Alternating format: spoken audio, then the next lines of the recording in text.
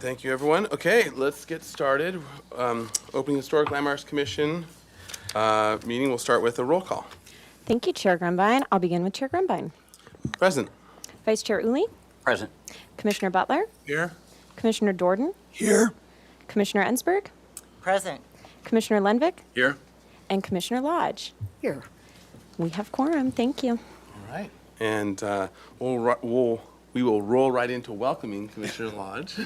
It's great to have you on HLC. And again. Looking forward to being with you. I've watched a lot of these meetings, so Yeah. you seem to have more fun than some of the others. For the record, we do. That's on the record. Don't let that officially. get out, though. Yeah. All right. So let's go on to item, let's see, sorry, not item one. Item A, actually, I see we have the order, we'll have the resolution, and then we'll have the public comment. Okay, great. And then just as a framing of this, as we go into item A for the resolution of recognition of Henry Lenny, we will be rolling into public comment after and maybe midway through this item as well. And I'll invite anyone who would like to share and come up to the podium as well for this. You're feel free to if you want to, and if not, no problem. But so with that, to Ms. Hernandez.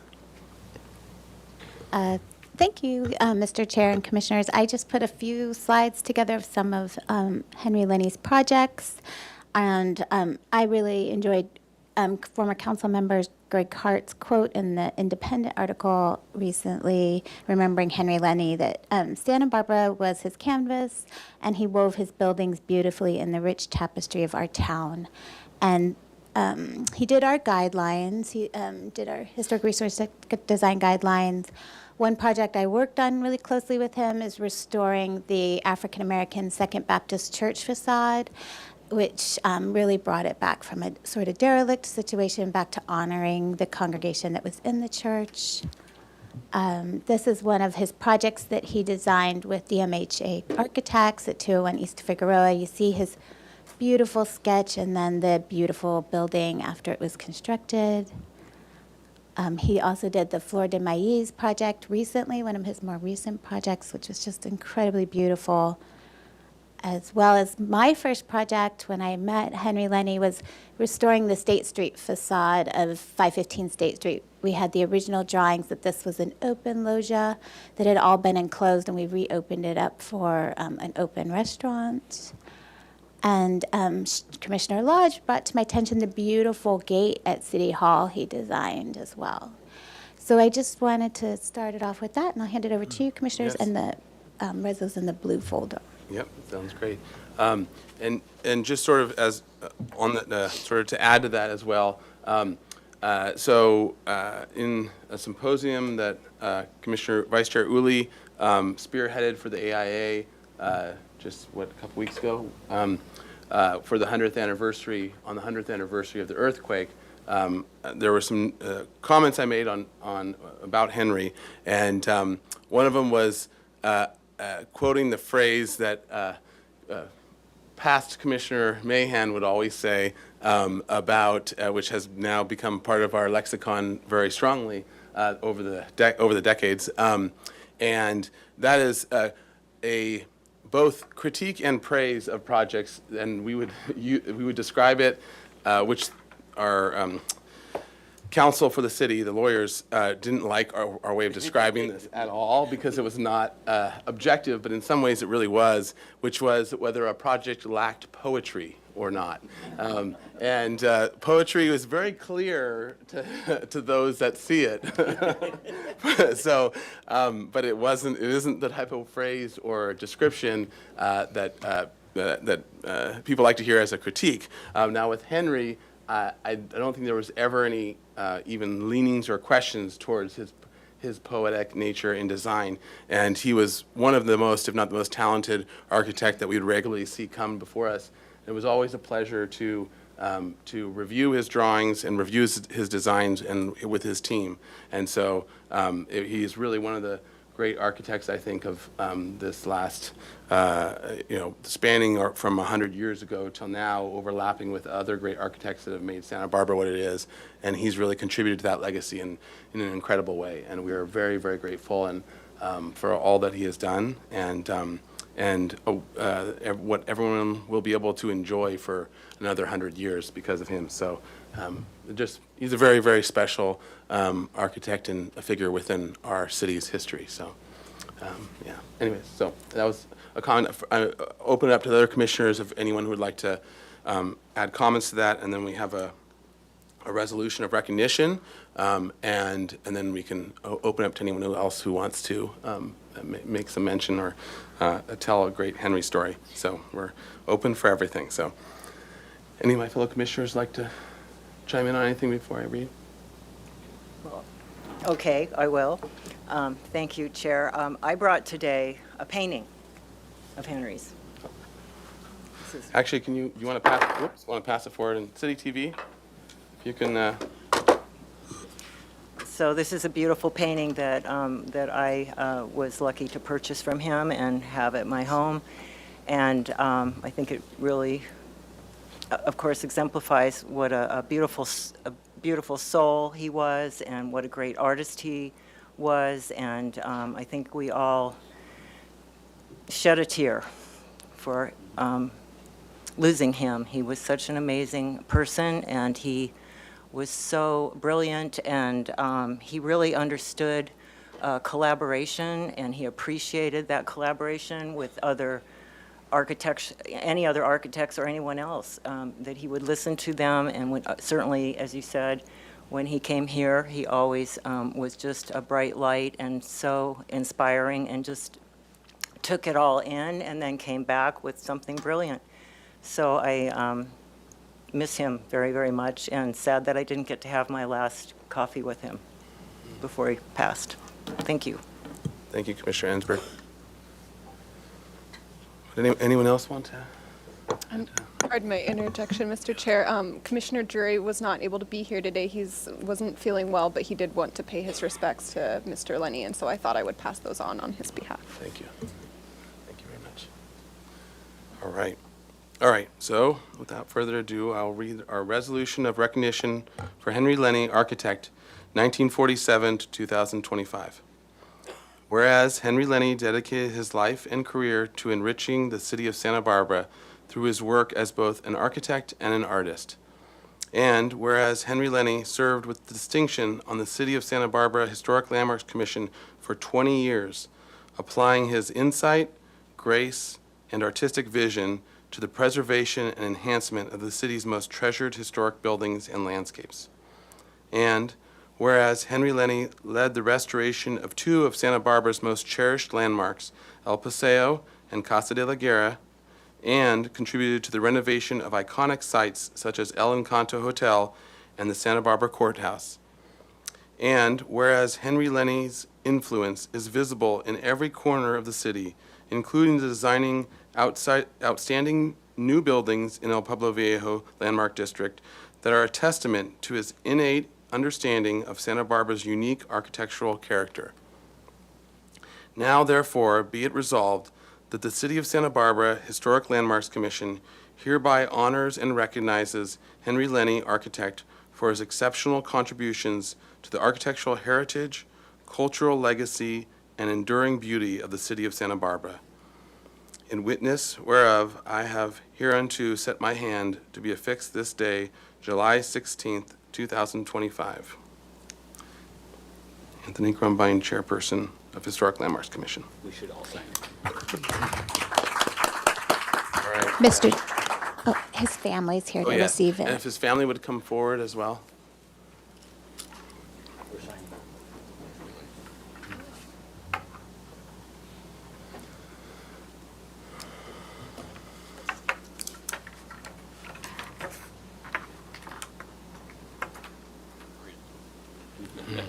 Yeah. Please, welcome. Yeah. Sit down. Yeah, please. Yeah, we'll turn the microphone on here as well. Yeah. So, would you mind introducing yourselves to everyone? Yeah. I'll start out. Oh, Okay. Thank you. My name is Fred Lenny, the second one in the family. And I got so many fantastic stories of Henry. But first, I wanted to thank the commission and the members for this moment and acknowledging my brother. Sorry. It's our pleasure. It's really difficult to believe that he's gone. But then you look around Santa Barbara and you go, he's not really gone. He's still here.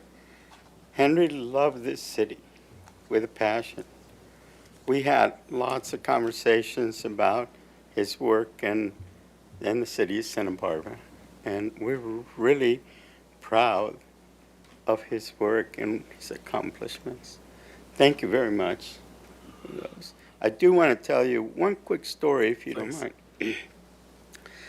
We came out to have lunch from Orange County, my wife and I, and we're sitting there having coffee. And as you all know, if you had coffee with Henry, he would take a napkin and start drawing. So I remember there was a little spill on the napkin, and he suddenly just took his finger and created this art piece. And I thought, oh my God, I want to be like you. He said, no, you're great as you are. He was, fantastic about that. But then we found out that there was a lot of napkins. So, yeah, there was nobody like him. Amazing. Yeah. Thank you again. Thank Appreciate you. it. Thank you. So, hello, thank you as well coming from myself here and my family back on Maui. I guess to sum up, Henry is there's a lot of components to it. Henry was, a very passionate architect, artist. He was somebody who loved life because I'm the youngest in the whole family, and I'm 14 years younger than Henry. And he was like a father, just as my brother Fred was, and took over because my father died when I wasn't even 2. And there was a lot of sacrifices that the family had to make in order for food to get on the table. And, Henry was right there always. I grew up just watching him, and he'd drive me, of course, in the most stylish cars, little sports car. He'd drive me to elementary school. He would drive me to events, and he tried to sit in for, be the best father that he could be in light of the fact that my father was gone. And anyway, as I was growing up, I just saw him just loving to draw. And I remember him getting his first job in an architecture firm, walking distance from our home. And he was so excited. And that continued. And when I turned 24, I decided I'd go on vacation to Hawaii, and I never came back. And I must say, Santa Barbara is such a special place in my heart. I just love it. I love Maui too. And anyway, I'd invite Henry, and over the years, I didn't do much with my brother because trying to get him to go surfing or windsurfing or kite surfing, that was a backstory for him. He wanted to draw and be an artist and live his wonderful life of being an artist and loving Santa Barbara. And anyway, I mention this because for me, he, in my eyes, he's always been such a genuine lover of life, of his life. He was also incredibly generous. More so, in Hawaii we call it aloha, that gesture, that action, that takes place. I remember my sister telling me, God, you got to talk to Henry. He's going to give away one of his kidneys. And I'm like, what? So I get on the phone and I call up Henry and I go, Henry, are you really donating your kidney? And he said, yes, my friend needs one. And it was that genuine love for this other human. It wasn't, oh, I'm going to be missing a kidney. You know, it was like I could add life to this man's life. And so that's what I remember. And I was fortunate enough to spend the last week of his life on this earth with him. And with my brother as well, you know, it was incredible. But just watching that person, that stoic human, that I learned from the doctor that, you know, he had the ability to go for some chemotherapy, and he chose not to do chemotherapy because he was concerned that one of the side effects would be that his nerve endings wouldn't allow him to draw. And so that passion, he was in control. And all the way till his death, I mean, he was telling the nurses and everyone what to do. And he had it all figured out, you know, it was all laid out. But anyway, I'm super proud of my brother. Thank you. Thank you. Thank you both so much for sharing these, and yeah, and we're just the biggest fans of his. So, yeah, thank you. Oh yes, I guess I guess I should. So thank you very much on behalf of HLC in the city. Oh, thank you so much.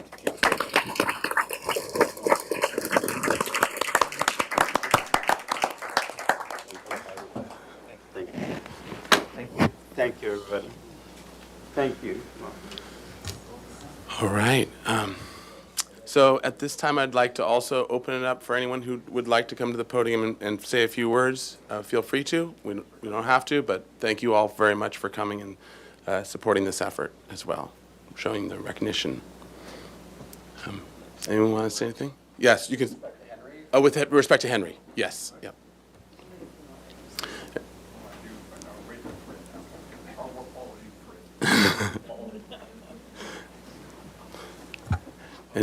And knowing you, Fred, you do have a 2-minute time limit. A 2-minute warning. I just wanted to, on behalf of myself and my wife, Jane, I told her I was coming down because we can't make tomorrow's event. And she said it's a sad, sad day. We came to Santa Barbara 48 years ago, and shortly thereafter, I ran into this guy called Henry Lenny at an AIA meeting. And he and I were kind of in the same loop at that point, and so we proceeded to cause a lot of trouble as we went through. And I remember going to a convention with him for the AIA in Arizona. We had a great time. But I just wanted to share with you, I have a 5-foot-long drawing similar to these that are on the wall that Henry did back in 1994 when we were in the middle of a deep recession, and Roger Phillips, who always wanted to do a beautiful magic theater design, and ultimately he got to do it at the Granada.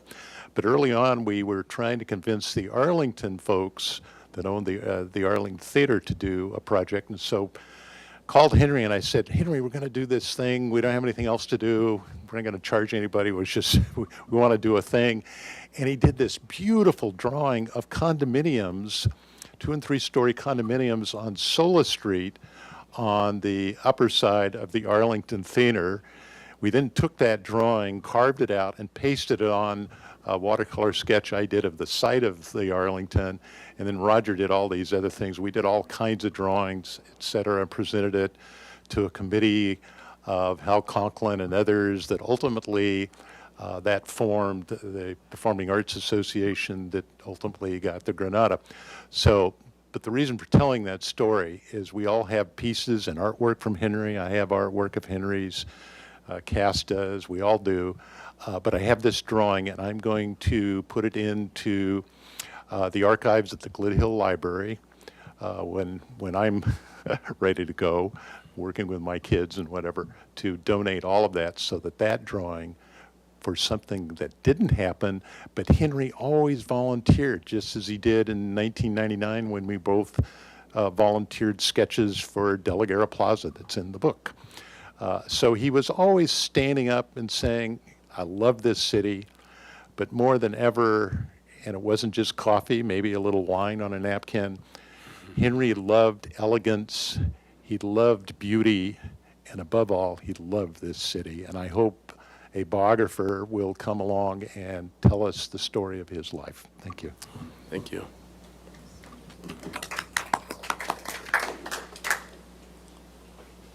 I don't know if I can follow Fred. Yeah, you can sit down if you want.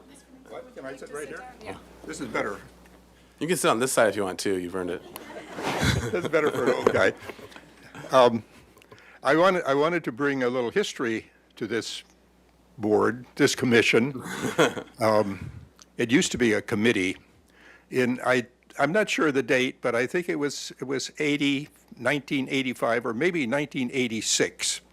And the Historic Landmarks Committee wasn't doing too well, and Henry noticed that, and he worried about it, and he fussed about it. He fussed and he worried about that. And finally, Don Sharp and I, who were his employers, we said, Henry, why don't you join the Historic Landmarks Committee and make a difference? And he said, well, it'd be gone in the afternoon. We said, not a problem, we'll pay, we won't dock your pay. So he joined. Now, he joined, the committee was David Gebhardt, Louise Boucher, John Pittman. These are the kind of people that Henry came into as a young, I don't think he was not a registered architect yet. He was a draftsman. But he loved Santa Barbara, as Fred said, and he was so talented, and he brought a lot to that committee. And eventually, when it became the commission, which all you people sit on now, he was still with it for many, many years, and he did so much to make this commission what it is today. So I'm so proud of him, and I'm proud of you guys too. Thank you very much, Bill. Thank you. That means a lot. Ed, do you want? Ed Devicene, DMHA Architecture. Thank you. Thank you, Nicole Hernandez, for putting this together, and the commission for honoring Henry in such a beautiful way. Thank you, Bill, and to the others that worked with Henry. Generation before I got to, it's probably appropriate, Bill, one of his first partners, and me, one of his last partners. I had the privilege of, Henry was the first architect I met. I went to engineering school, and after 5 years of engineering school, I said, I don't want to be an engineer. I don't want to be around people who think like I do, process like I do. I'll do the architecture side, because it was architectural engineering. And I was so blessed that Henry was the first architect I met. And a year later, Ryan Mills joined us. And so thank you, Henry, for being an amazing mentor to two young guys who you pulled under your wing and taught us about the passion and love of Santa Barbara. And we've sat before this commission many times on numerous projects. Me privileged with both Ryan on some projects, Henry on others, and just so blessed for the opportunity to work with both. Santa Barbara, as you've heard, was so special to Henry. It was so special, I don't know if you knew, he wrote the guidelines for San Clemente as well. And he was involved and invited by many other communities to speak on how to improve downtowns. We were just selected as 3 architects to improve in Coachella even. So that's how much Henry's love of Santa Barbara would just infect people, because the other communities want what we have here as well. So I'm just so honored. I just want to publicly acknowledge how honored I am for everyone in this room who's been part of his career, and that I got to be a big part of the tail end of his career, the 25 years that was. So thank you all. Thank you.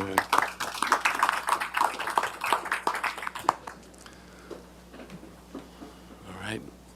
Anyone else like to come up and say a few words? All right.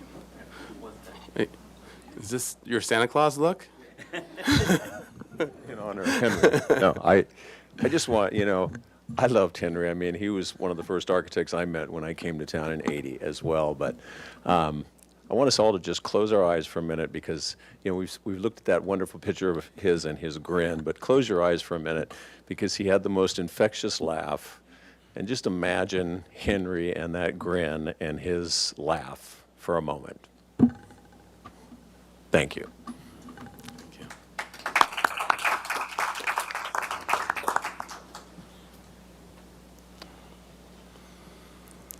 All right, anyone else?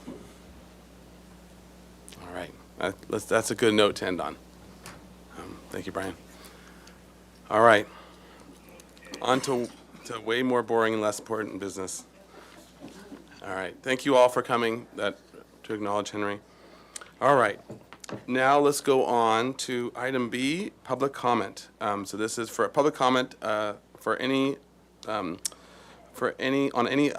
that is not within our jurisdiction, that's within our jurisdiction, not on this agenda today.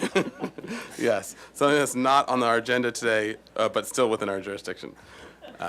Okay, welcome. If you could state your name for the record, and then you'll have 2 minutes to speak. Sure. My name is Craig Lewis, and I am a member of the Unitarian Universalist Society of Santa Barbara. And I'm also the executive director and founder of a very technical nonprofit called the Clean Coalition, and we're pretty well known around town for the solar microgrids that we facilitated for Santa Barbara Unified School District. We are going through a major campus renovation at USSB, Unitarian Society, and we want to do a solar microgrid there as well. And we're hoping to get somebody from the HLC to come and tour the campus with us and give us an idea of where we can not put solar. That's, it's a request. I know you're not taking any action on it other than hopefully somebody raising their hand and volunteering to come tour the site with us sometime soon. There's some solar tax incentives that go away at the end of the year, as you probably have. It's hard not to follow the news about the big ugly bill that just passed. And so we got to take some really serious action before year end, and so we're looking for an accelerated process to understand where we can put the solar. Okay, great. And just a quick question: have you been in contact with Ms. Hernandez? There's been some attempts. As far as I know, there hasn't been any. Okay. I'm not sure what your role is, Liz. I think I'm you're the architectural historian. Okay. And I can walk it with you and Great. first, and then we can see if the commissioners, Okay. if one of the commissioners needs to be there. But fantastic. Yeah. Yeah. So maybe So get coordination with, and Yep. Nicole I'll- will help out. I'll write down my email for you. Oh, okay. Okay. Thank All you. right, great. Yeah. No problem. Okay. Normally we just get told where the solar is going to go, so this is nice. Even though we don't have anything to say about it. Yeah, exactly. All right. Any other public comment? Yeah. At this time, I don't have any speaker slips for general, but I just want to make a note for everybody in the audience. If anyone would like to speak either under general or any other items on today's agenda, if you could fill out a speaker slip, that's the clipboard that's sitting on top of the white binder right now. I know a few of you already have, and I have them up here ready for you, but if anyone else wants to, just fill that out and bring it up to me. But since I don't see anybody else moving to come to speak right now, I'll move to online. We do have 2 participants online, so if either of the people online would like to speak, they can raise their hand at this time. Though I'm not seeing any raised hands, so I will acknowledge that we received written correspondence from Alan Ebenstein, Kelly Miller, and Kevin Boss, and give it back to you. Great. Thank you. All right. We are on to item C, approval of the minutes of Historic Landmarks Commission meeting of June 27th, 2025. Motion to approve. I got Vice Chair Uli, Commissioner Butler, you want a second? Great. All right, motion and a second. Any edits or changes or et cetera? All right, all good. Okay, in that case, let's have a roll call vote. Thank you, Chair Grumbine. I'll begin with Commissioner Butler, Yes. Commissioner Dorden, Yes. Commissioner Ensberg, Yes. Commissioner Lenvik, Yes. Commissioner Lodge, Abstain. Vice Chair Uli, Abstain. and Chair Grumbine. Aye. Motion passes. Thank you. All right, next item is ratification of action taken on the consent calendar for July 16th, 2025. Do I have a motion? What's that? I was only pausing to let somebody else do it if they wanted to. All right. Motion to ratify. Okay. All right, thank you. All right, motion and a second. Any, I guess, to staff for Thank you, Chair Grumbine. Item A was 101 West Montecito Street, which received project design approval and final approval as submitted. Item B was 10 West De La Guerra Street, which received project design approval and final approval as submitted. Item C was 119 West Haley Street, which was postponed indefinitely due to the applicant's absence. And item D was 801 State Street, which received approval of review after final with the condition that the plans be updated with the window material change. There was a change in window material on the first floor that wasn't accounted for in the review after final plans, but was submitted to Building and Safety. So that is all for the consent actions, and I can turn it back over to Vice Chair Uli if he has any comments. No comments.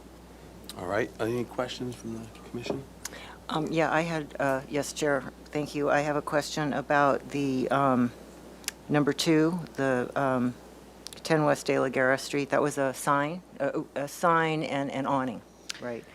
And I just wanted to, Pardon my interruption, just to clarify, it was not the sign. The awning. signage is under a separate permit to the sign committee, so it was just the canvas awning. Yes.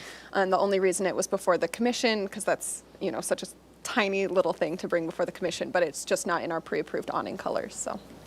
yes, and that was the thing I wanted to comment on, that I feel that the black, even though it's one of my favorite colors, I think that, I find that the black can be it looks really nice when it's brand new and it's just fresh and up there, but the black does collect and show dust, and it really can suffer over time. So I wanted to bring that up. I don't know if that was something that was talked about. And I also find that I think a color, some kind of any color would really be helpful and enhance that area. I think the black just kind of recedes away and doesn't really bring, although I understand because I saw the signage and, kind of where they're going with it. And I know the commission probably will roll their eyes, but even if it were a black and white striped awning, it probably would be more you're kind right. of, it might be more in keeping with what they were wanting to do, but I just feel that the black really doesn't do that much to enhance it, and I think that, and also for the maintenance issue about it. So I just wanted to make that comment. Okay, great, thank you. And just to confirm, so that we're all understanding, it did receive project design approval and final approval as a black awning? It did. Okay. Okay, and thank you for that note, Commissioner Ensberg, and that future, well, with the all black awnings are always potentially a disagreeable item, which is why it's not on our pre-approved, so it's got to get approved every time. All right, and let's see. Next is, oh wait, sorry, any other edits or not, questions about the items? All good? Okay, all right. Let's have a roll call vote. Yeah, okay, roll call vote. Thank you, Chair Grumline. I'll begin with Commissioner Jordan. Yes. Commissioner Ensberg. Yes. Commissioner Lenvik. Yes. Commissioner Lodge. Yes. Commissioner Butler. Yes. Vice Chair Uli. Yes. And Chair Grumbine. Aye. Motion passes. Thank you. Okay. I was just having flashbacks of going before City Council about being when we were, a number of years ago, we were appealed for the dreaded black awning appeal. So anyways, flashbacks. Okay, so item E, announcements, requests by applicants for continuances, withdrawals, future agenda items, and appeals. All right, do you have any? Staff has just one brief announcement that you kind of stole from me at the beginning of the meeting that I want to introduce. Commissioner Lodge, who is our newest HLC commissioner. Commissioner Lodge has just an incredible legacy with the city, is a former mayor, former planning commissioner, and just decided to slow down with HLC. So We don't like calling it slow down. We like calling it improve. well, we are incredibly lucky and happy to have her here, and that is the only announcement from me. Do you have no other announcements from staff at this time? Oh, Commissioner Ensberg? Yes, I have the beautiful and very enjoyable and informative book by our Commissioner Lodge, and which I bring, as you know, every time to put here to remind us all of Santa Barbara, an uncommon American town. Thank you for writing this and for being here with us. We're incredibly honored to have you.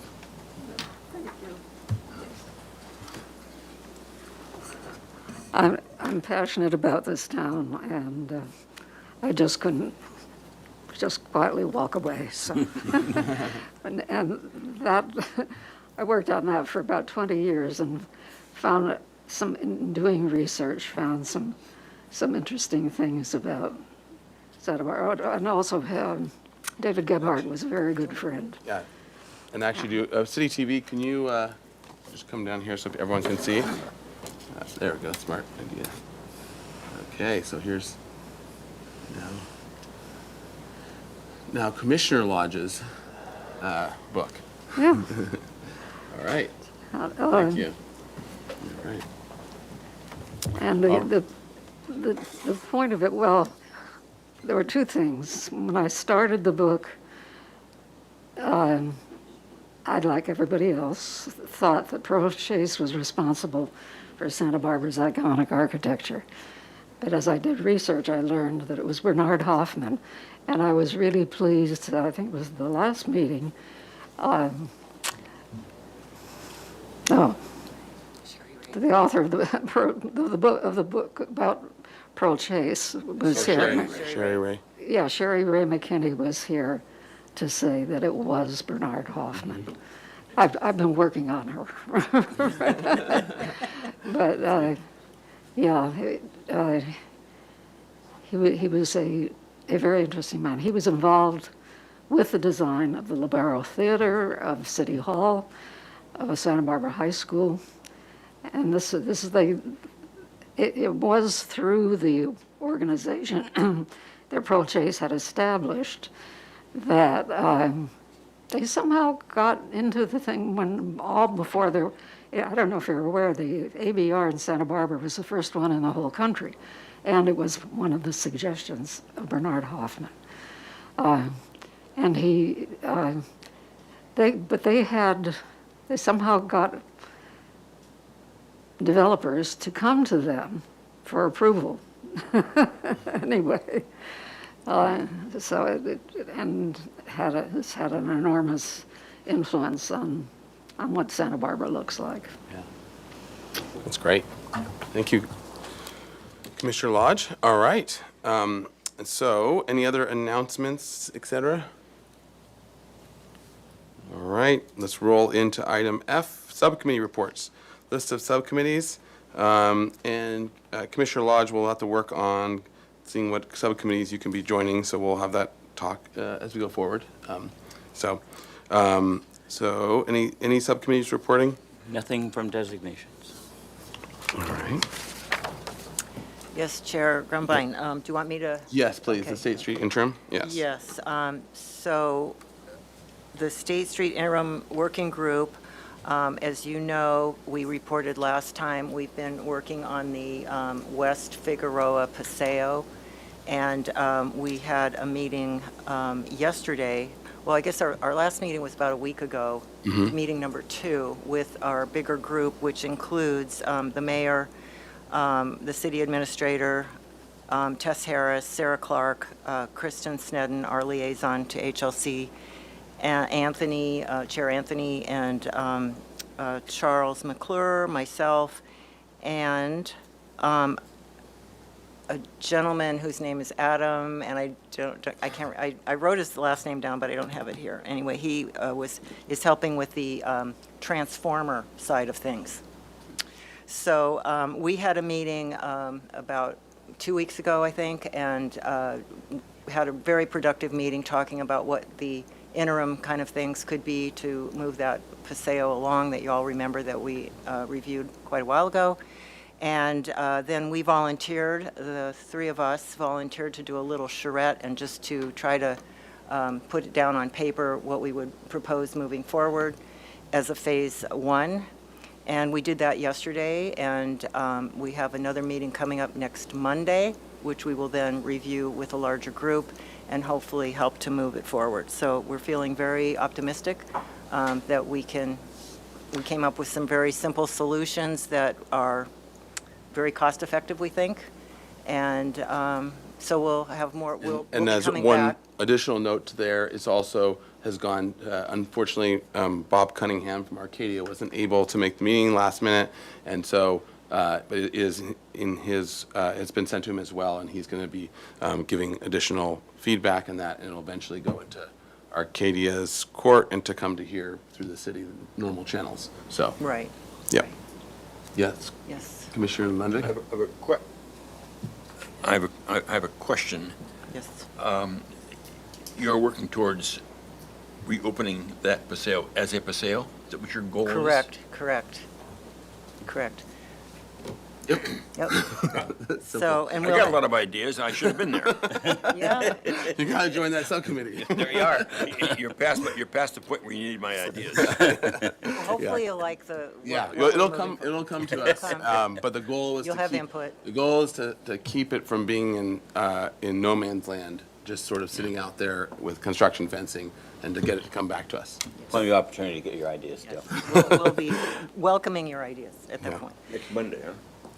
Next Monday is our next, it'll be number 3 with the bigger group, and then we'll share with them the little charrette thing we did, and then get their feedback on that, and then hopefully the goal is that Bob Cunningham can then take it, because he's got it all in his computer, that he can have input and then get it revised, drafted, so that we can get cost and then approval and move forward with it and get it done. Yep. So Cost that's- and back here for approval. Yeah, So, right. So, and then the other thing is the 1200 block, which I don't have any more input about. I meant to go by there today to see where it was at. I know they were trying to get ready to do, they had some snags with the electrical, and then they had found a water leak, and so I think the brick is supposed to be starting like now. So maybe within the next 2 weeks, the brick will be done, and then they'll do the landscape, and hopefully that'll be done. Yeah. So we'll just keep pushing. Yeah. Thank you. Great, thank you, Commissioner Hansberg. Any other updates before we keep moving? All right, let's move on to item 1. We're almost 15 minutes behind, and Commissioner, are there any commissioners that need to be leaving early at all today? This shouldn't go too long, but I know Commissioner Jordan said 11 p.m. is his cutoff, so. So, all right. 10:59. All right, so we're on to item 1, training on reuse and restoration of deteriorated buildings. All right. Ms. Hernandez. Well, thank you, Mr. Chair and Commissioners. As part of our certified local government status, all the commissioners are required to have a training, so it's getting to the end of their fiscal year, and I wanted to do a little training with you because Heidi and I recently attended the California Preservation Conference, which was mostly focused on historic buildings and housing. And there was one session that had some really good case studies, so I'm going to share that with you, as well as some case studies from around the country and some of our own. So I did show this last time, but some people were absent. We have a new commissioner, so I want to also just reiterate this. Our city planner wanted me to reiterate it very clearly, that our charter does require council assign experts who have a career and profession in certain areas, and 2 of them are licensed architects on this commission. One is a professional architectural historian, and one is the licensed landscape architect. And Commissioner Jordan is your architectural historian, Commissioner McClure is your landscape architect. We have 4 landscape architects, and we have 4 licensed architects on the commission. So remember to really listen to their expertise and acknowledge it and try and base your decisions on that. And if you're not going to, be clear why, because if we get an appeal or an EIR, we have to explain why you're not listening to your appointed expert. Don't they know us? So just, as we go through, I don't know if we even always tell you what the expertise when they join the commission, what expertise they were assigned to. So we just want to make that especially clear. And I'm now going into reuse of historic resources. as we know, reuse transforms underused architectural gems into vital community assets. One of my favorite quotes is from Jane Jacobs. Old buildings just need new ideas. And if it were not for her, we really wouldn't have a preservation movement, and we would have no Soho, New York, because she fought that to the bone against City Hall, and she won. And we need to make sure that we are the people that have the vision for the buildings to survive long enough for the right idea. And as we know, sometimes that's the ideas of the owner. And that's why we're here, and that's why we're appointed, because we have to be the vision that the building can have a new idea. So Sacramento featured these three single-family homes were all in a row, and they were slated for demolition. And you can see the beautiful features they had that the historic preservation program in Sacramento would not let go. You know, the capitals, the dentals, the columns, the porches. We have a lot of buildings in this style as well. And they took 3 single-family homes, did not allow the demolition, and turned them into 12 units. And they needed a lot of restoration, but they were saved by demolition. They had to redo the foundations and did a lot of restoration work, but we gained a lot more units than not the huge capacity that we sometimes think we can if we tore them down, but we still get the historic homes, quality housing, as well as more units. They now serve the future generations of Midtown residents, and what their city preservation director said, it's a great example of fulfilling the city's plans for the missing middle housing. It's not expensive housing, it's not extravagant housing, but it's more housing. And then that same session went into talking about the rehabilitation of this building, which was done by a private developer. This used to be an old hardware warehouse that was turned vacant and filled with massive floor-to-ceiling debris. And the vision the developer had was taking, here's the historic photograph of the warehouse. He emptied it all out and had the vision of making 132 apartments into this building, similar to like lofts that you see in New York City, and creating a real community space. He acknowledged that this whole project is penciling out at less than any cost of new construction, as well as the previous project, which is great to hear because we often hear that restoring is more expensive, and none of these projects were more expensive than new construction. This one is complete and was really inspiring because it was a hotel, went derelict for many years next to, it's right near the state capitol. And it was taken on by a homeless housing company called Mercy Housing, and they made it into 134 apartments for the homeless. And they not only did the whole rehabilitation, but they do all the therapy and taking care of the tenants throughout that live there now. And here's the beautiful interior lobby, still has the white hexagon mosaic tile floors, and each unit has like a kitchenette and a bathroom, and really making it a really nice home for the homeless. Again, they said this penciled out. They said it was one of the hardest projects they ever did, but it was not as much as new construction, which I thought, I'm always happy to hear that. These 3 were all in Sacramento. The conference this year was in Sacramento, so they kind of did most their showcases. So then I'm going to just show some examples of when I worked in New Orleans, because New Orleans has blight like we don't have. And I saw a lot of buildings come back from pretty dire means that we don't really see the before and afters here. So I'm just going to show you some of those as when we see deteriorated buildings, we got to sometimes see the vision of what they can be. When I first moved to New Orleans, my director handed me this project, which obviously totally destroyed building by a fire, although it wasn't totally destroyed. The whole shell was there. It's a gateway to the French Quarter and a building from the mid-1800s, so very important to the city. And this is how the building looked after we completed the restoration back to all the original elements. And all the top 2 floors are housing, and with commercial on the bottom. And it was this was the canal street that leads into the French Quarter. And all the upper floors had been pretty much created vacant since the 50s, closed by fire department for not habitable spaces. And our goal was to bring all the density back in apartments back into the street. Yeah. Wait, yeah. Was that, is that affordable? Was it market rate? Market rate. Market rate, But okay. that was in 2008. So Okay. market rate in Which New is the same Orleans as is pretty affordable low. at that point. Again, there's the before and after to show you that what can be done with the vision. And luckily, we have tons and tons of pictures of what the buildings used to look like on Canal Street. And this was pretty much what they looked like when I was working there. And the building with the arrow on it is what I'm going to showcase next.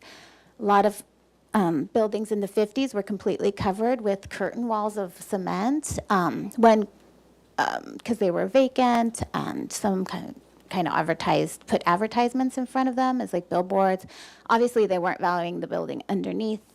We knew what was underneath, and we had found, when we took off the curtain wall of this building, all the original arched openings were under there, and we had drawings of what the dental moldings and the pilasters looked like, and we recreated it. The city luckily had a facade improvement program that financially helped property owners put the facades back. And what was exciting is the building next door caught the preservation domino effect, and you see the curtain wall next door, the restored building here, and here comes the curtain wall down on the building next door, all going back to their 1850s beautiful ornament and grandeur, and really bringing, it just turned it in from a derelict place that's really not pleasant to be to a place that really drew people in, and new businesses, new hotels, new all kinds of lively activity.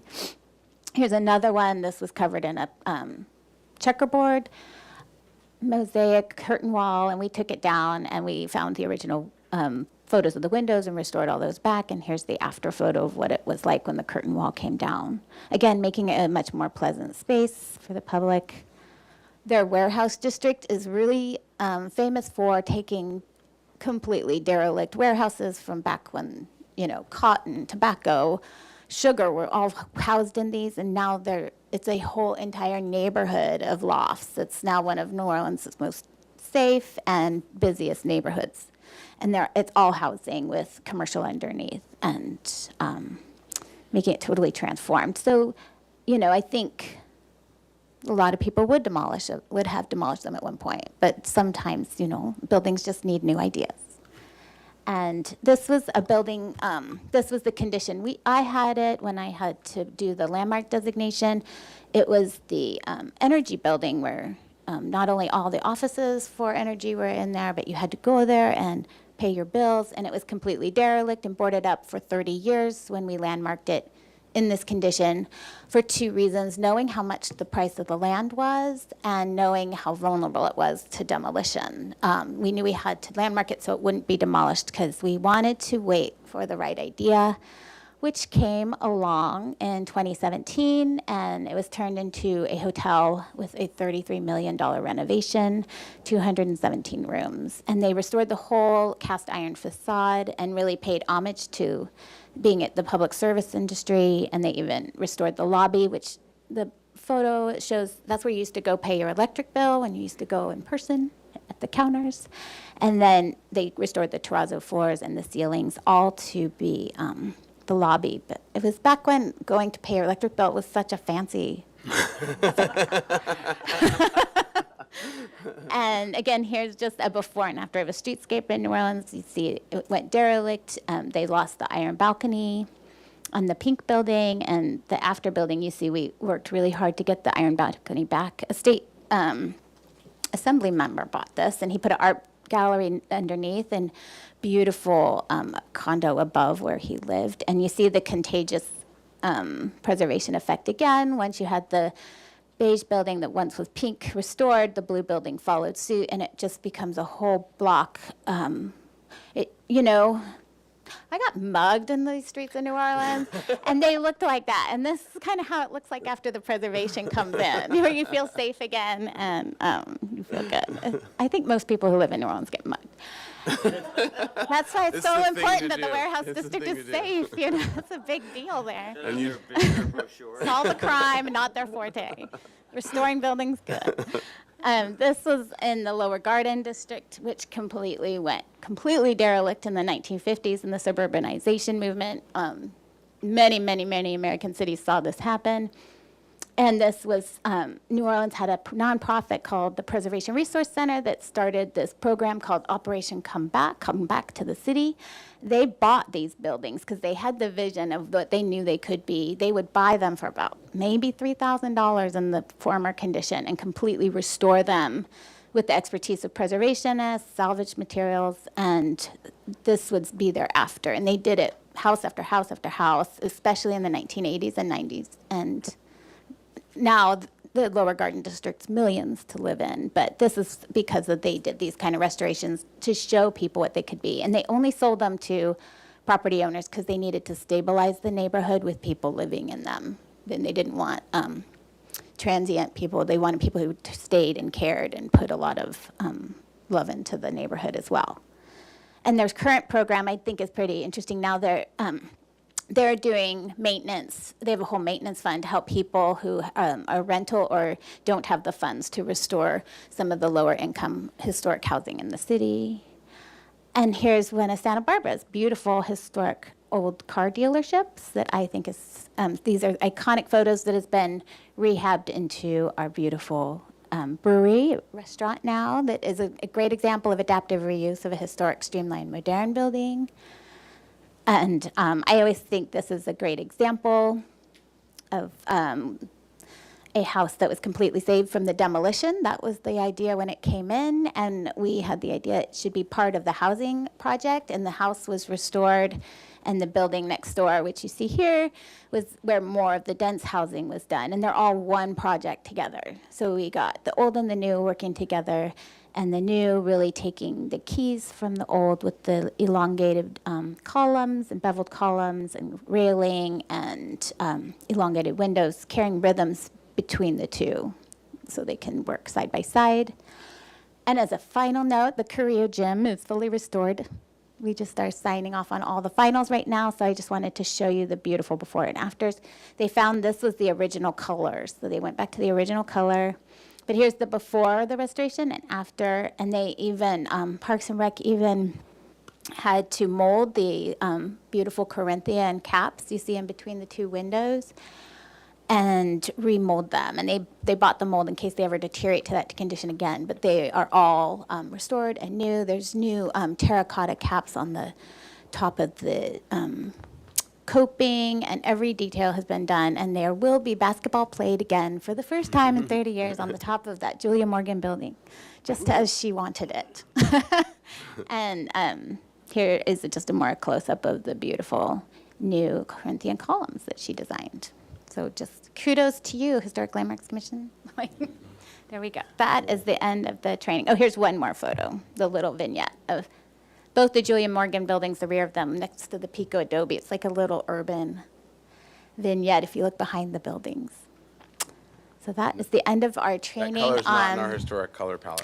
I know, but it's But the it is original. now. It's the original. I don't know if you, but Yeah. yes, sometimes the original colors surprise us. Yep. Thank you. All right. So now you guys are all trained for your. All right, we're all fully trained. Now we can do our job. Right. All right. Chair. Let's be the HLC. All right. Could I just add, thank you so much for that, because the training is not only for us, but it's for the whole community. Everybody gets to hear this and understand, what it is that we're trying to do, and can help to support us in our work and be advocates in the community as well. So thank you so much. We should do them more frequently. I will try. Again, it's Thank you. inspiring when we come home from a conference or things like that. But, Yeah, that's Thank great. you. It's great to get that information. So, all right. Let's close item 1. We're on to item 2. Oh, wait, public comment. Yes. Any public comment on this item before we go to the next item? Thank you, Chair Grumman. At this time, I don't have any speaker slips for in-person public comment on this item. So if anyone would like to speak, they can come up to the podium at this time. And I'm not seeing any movement. We do still have 2 participants online, so if they would like to speak, they can raise their hands at this time. And I'm not seeing any raised hands, and we didn't receive any written correspondence, so I'm going to give it back to you. All right, thank you. All right, on to item 2, structure of merit designation for sandstone hitching posts, citywide locations. Request to adopt Resolution 2025-8, designating the citywide sandstone hitching posts as historic structures of merit. So with that, to Ms. Hernandez. Okay, thank you so much. This is a really exciting designation. Most of the hitching posts appeared between 1870, 1875 to 1940. There are 152 in this nomination, and this is based on a survey spearheaded by historian Betsy Green. She's a noted historian in our community. When she completed it in 2022, and she had taken the 1975 survey that the city had done and updated it and went and checked which hitching posts were still there, which were missing, and what the condition was in, and their addresses. And she sent us all the big, a copy of all her work. And Commissioner Uli nominated them all as a structure of merit, which was great, a great idea. So. So we're going to go through one at a time? One at a time. 11 o'clock wasn't a bad number. Fasten your seatbelt. I think we did just focus on the sandstone ones. There were a few that were other materials, but we thought the sandstone was the most cohesive, and we knew were part of the original fabric. So I'm just going to go into a brief history of the sandstone and the hitching post for you and show you a few of the pictures of what was going on, and then I'll hand it over to you. Our streetscapes are dotted with square sandstone hitching posts, most of which are in the tree lawns in between the street and the sidewalk. And there are many sizes. Many are ashlar cut sandstone with rough surfaces and a ring where horses were hitched. During the horse-drawn era, they were a common sight in the city of Santa Barbara, and they rapidly, as we were rapidly evolving into a vibrant, growing city, the city had a commitment to permanence that was evident in our extensive use of stone construction. We saw an extraordinary surge in the stone construction, driven by an abundant supply of the sandstone, as well as a growing community of skilled artisans and significant private investment. As a result, we have both public and private spaces like bridges, walls, gardens, churches, buildings, and hitching posts, all constructed from stone that really makes Santa Barbara unique. Mission Canyon still harbors an unending amount of huge sandstone boulders that were the major source and raw materials for local construction projects, although not for those prices anymore. But we did have waves of masons in Santa Barbara who worked on them. They really were rather diverse in the beginning, from England, Scotland, United States, Germany, France, Italy, and Mexico. And then the next generation was primary Italian craftsmen from the Lake Como area near the Swiss border. And the Riviera neighborhood, sandstone was extensively used for the roadway edging, retaining wall steps, and Italian stonemasons such as John Antonelli, Antonio De Ros, Joe Sakanagi were under the direction of Joseph Dover constructing the beautiful features we see there. The sandstone hitching posts are just an integral part of our city's cultural landscape. These are from the National Register's definitions. And as historically significant landscape features, they contribute to our overall historic character of the city. Landscape characteristics provide evidence of historic patterns and processes, serving as a tangible and intangible expression of our place's development over time. So here you can see, this is one of the photos from Betsy Green's survey. And again, here's some of the masons working on masonry up on the Riviera. And here is a map of all the hitching posts identified, all the 152 in the survey, that we had our GIS map. So once we do designate them, we know where they are, people know where they are, and if one's missing, we have evidence of where it was and what it looked like thanks to the survey. And this is what the survey form looks like, and this next to the 1975 survey form, which she had updated. It was a great effort on her part, and I believe she actually put a shout out on Facebook, and people and other means were shouting out where they knew some were. So she was going all over the city following the leads, and they do have amazing historic integrity of location, setting, materials, design, workmanship, and feeling, and association that they can convey their original appearance. And they do meet criterion 3 of the criteria to be a structure of merit. The National Park Service recognizes small-scale historic elements as integral to cultural landscapes. These features, which include benches, fences, monuments, road markers, flagpoles, signs, footbridges, and curbstones, add both functional and aesthetic value to our surroundings. As small-scale historic elements, Santa Barbara's hitching posts enhance the detail and diversity of the city's streetscapes, making them significant in their own right, and they qualify as a structure of merit. So I will hand it over to you, and Betsy Green is in the audience, so if you have questions, we can go from there. Or our nominator is on the commission. Thank you. Great. All right, so I'll go to the commission. Well, actually, we can go to public comment now. Is there any? Thank you, Chair Grumbine. At this time, we do have one speaker slip for in-person public comment. That will be Rick Clausen, if you want to come on up to the podium.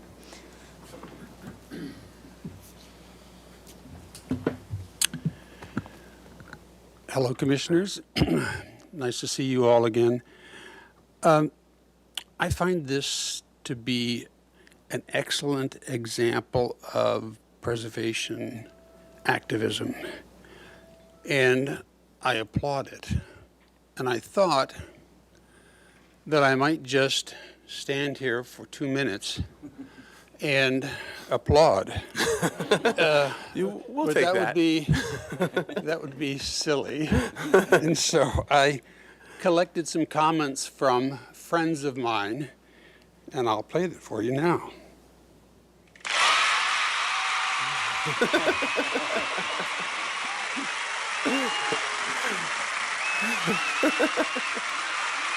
is the best 2 minutes ever. Did you have him fill out a speaker slip? No. So thank you, Ms. Hernandez. This is a project that started 50 years ago, and I'm glad that you and Ms. Green were able to complete it. I noticed that a resource document for your document was stone architecture in Santa Barbara, a locally produced book by the Santa Barbara Conservancy. And many of you know that I have a very popular lending library that I maintain at my curb. And over the years, I pull out books that I think have particular interest. So I have a couple of copies of that book. And if any of you members or staff don't yet have one, here it is. Oh, great. Great, thank you. Thank you very much. Okay. And it's the end of my 2 minutes. Thank you very much. All right, thank you very much. No. Thank you. At this time, I don't have any more speaker slips for in-person public comment, so I'll move to virtual participation. If anyone would like to speak at this time, they can raise their hand. But I'm not seeing any raised hands, and we did not receive any written correspondence on this item, so I'm going to give it back to you. All right, thank you very much, and thank you very much, Mr. Clausen, for both the book and the comments and the applause. All right, back now to the commission for questions, discussion.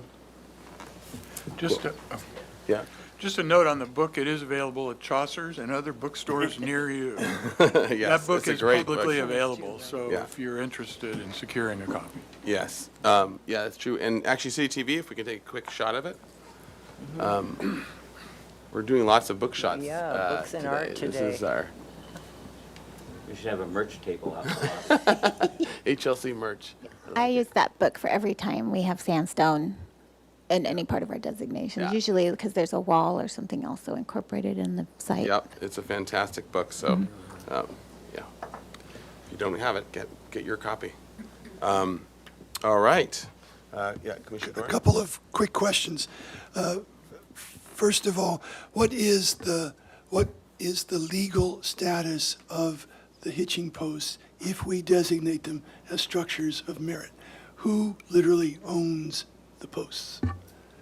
So, well, they're in the tree lawn, so the city actually owns them, but all the tree lawns are in the care of the property owners, as you know. So, we did notify all the property owners, mostly because we want them to be aware of and not move them if they want to like widen their garage or their driveway, or like, we have our eye on them. So even if, because the property owner might decide to take them out, as we've seen in a couple instances. But once they're designated structures of merit, the property owner just can't take it if they move someplace. They can't No, just pull they it up can't and take it, no. Okay, that's fine. Yes, and So if this some would protect them. damage happens, we'd hope whoever damaged it would fix it.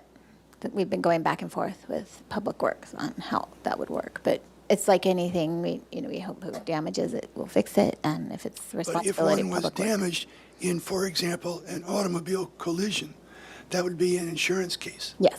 Okay. Oh, and the other question, the cover sheet has Betsy Green, Mary Louise Days, names the surveyor, and it mentions a man named John Woodward. Who was John Woodward? He did the 1975 surveys. He was a key member on the commission and original drafter of our first ordinance in the 70s. But Betsy, you might have more information on him than I do. Yeah, did you want to come up, Ms. Green? Okay, well, we just got applause, so we're actually feeling pretty good about ourselves, but. Okay, thank you. Those are my questions. All right. Other questions? Yeah, Commissioner Lenvik? Yes, it's not a question so much as a comment. Okay, we'll roll into comments, yeah. Thank you. I'm hoping that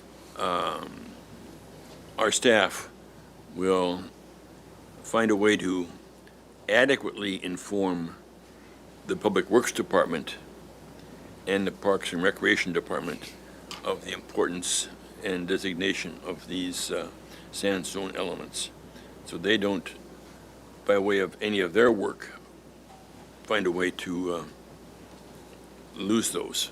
Like if they're knocking down stone pine trees? Yeah. Whatever. Sorry, too soon. Yeah. Okay. Too soon. All right. So Yes, there- I will, it's- yeah. I know, That could I've be a been working with request Public to- Works yeah. since the nomination came in, but I'll let Parks and And maybe as that's a well. request to you from us to, Mhm. yeah, make sure that it's passed on.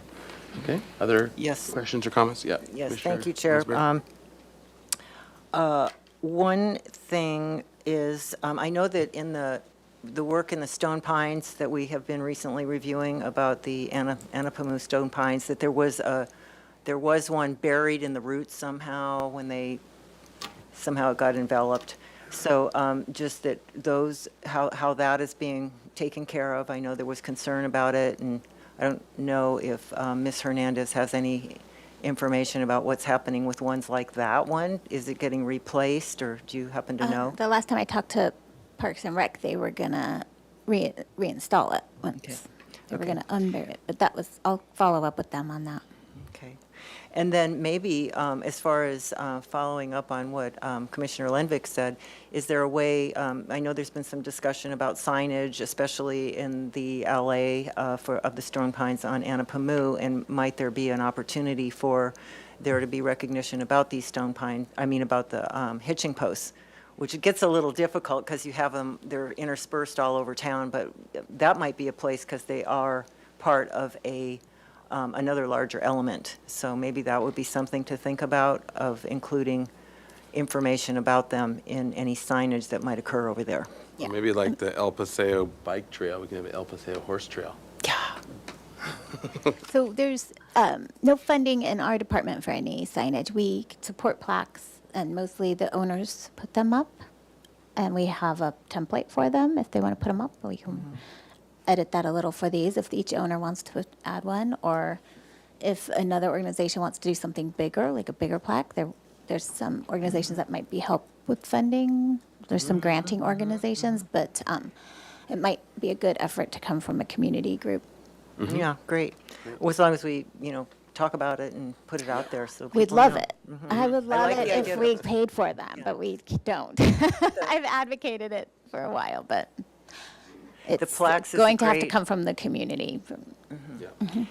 The plaque would be a great idea because it's a small thing that maybe the owner could take on. Yes. So, and then also, what if somebody, I love the idea of these, of course, being a horse person. Maybe we could have more of them, and could we have a way for them to be, anyone who wants to have a hitching post at their property could follow a certain spec to do that and get a fast track of approval from this board, or from this commission. Just a thought. Yes, I pre-approved. think we just want to make sure we kind of identify the Which old ones from are- the new. yeah, which ones are I historic know and which some. ones There's some new ones out there. There's one at the airport they put out there and Yeah. token. Airplane hitching. It's in the middle of the really big one. pedestrian way as you're going. More horse is better, in my Yeah. opinion. And then finally, just wanted to thank Commissioner Uli Yes. for his taking the lead on this, and also to Betsy Green in our audience here, to thank them both so much for, moving this forward. Thank you. Yes, very much so. Thank you, both. All right. Yes. Commissioner Lodge. I think it's a great idea to designate the sandstone ones. I do not feel the same way about the concrete ones. And I wondered why they were included. Well, are concrete ones included? I think it's only. I thought we narrowed it down to just sandstone. Not as I went through the staff report on it all. If I missed one, we can remove it. I think I removed the metal ones that I saw. Okay, so they're not intended to be included. Okay. Okay. Thank you. So that we can make sure to make note of that in the resolution as well. Yeah, I can make It'll be that. of the It'll be sandstone. 150 Yep. buildings. Okay. Any other, before we move this along? All right, Commissioner Dordan as our architectural historian. Just two very quick comments. One is that I'm very supportive of this. The hitching posts are a physical manifestation of the equestrian culture, which is very deep and long-rooted in the Santa Barbara area, so I'm very supportive of this. The other thing I want to do is just make a comment about Betsy Green and Mary Louise Days and John Woodward for the role they play in keeping memory alive in Santa Barbara. Memory has to be cultivated and exercised regularly to stay vital, and they make a contribution, so I want to signal Yes. that in this. Thank you. That's great point. All right, so with that, is there anyone that would like to make a motion for? I'll move to designate the sandstone hitching posts identified in the documentation and limit it to just the sandstone elements that are in that document. Second. All right. A motion and a second. Under discussion. Any further discussion? All right. Roll call vote, please. Thank you, Chair Grumbine. I'll begin with Commissioner Ensberg. Yes. Commissioner Lenvik. Yes. Commissioner Lodge. Yes. Commissioner Butler. Yes. Commissioner Dordan. Yes. Vice Chair Uli. Yes? And Chair Grumbine. Aye. Motion passes. Thank All you. right. Thank Yay. you. And thank you again, Ms. Green Hooray. and Mr. Commissioner Euler, Vice Chair Euler. All right. And then, so we are moving on to item 3. We are, let's see, 2:20. We're half hour behind, so we'll move forward. And then maybe we'll do a break as well afterwards for coffee and other things. Oh, I didn't date it, sorry. Is it 16? Okay. So. Thank you. Oh, wrong page. Yeah, great work. Yeah, really good. All right, so we are on to item 3, continued item for project design approval, 1533 State Street, also referenced as 1529 State Street. So this is located in El Pueblo Viejo, Landmark District 1. The proposed project involves demolition of all existing site improvements and construction of a new 4-story mixed-use development comprised of 27 units developed under the city's average unit size density, AUD, incentive program with an average unit size of 782 square feet. The first floor of the development includes a 4,500 square foot commercial space, on-grade parking garage, residential office, lobby, yoga studio, and an amenities space. The project includes a basement-level parking garage for the residential units, a bicycle storage room, and residential storage room. On June 25th, 2025, the staff hearing officer approved an open yard modification and found that the project qualifies for an exemption from further environmental review under Section 1533-2 infill development projects of the California Environmental Quality Act guidelines. Project design approval is requested. Project compatibility findings are required. Project was last reviewed on February 26, 2025. All right, welcome. If you will state your names for the record, introduce yourselves, and then we'll go to staff and for any additional comments, and then you'll have up to 15 minutes to present. And we'll go through the notes from last time as well, the comments. So, all right.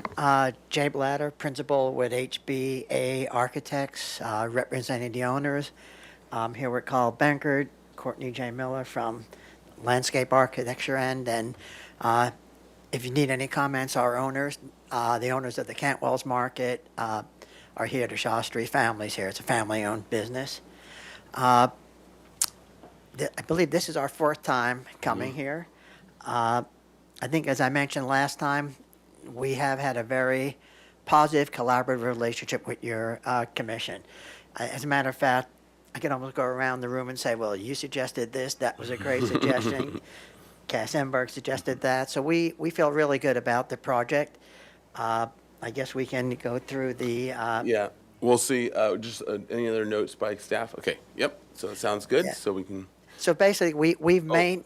Actually, yeah, let's go through the motion from last time, and then we'll... All righty, we can great. Go from there. Yeah. And if, yeah, good, we can reset the time here. All right, so the motion was to continue to staff hearing officer for return to the full commission with the comments.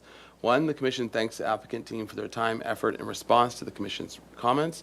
2, the commission encourages the applicant to make the project plans and video available for viewing on their website and to create a QR code to be used on public signage to facilitate ease of viewing. 3, with respect to story poles, the commission recognizes the challenges with the placement and encourages the applicant to use accessible and clear signage at the site to allow the public to view the intended plans for the project and to prompt feedback. 4, the commission is aware of the open yard modification that is being requested and finds it aesthetically appropriate to the site and development. And the motion was by Ensberg, seconded by Butler, 501. Lenvick abstained. Grumbine and Drury were absent. The motion carried. And for the record, I did watch the video, so I will be voting as well. Okay, and then Commissioner Drury is absent today too as well. So, all right. So now with that, why don't you take it away and explain especially what has changed since last time, and then how you have addressed any of the comments that were given. Thank you, Chairman Grumbine. On the screen, you can see a video of the project. Not a lot has changed since the last meeting because the comments were actually very favorable. Historically, this was started out as one sort of larger building. Commissioner Grumbine, you actually made the initial suggestion, what if we break the massing down so we have a little more of a massing along State Street, and we actually separated into almost 2 buildings. We've articulated the fenestration, the arcade. One change that we did make, we had to pull back the arcade 6 inches due to a requirement from the city. So there's a 6-inch pullback. I don't think that really impacts the positive nature of design. As you can see, we're embracing State Street as pedestrian-oriented, more of the commercial use. The Cantwell's Market will have outdoor dining, which was in the previous plan. We have developed, and we can show you as we get through details for the arcade, the lighting, the ceiling treatments. We picked tile, and we've started to really articulate design to the next level of completion. Historically, as we went back through the 4 meetings, we've increased setbacks to the neighbors significantly, like from 4 feet to 11 feet. There's no longer any 4-story portions along the neighborhood side. So all that is still maintained. I think we went from 5 feet to almost and actually, 12 if you feet. Could, and we flip could, through to those and yeah, hover over as you. Yeah, we talking. could. We can show. Yeah, just show in plan, So kind of basically, point out. if you look at the plan there now, along the west and south sides, I'll call it, the sides closest to the neighbors, we've almost quadrupled the setbacks early on in the project and in the process. So as I said, the building still maintains all of those setbacks.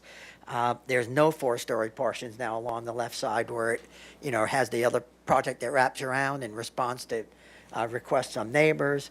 We've also minimized some of the fenestration along that side. And I'll show you some changes we made. and we pointed this out at the last commission hearing, so I'll try not to be too redundant, but you can see where that parapet is along that side. Used to be open rails. They requested some more privacy, so we reduced size of windows and went with more of a articulated parapet design, additional screening from the parking. And overall, the project really is like two projects. It's a 3-story project and a 4-story project. We maintain the strong corner presence with the tower element.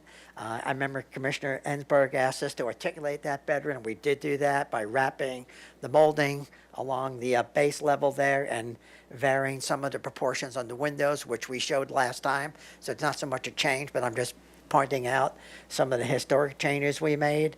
As far as the tile work, we've started to investigate, and we have samples board here if you want to go further into the design, where we articulated the deep recess openings, the metal windows, inlaid tile, and tile, stair riser. So we've tried to really articulate a design that I think takes the massing that you like, the overall design, and starts to bring it into a more historic context in terms of detailing. And that's a work in progress, but I'm showing you some of the advances that we've made since the last meeting. Other changes we made along the way, I remember Commissioner Lindvik, you had talked about pulling the gate back. We made sure nothing's backing out into the street, so the parking garage, is no longer negatively impacting the street. We've enhanced the landscaping.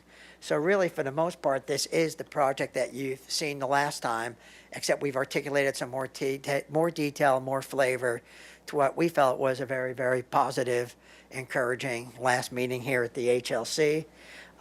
We did, by the way, we did do a 3D animated drive-through that I think we showed at the last meeting, I believe. And we did post a Q code so the public can look at the renderings and can look on their phones and really see how this project feels within the context of the city, driving up Arriaga Street, up State Street in both directions. We really, we feel very good about this project because it's a true mixed use that embraces the intention of the mixed use. A lot of housing projects are not really doing true commercial ground floor. They're just putting token ground floor commercial uses as a way to get more housing. I think this really embraces the notion of a true mixed use project. This is a view looking at Arriaga Street, and you can see, going back to the first meeting we had way back where it was one 4-story building, how it really transitions in response to what's really sort of a transitional corner with all the commercial activity on State Street, multifamily next to us, and then eventually 2-story and 1-story structures as you work your way down. Here's an elevation, looking at it, cross-section elevation from State Street and Arriaga Street. State Street does climb up. I know that, there was a letter from the hotel developers across the way, but actually we're lower than their highest point. And really, having gone up there and experienced it, it's not going to really obscure the overall panoramic view. And I think, embracing the need for housing, we can't assume that every property has a view easement where nobody will never have anything, sort of built in the city. Other than that, I don't think there's a lot more changes other than just really working with what we were really proud of. I can show you some more 3D views if you want to see it again. Why don't we bring up some of the renderings? Just walk us through it a little bit slower, and then also if you want to play the videos at one point as well. Yeah, we'll play the video for you for sure. This is just sort of not a rendering view, but a 3D massing model that shows the view looking down on the corner on State Street. We designed it along with the landscape architects to have decorative paving. At one point, we wanted to bring the paving out that occurred, but the city, Public Works doesn't want, paving within the sidewalks. I sort of like it, but obviously there's other, functional considerations. Why don't we go to some of the rendered views? These are some of the 3D massing models, not fully rendered, but 3D massing models. The one on the upper left shows where the parking structure is. Originally, that was a big stair tower. Now we've stepped it down, so as the stairs step down, we're able to, reduce the massing along that side. And we simplified things too in terms of window fenestration and not trying to be too busy and sort of overstate. We don't want it to become a collage of everything you can pull out of a handbook. We wanted to quiet the building down a bit. Now if we go to some of the rendered views, Carl. So these are some of the rendered views. This is a view showing the current design as you come up State Street. You can see the articulation of the arcade, the simplification and proportions on the windows that we were encouraged to look at, and some awning treatments. The roof detailing, we do have a band molding on the upper windows that helps to break sort of a hat or a cap for the roof. And we are incorporating rafter tails that will be stained wood rafter tails along with the two-piece Spanish tile. So it's really nice when you're in State Street looking up, even though you don't always see it in elevation.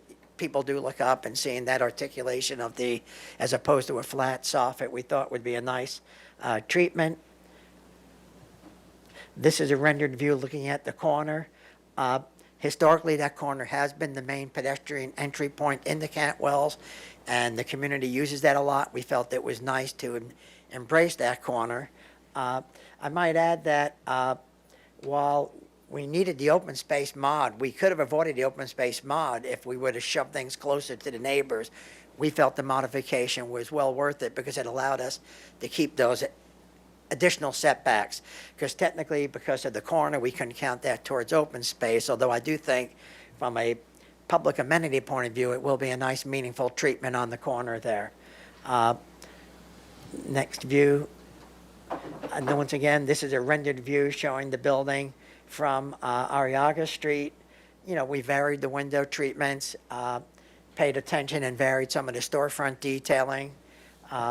And it's really nice having that breezeway with the tile stair going up, gives a nice visual as the pedestrians walking up and down Arriaga Street. We did do our solar study, you know, that was submitted and complies with the city ordinance. I'm not sure if you want us to walk you through some of these details, but, you know, we can go detail by detail in terms of some of the treatments. We're Yeah. sort of doing a coffered ceiling in the, you know, the arcade and some more traditional lighting, so it's a nice treatment at night. Courtney, we did extend the existing stone wall.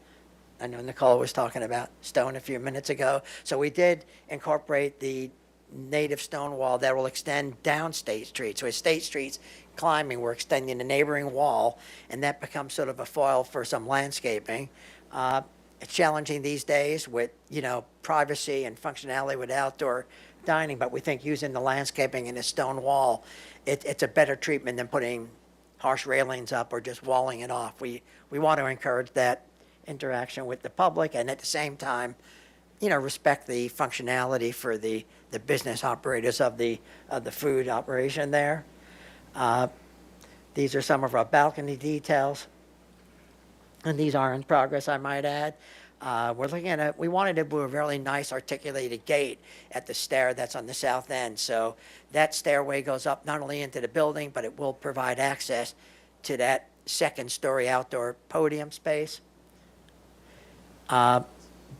We can go through detail by detail if you want. I don't know. You know, it'll probably be best, especially for PDA, that you've gone through and just flipped through. That's good. And then if commissioners want to comment on particular details, they can. But all right. At this level, I think it's better to stay at the major findings for project design approval. So No, as long as we've seen them, then that's good. That's a good suggestion. Now Courtney can talk about the landscaping if she has if we have a few minutes.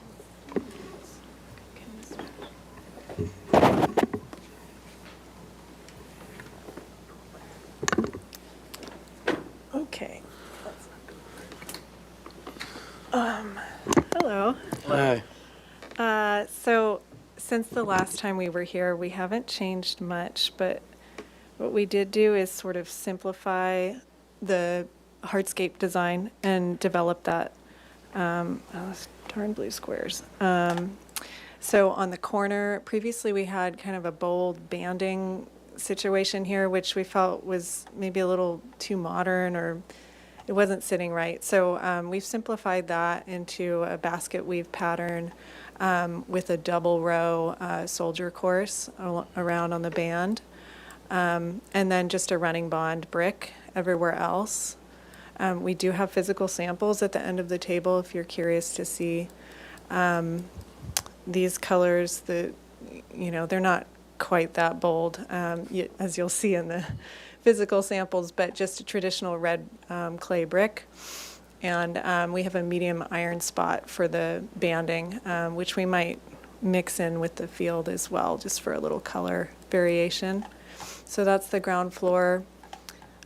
Second floor, we're going more of a sandstone tonal color palette, and so we have cobblestone here for some banding. Do you want to hand those around as well? While The you're samples. talking about it? Yeah. Jen, could you do that? Yeah, you guys can touch and feel while I talk. So, yeah, a little bit. So a little bit more modern as you go up to the upper floors. I'm still excited about this detail. We have this sort of decorative pot feature in the center here, and it'll have a little stone curb, not like what's in the picture, but stone and then planted terracotta pots there. And then on the upper floor, more of the same. Sandstone tones in a limestone product, and then we have a porcelain tile there. We intend this to be kind of a quieter space they might use for yoga or other things.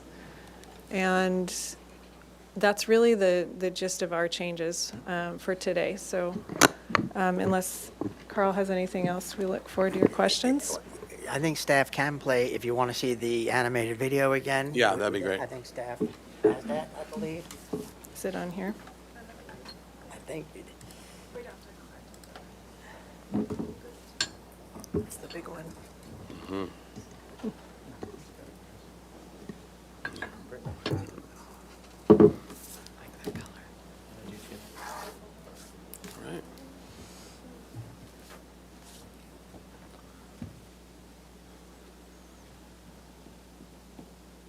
And then just while you're, is there a strategy for pervious versus impervious? As we're, Yeah, is there a point in the so video? that is another thing we've been working on refining is just the stormwater strategy.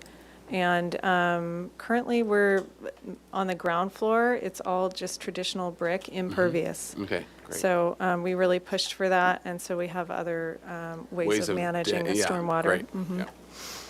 It's always Yeah, we're Chair working with actually Grumbine, land civil engineers. we do have it available Perfect. when you're Okay, ready. great. All right, yeah, let's cut to the video. And I might add, as we make little articulated changes, we don't keep constantly updating the Sure. video, but I would say it's Sure, as pretty- long as it's a pretty it's good close, yeah. articulation of the design.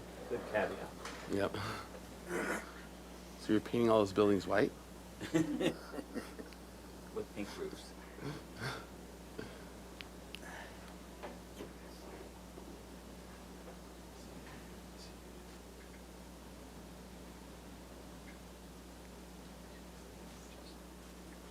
We might be able to slow it down. It's more like electric bike speed. That's now protected in this town. Right. 15-year-old on electric bike. What could go wrong?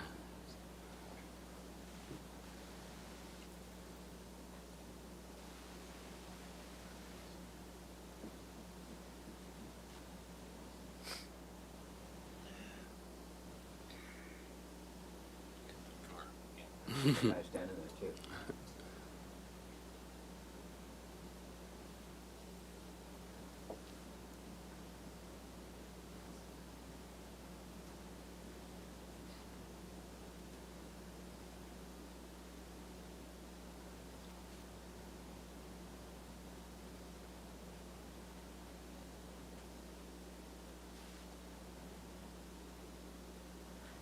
The windows are all metal, bronze anodized windows. We're going Mm-hmm. to, all deep recessed, traditional details that I know your commission would, Mhm. expect to see. Yeah.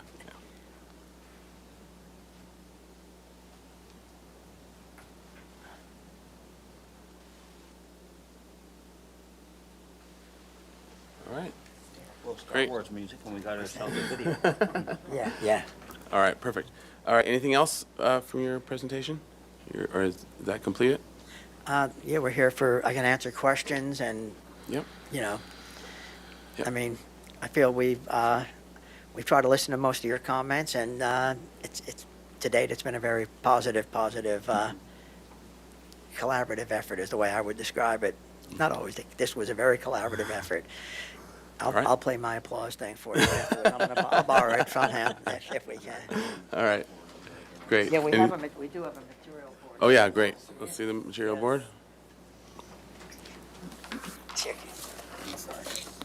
And these are obviously not final, but sort of starts to give the and we can flavor at of the least comment on it, finishes. And too. Give you some feedback. so it shows some of the, And if City TV can come onto the material board here. so we're looking at alternate banding on the stairs with some decorative and color tile. We like the graphic when it alternates. It visually sort of gives a nice scale to it. We're proposing a traditional tile underneath those recessed windows, and that has a solid blue coping. Yeah, this one we go under the windows. The alternating on the stair risers, the outdoor stair risers, is alternating bands. Two-piece clay tile. We're going to go with a metal bronze anodized window, white plaster. There's the awning, and we're going with more of a, I didn't want too reddish or wood color, more like a lighter, more walnutty, chestnutty wood that I think would look nice. Sometimes if the wood is too close to the tile color, it starts to lose its effectiveness as a rafter tile. So these are the preliminary selections, and we'll keep refining it. Very traditional materials. Yep. Where is this one again? That one we're looking at, and I know Carl can maybe Is it bring it underneath up. this one? Yeah, underneath there with a solid, so that's like sort of your storefront recess there. And then frames it. Yeah. We'll use Yeah. a half, Just that quarter one. round. No, we have other On ones. the other side. Here. Oh, okay, cool. Try to zhuzh it up. Yeah. Looks like a quartz tile. Yeah, that's kind of a flare, yeah. Look at this, and then look at it on the screen. Yeah. Yeah, the screen, like Courtney said, something with Photoshop and screens. The The material, tile looks a little radioactive on the screen.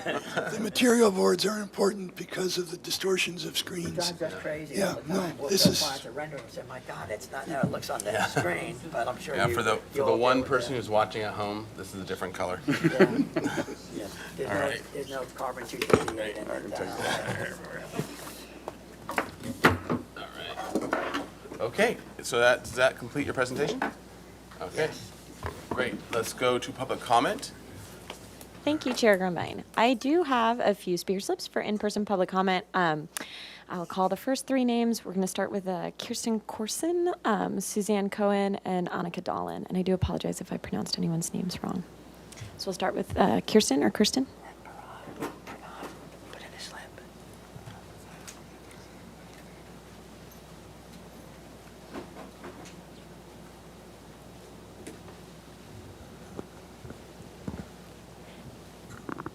Hi, I'm Kirsten Corson. I live at, or I own the property at 15 West Arriaga Street, number 2. I've owned it for the last 30 years.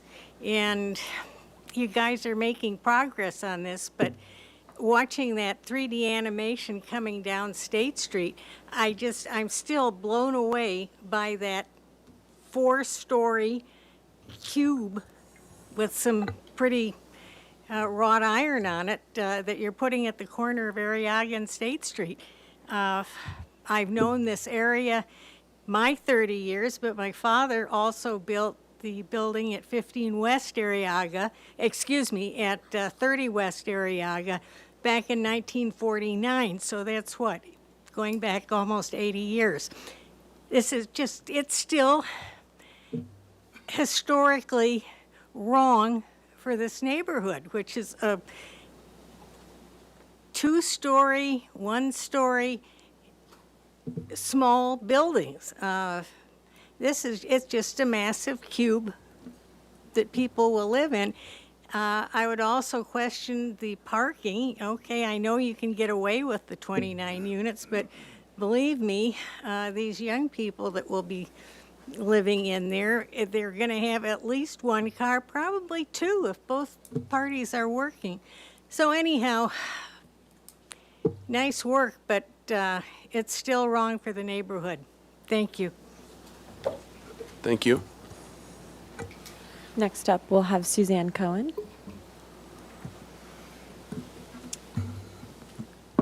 Good afternoon, Commissioners. My name is Suzanne Cohen. I am the HOA president at the building adjacent to this project at 1525 State Street, known as Plaza Linda Vista. We had more of our members were here, but unfortunately we've gone long and we've lost a few people. We've also had consistently people here over the last year or so while we've been discussing this project.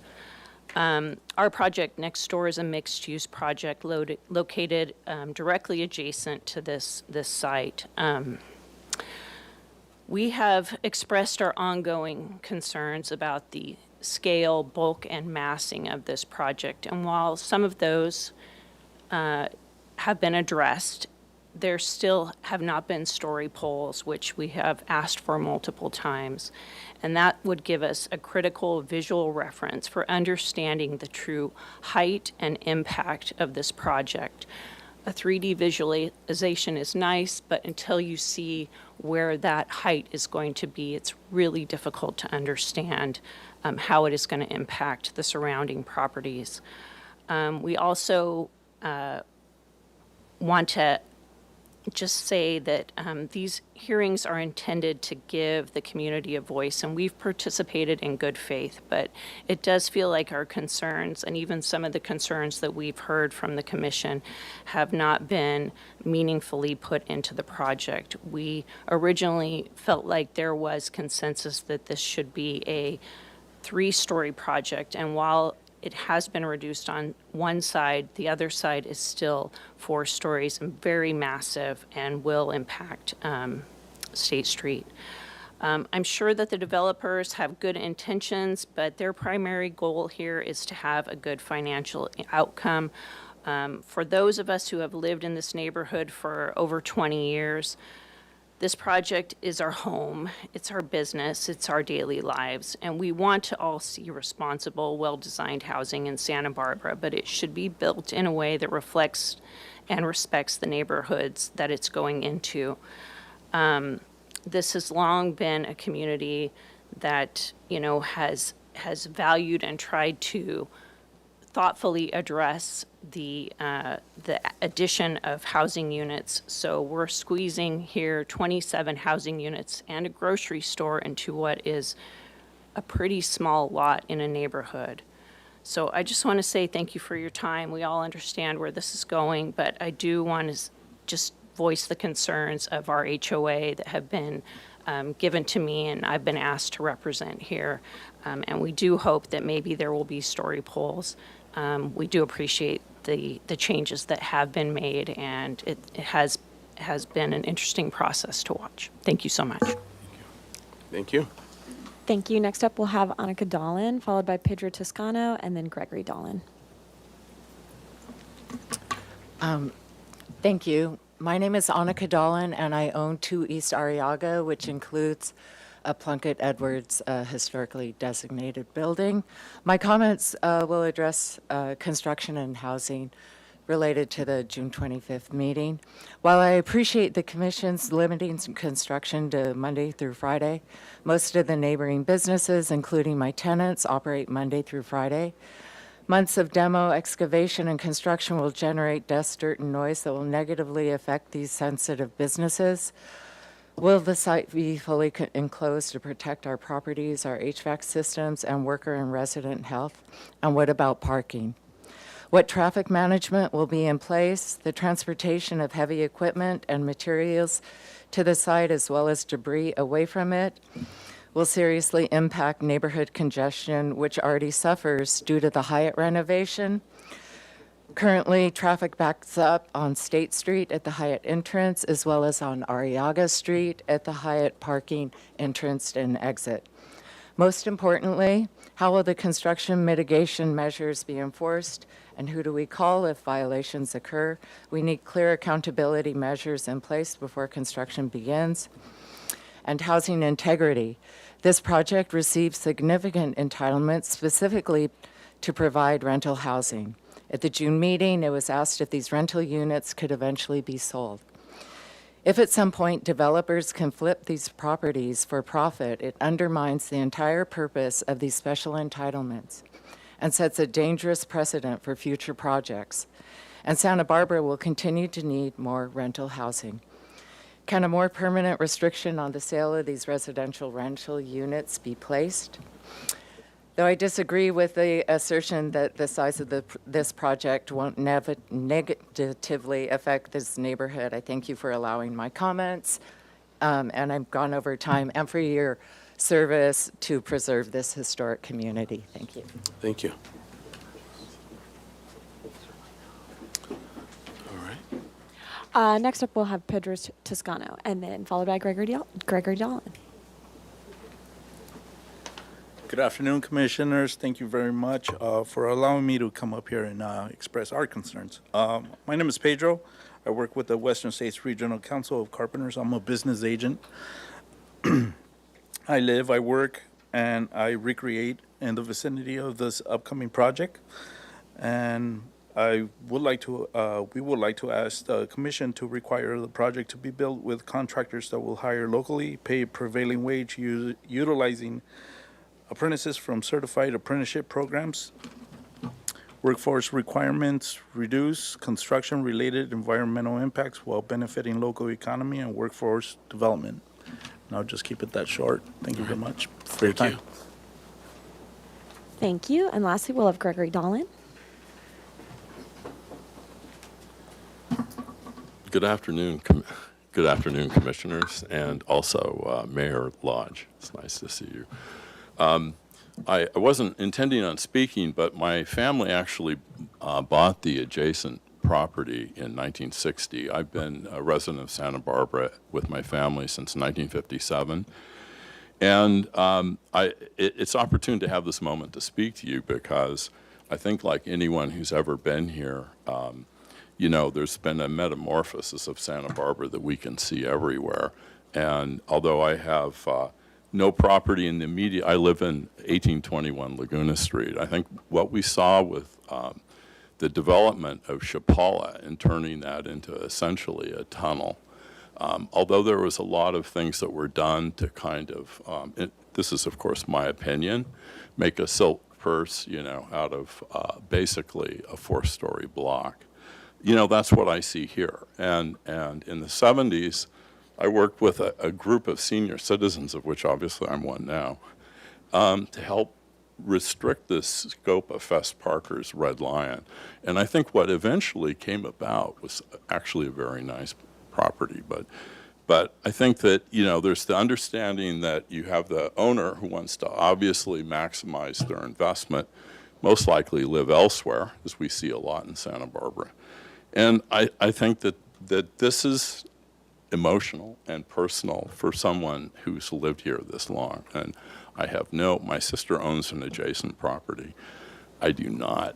And it's just, it's really disappointing to see what's happening. And I have to say, it's motivating to see what you can do, which is challenging when you're facing such incredible financial forces. And with that, I'll stop speaking, but I appreciate what you're doing. And by the way, there's a sandstone horse post across from my house, and I think it's lovely. You're going to make that a structure of merit. Thank you very much. Thank you. Thank you. Sure.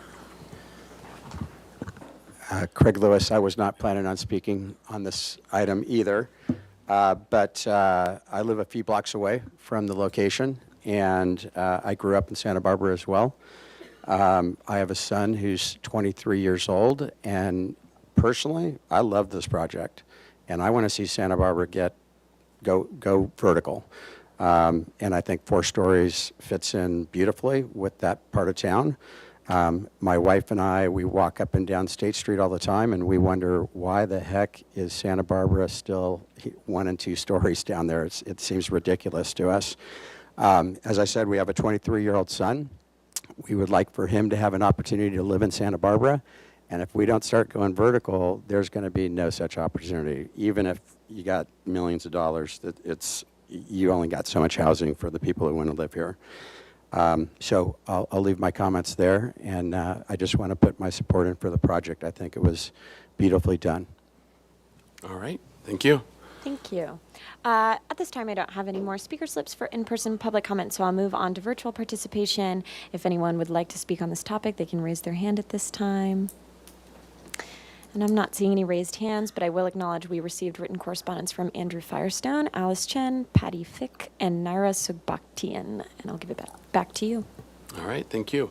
All right, so I'm gonna go to the commission for questions, but before I do, also in the case of those who came to speak as well, I think certain of your comments or questions can be answered as well up front, just because they're not in our purview, just to make that clear as we are, and so also that you're not feeling like you have to wait the whole time to listen to see if your questions get answered.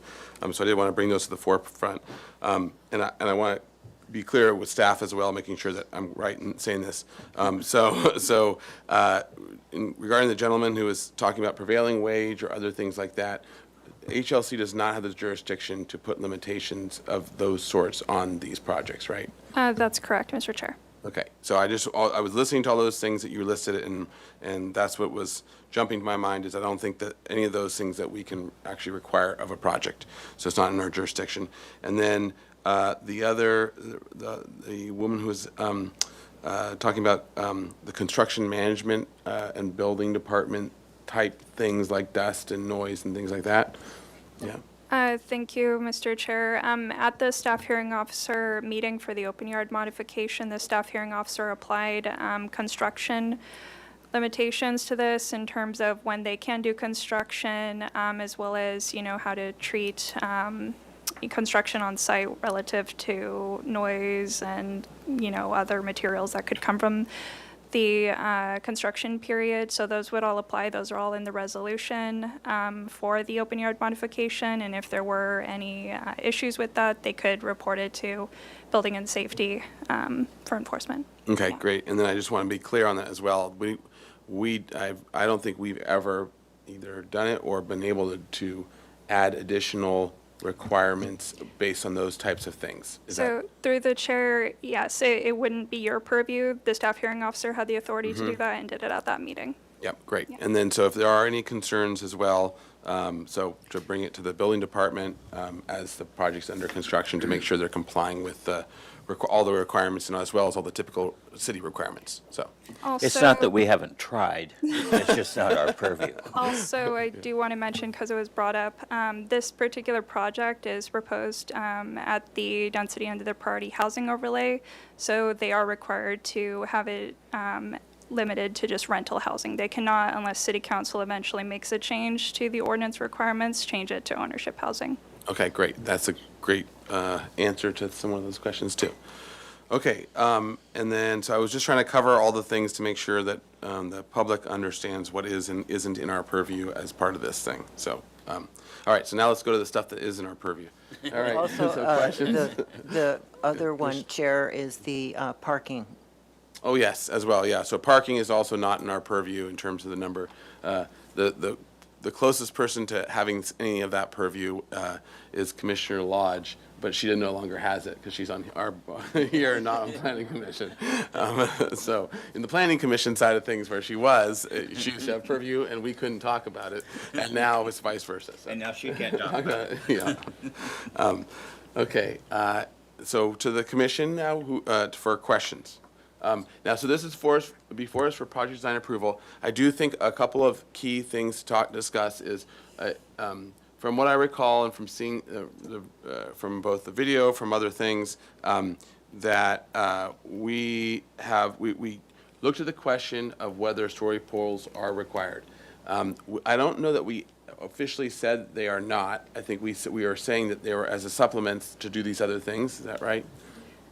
Through the chair, at the prior meeting, you'd indicated that, and it is one of the items that you can formally waive story Yeah. poles for an AUD project, as if there's issues with installing them on site, could disrupt the business operation, or you can't do it because of where the buildings are located.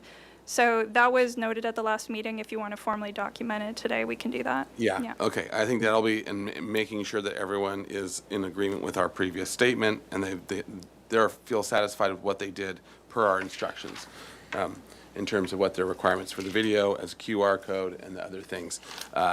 And along those lines, also just to remind ourselves, the two purposes of story polls being for public notification, which is I think why we said to do the QR code in the video, as well as the other substitute things like models, 3D models, videos, things like that, that are okay for us to say you don't need to do story polls because we are satisfied with the mass bulk scale analysis based on the other products and information that you provided, and that satisfied our understanding of how large or what the massing of this building was. So those are just general discussions that we use as we decide whether we have story polls or not.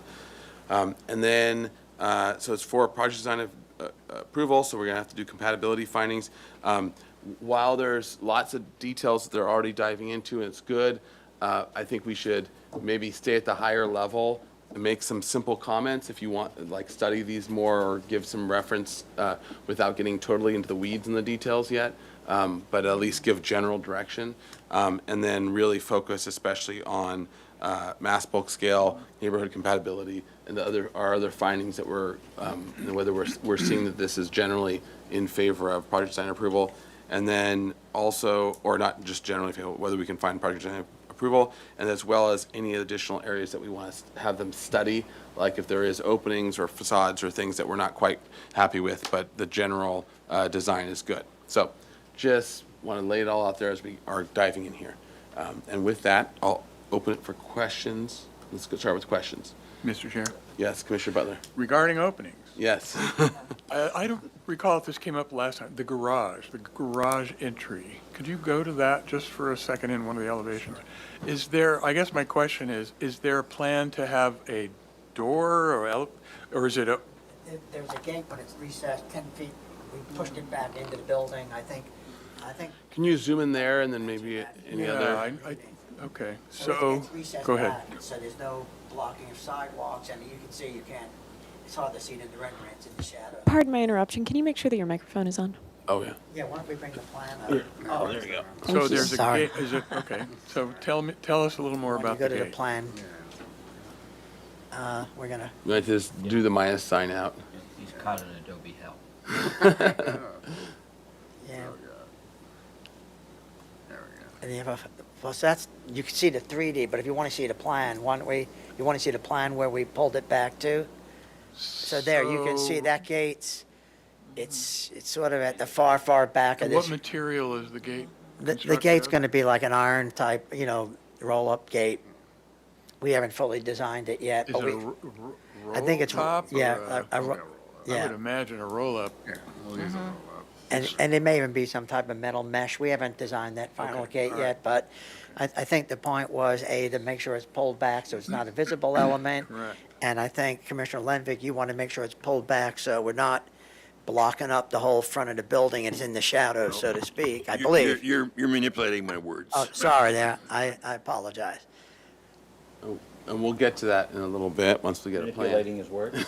Yes. Not my intention. I apologize. Okay, so can you point out where the roll-up is? On site right here. Okay, set back there, the Yeah. gate.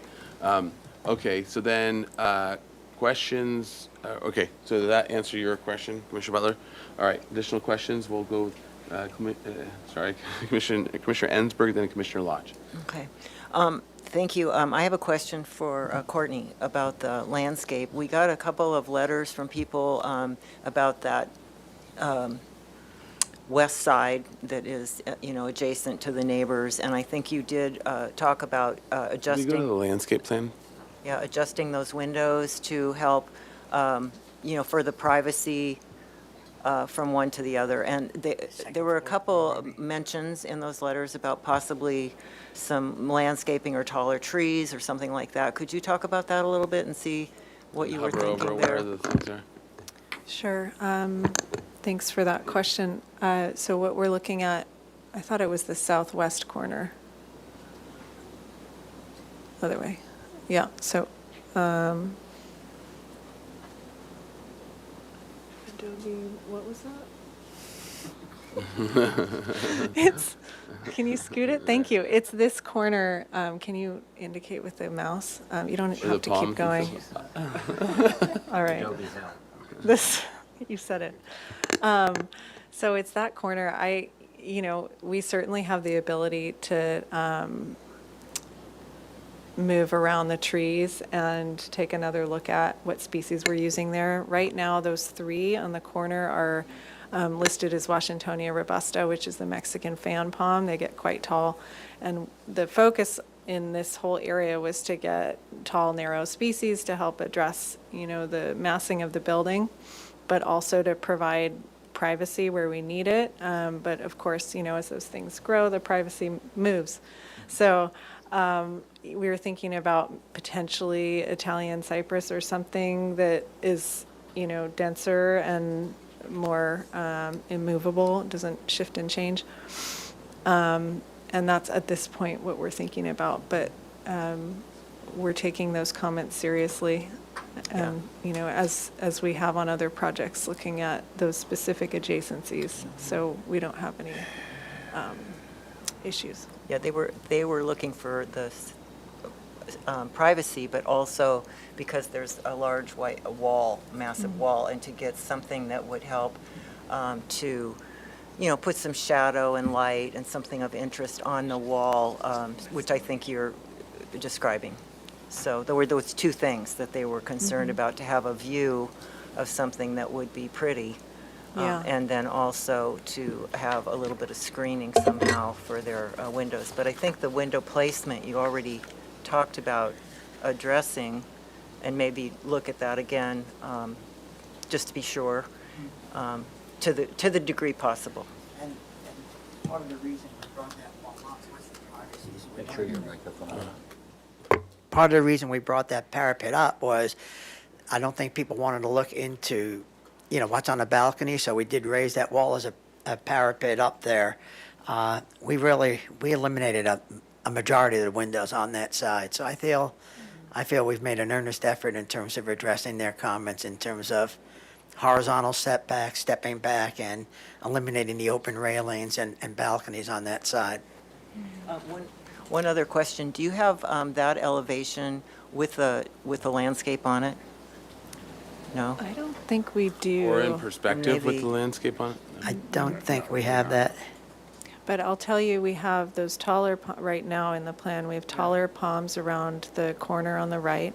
And then to the left, kind of where that blank bit is, we have kencha palms, which are, much wider, and they're varying height. And then we're also planning on vines along the whole base of the building, so it won't be a reflective, Right. bright surface. There'll be lots of foliage and texture in there to help that. Great, thank you. All right, then Commissioner Lodge? Excuse me, for the elevation of, from looking at it from Arriaga's, I think it's A 3.12.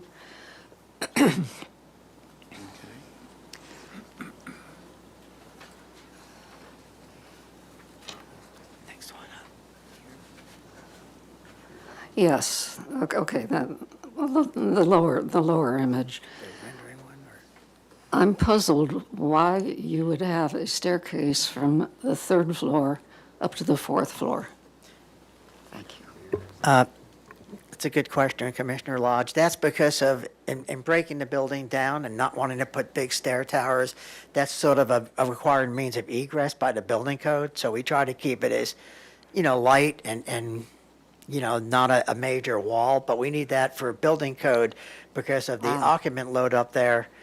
We're required to have two means of egress. And we just felt that it's also prudent to do that, even if there were ways. Can you go to a perspective just so we Sure. understand how far back Of course. everything is? You have the view I think you have a view perspective? that. Yeah. I think there's a 3D view. That might be able to be helpful. There. Okay, yeah, can you zoom okay. in there? Yeah, it just seems very awkward in addition, but if it's a requirement for the building code, then. Yeah, it is a requirement, and I think, the movement of people through that space could also be an interesting, there's other projects I've seen in town where there's upper stairways that are recessed in the courtyard, so, but we do need it per code, and we just try to make it as light and out of metal, so it's not like a big solid wall, but more, as much transparency below it and above it. Okay, thanks. Okay, thank you. All right, other questions? Commissioner Jordan? I have questions. Okay, okay, hold on. Commissioner, thanks for speaking up. All right, Commissioner Jordan, then My Commissioner light's Lundvik. on. What's that? My light's on. That's not, well, this isn't city council. We don't turn our light off. I'm not looking for your little light. Perfectly willing to listen. You, since when did you not speak up? All right, Commissioner Jordan, then Commissioner Lundvik. A question that was raised at an earlier hearing about this, about servicing the food market. And I realize that's a functional issue, but it does have spatial implications in terms of the site plan. How are you going to stock the food market? How a service truck pulls up where? Well, right now, there's a loading zone on the street that's currently used, and I think even as part of the project approved across the street, they put a second longer one there. So most of those trucks come in off hours and they'll park on the street, and we do have some for smaller deliveries inside the parking garage. Okay. Pretty much the way it's done right now. Commissioner Lundvik. Thank you. I have a question for staff, and in my age, my mind is failing me. Why did I vote against this the last time I was here? No, you abstained. It was 5-0-1. I think you were. Why did I abstain then? Maybe because you hadn't seen the one before. No, I don't. It doesn't make any difference. I've seen this one. Okay. I don't see on your plans a reflected ceiling plan of the garage, particularly at the entry. So I don't know what you're doing with that ceiling as people drive by and walk by and look at that building. Is the concern more about lighting it, or I'm just trying I'm to, concerned with what I look up and see. right? And I don't see, so before this comes back to us for final approval, I need to see a reflected ceiling plan. Why are you having such a tall garage door opening, such a height on it? Well, I think we are required to have a minimum, 8 foot 2 inch clear opening in terms of the building code for accessibility. I'm not sure I don't know if we're much higher than that. I wouldn't be opposed to slightly lowering it, but We have a drop stucco ceiling once you pass. You have to use your mic. We have a drop stucco ceiling once you pass that little archway. So Why is the opening so tall? 8 foot 2 minimum for ADA and also for deliveries potential. I don't see a dimension any place on the elevations or sections which tell me what that height is. And I question that it's for ADA. Well, it's 8 foot 2 at the little corbel. Yeah. So you can see the 8 foot doors behind it. Okay, I don't, So it's probably. I'm not sure I accept that. There was and I see where you have delivery inside the building, but you're not going to get a truck in there. No, that's for small van delivery stuff, that the larger food trucks will use the loading zone on the In street. reality, you have delivery now on site. Some on site and a lot of Well, it's you- on the you street. park in the parking lot in the morning and deliver. Now you're telling me you're going to park on the street and deliver. Is that correct? It's a question. Well, I could ask the owners to address that if they want to, but right now, the larger trucks are pulling up on the street, smaller vans, pull up, blocking spaces. Literally, they're not legally really supposed to be blocking up the spaces, but Yeah. Oh, When- yeah, when- no talking about this, but come on up. Tell us. This is another question. yeah, I'll let the owner. And the staff might deal with this, but when Mayor Lodge and I were involved in projects in their inception 20 years ago, there used to be a requirement for off-site parking for delivery vehicles for commercial. And I don't know if that has gone away and the Public Works Department no longer enforces that or what. But I question that we have that and we don't have that. You have dimensioned parking on your plan for delivery, but there's you can't get a. So Commissioner Lemick, well, I think we can note that as a thing to check, but I think it's also, I think an outside of our purview thing in terms of making sure, they're gonna have to come back. Okay, it's outside of our purview, possibly, but if we have to make findings for neighborhood compatibility, I would say parking on the street and not providing parking on site is an impact that we would find is not neighborhood compatible. That's a question. We'll deal with that down the road. So But- hold on, let's get clarity from staff on that. Is that part of our purview to make sure that they can have, if we make findings and they find out later that they needed to get something else arrangement for parking for off-site deliveries, is that, can we not make findings without knowing that part first? Through the chair, that is a Transportation and Public Works requirement. It wouldn't be the purview of the HLC. You can look at design, like the garage door opening, as long as it's not decreasing it beyond what's required in the ordinance. Yeah. Okay, that's what I thought. So I do want to stick to, they will have to deal with that one way or the other, and they might be having to come back if there's a different solution. But They've gone a long ways on the road, and I'm sure they've solved the problem with Public Works, and Public Works probably doesn't care. But I care about neighborhood compatibility and the impact of the neighborhood of having delivery vehicles on the street all the time. But I don't. Let me finish. You can care, hold on, Commissioner Levick. You can care about it, but it's not, if it's not in our purview, I don't want to have us be spending the time, especially when we're already over by a good amount. It will be under our purview if we have to make findings. No, let me finish. Hold on, Commissioner Levick, for clarity, we just asked staff, she said it is not. So it's not under our purview. If we're making findings, that it's under the assumption that it's through, and it's not our purview to tell Public Works. No, I don't want, I'm not gonna tell Public Works anything. I'm gonna make a finding that this project, while it's parking on the street for delivery vehicles, is consistent with neighborhood compatibility. That's what finding I'm gonna make. Yes. Okay. So those. I have more questions to ask these people. Please, let's move it along. Okay. On the landscaping on that south side, in your landscape plan, I see a storm drain under all those trees. Okay, let's go to the landscape.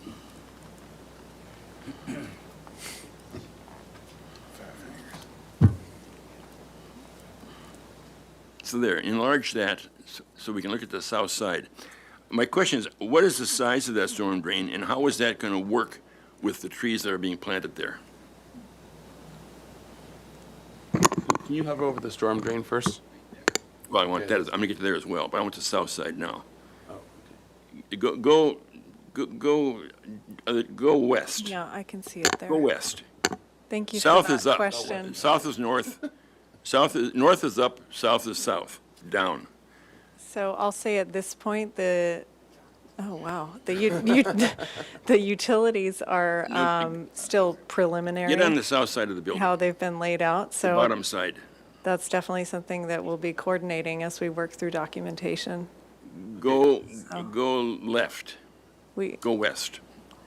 So you see that storm drain there? yes, It runs the entire length. My grandpa eyes don't see. you can't see it. Here, And how do you plant trees when you got a storm drain that's 30 inches in diameter? Let's hover over it first, make sure we're. Oh, I see, okay. Got it. yeah, so the utilities infrastructure, we have to coordinate. We haven't done that yet. We're not into documentation. So I don't know the size of the line.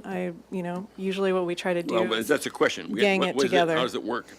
So- And where does that storm drain dump? That storm drain, I believe, comes out towards State Street. That's part of an existing drainage pattern in the back So of the it building. gets into State Street. So my other question then is regarding storm drainage. You've got a storm drain manhole on the corner of State and Arriaga. That's just in the middle of all this brick paving, we got this big concrete thing and metal thing, right? Go back to landscaping, the sheet you were on. There. So you have, see a big circle there. Yep. That's the best we can do there. Well, no. No, it's not.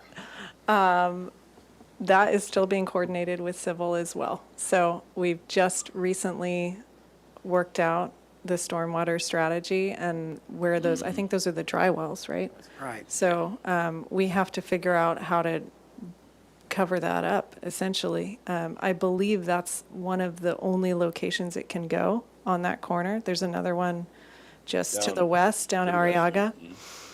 So what we typically would do is, you know, a custom cover, a lid that's the same brick to match, which is a, you know, it's a The quite a transformer, detail. so enlarge that area where the transformer is. So you've got another storm drain right there. And you are indicating planting around the transformer to conceal it. You've got trees and planting in the visibility triangle. Is that going to work? They're just outside of the visibility triangle, so yes. No, they're inside the visibility It will. triangle. All right, well, we're not going to get into. Well, arguing about it. my concern is we're having a huge transformer that's going to be, that is not shown on any elevations, anything, and is not going to be concealed. Yeah. Okay. And my next question is, where are the fire sprinkler double check valves and risers? And how have you dealt with those concealing?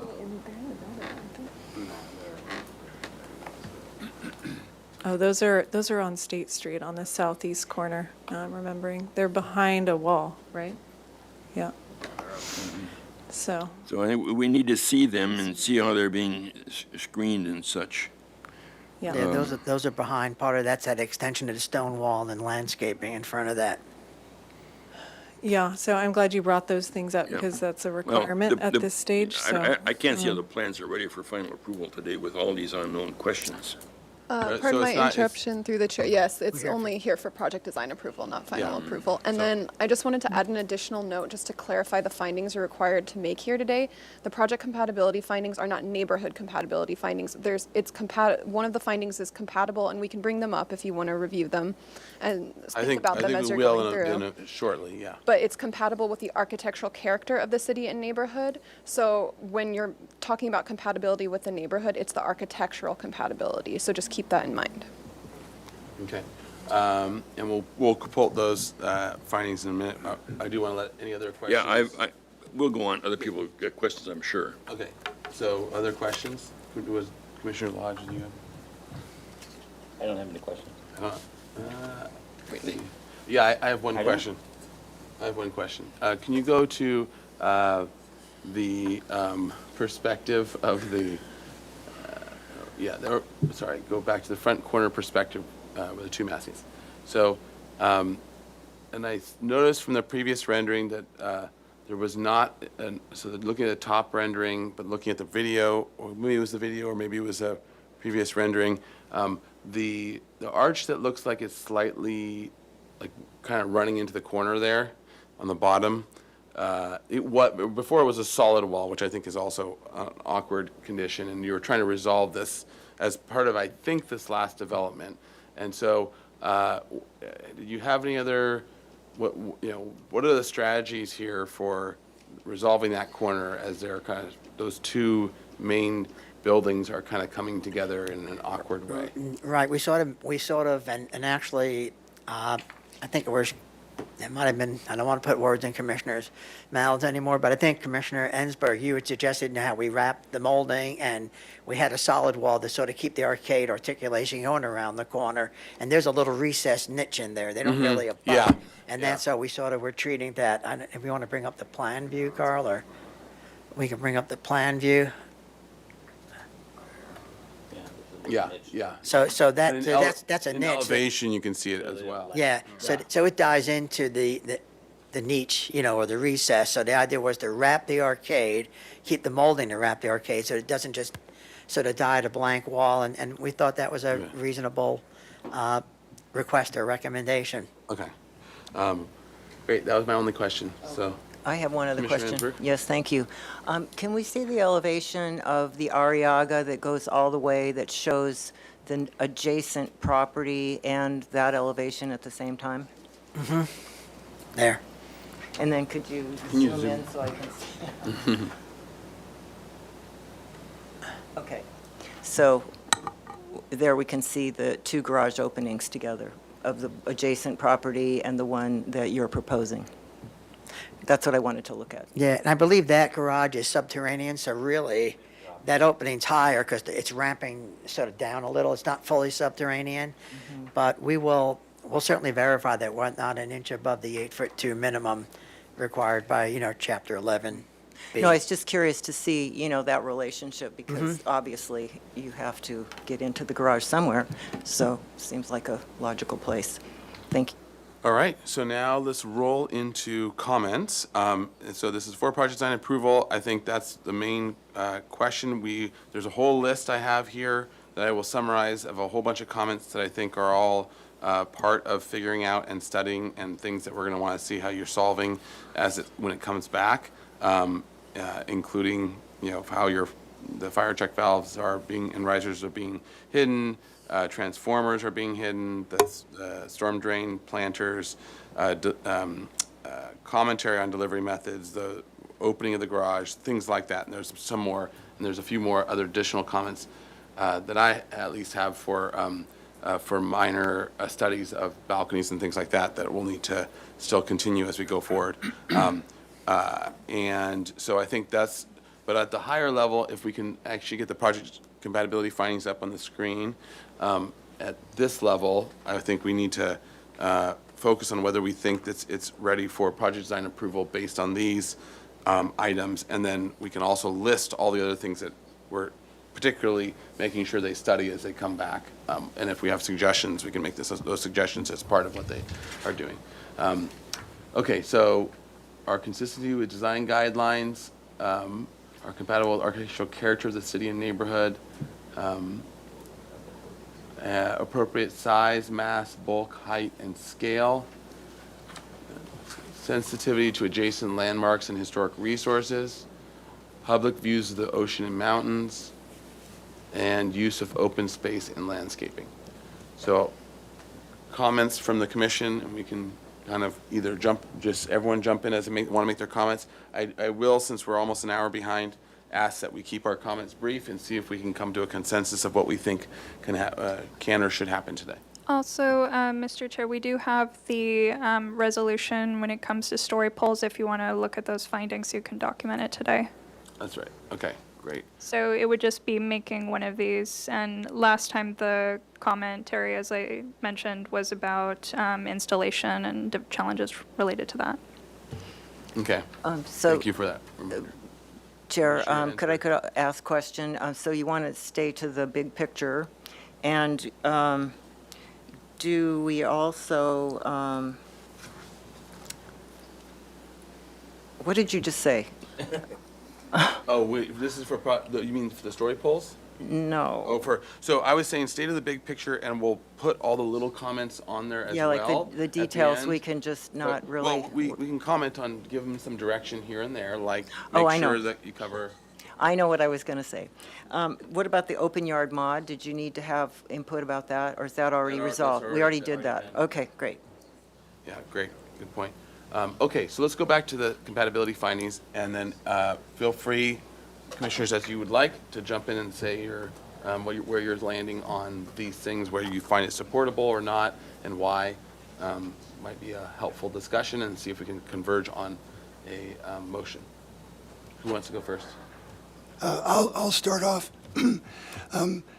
Recognizing the difference between project design approval and final approval, I'm comfortable with giving this project design approval today with specific recommendations about things we would need to see for final approval. And I'll have one other very quick comment because it's come up in public comments. We've seen this several times, and I do believe that the architect and the owners have made good faith efforts to work towards resolving concerns. And yet, the results will undoubtedly leave some of the neighbors unsatisfied. And I think that we will see this kind of situation more and more in the future. We understand the collection of forces and pressures that are coming to bear on real estate in Santa Barbara that are forcing increases in height and density. We'll see this more and more. And this issue of what do we have purview over, how can the neighborhood respond or intervene in the process is going to be an ongoing, very important discussion on going forward. But right now, for this project, for these people who have tried to work with us and with the neighbors, I'm comfortable with, I will support project design approval. Okay, thank you, Commissioner Jordan. Mr. Chair? Yep. I would support the same with those comments. Okay. In the spirit of keeping it short, I agree. All right. I believe that the architecture is well done, and I believe that knowing where Santa Barbara has to go from the standpoint of providing housing and such, that the size is something we are going to find appropriate. I raise concerns in my questions about certain aspects of the project which need to be resolved. And I'll try to capture those in the additional comments too. Commissioner Ansberg? I will also agree, with what has been said here.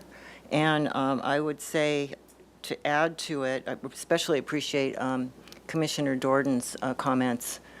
Yes, this is something we're all trying to grapple with and get used to. But I would also say that I think that this is a really nicely done project, and that the height at State Street, which I have said before, is appropriate in my mind. And the way that we see it stepping down to that next project, which is higher than the neighborhood adjacent to it, is a beautiful transition, and I think done extremely well.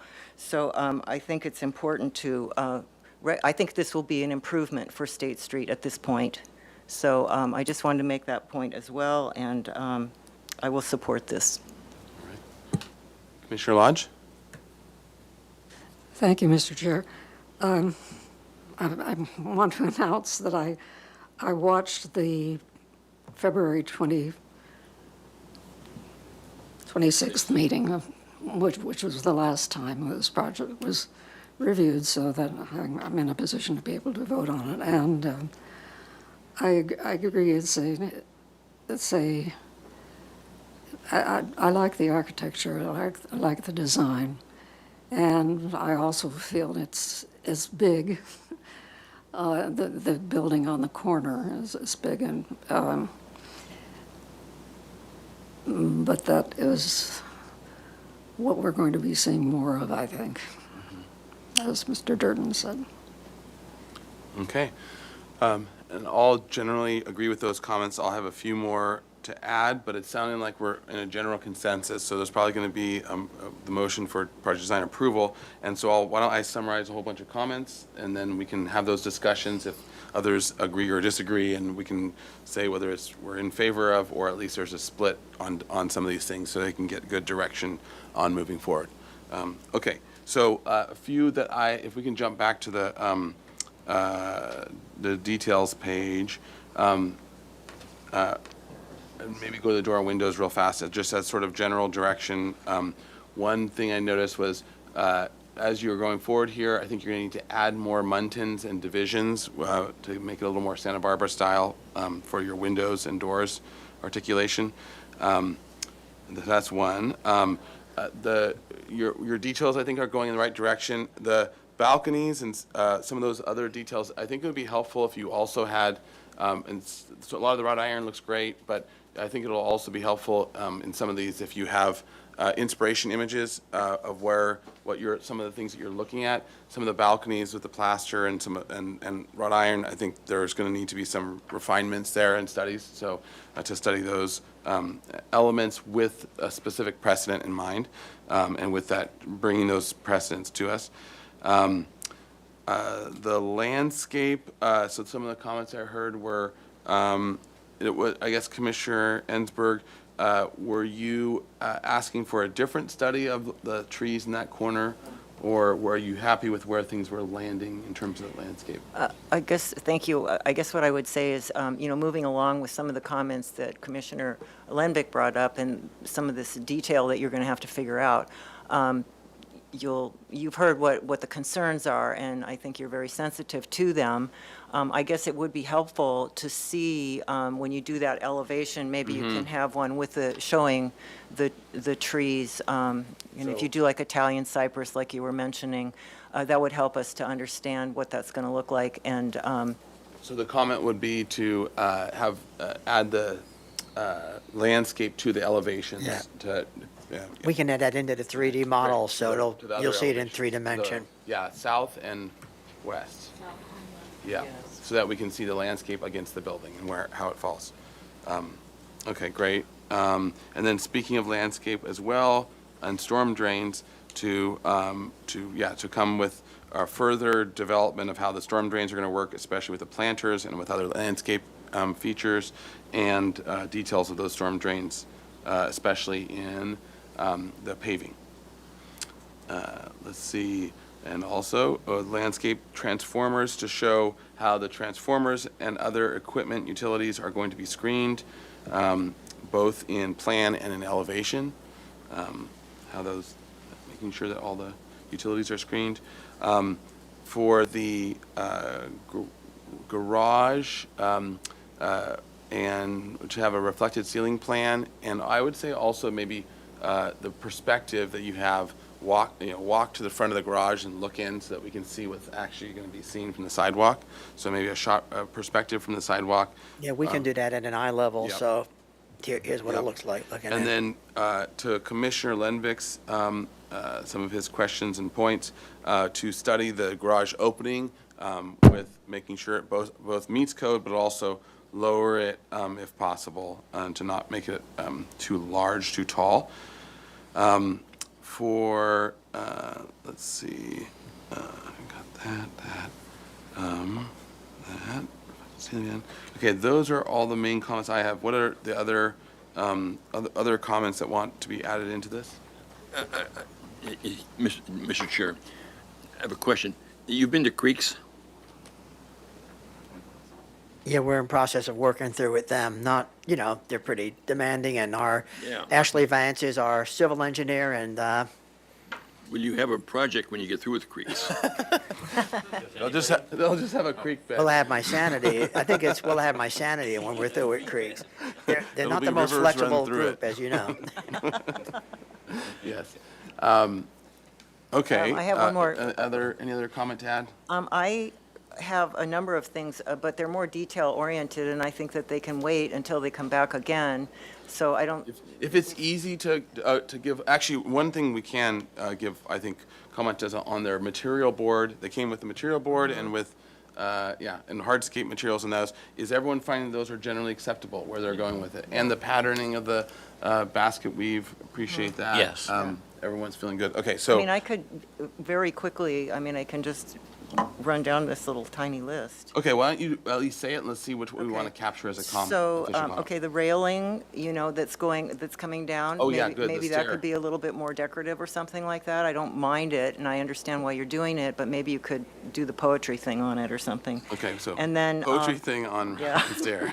And then the tile, I like the tile that you have, and I just, see if there's some places you could perhaps add more, like especially in that arcade. With that 3D you had of the arcade felt a little stark there, so maybe you can add a little a decorative there. I like the Moravian star that you have for the lighting. I think there's a lot of great things.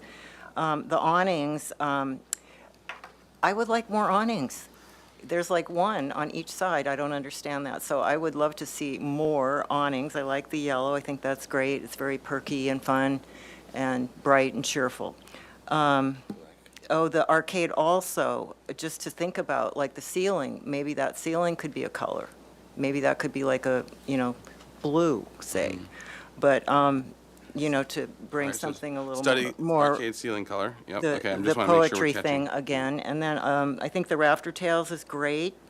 Yeah, and in general, everyone's favorite for Yeah, that, right? Yep. and the So we're good sign, with that. and I know we can't do signage, but, it's a big thing, and so I think that the signage, artistic, cool signage on this building will make a huge difference. So, that, and then I really appreciate the simplified paving that you did at the corner there. I think that's really nice. It kind of ties in, and you've got so much else going on anyway. And I think that was. Oh, I think actually, I that was remembered all. one more thing. The corner that I was bringing up is as kind of That trying to arch. resolve. That I don't, and I see where you were going with it and following some idea direction. I think that still feels like there are two buildings, especially from major views. They feel like they're two. I know once you get to the edge, you'll see that it's deep and inset, but it feels like they're two uncomfortably. It's like one building's looking one way, the other is like this uncomfortable, just like sitting next to it. and it seems like they're too close for being planned. So maybe study that corner more. And as it transfers down, that arch looks like it's getting sort of swallowed up by that corner as well. So it's a little awkward. We Study even it. considered even a different material. Do we want like a tile in there that really graphically, so we'll Yeah, study it. Yeah, study that corner and the resolution of it still. I don't think it's quite there. Just move your perspective down the strudel so that doesn't. We never did that. Pardon my interruption, Mr. Chair. I think we captured Commissioner Ensberg's comments pretty thoroughly. Could you restate that last comment to be a little more? Which one? So, Which one was One's more poetry. yeah, more poetry in my the comment. poetry thing? So to study what is that, northeast corner of where the two four-story buildings are intersecting, study and resolve it in a more poetic way. There we go.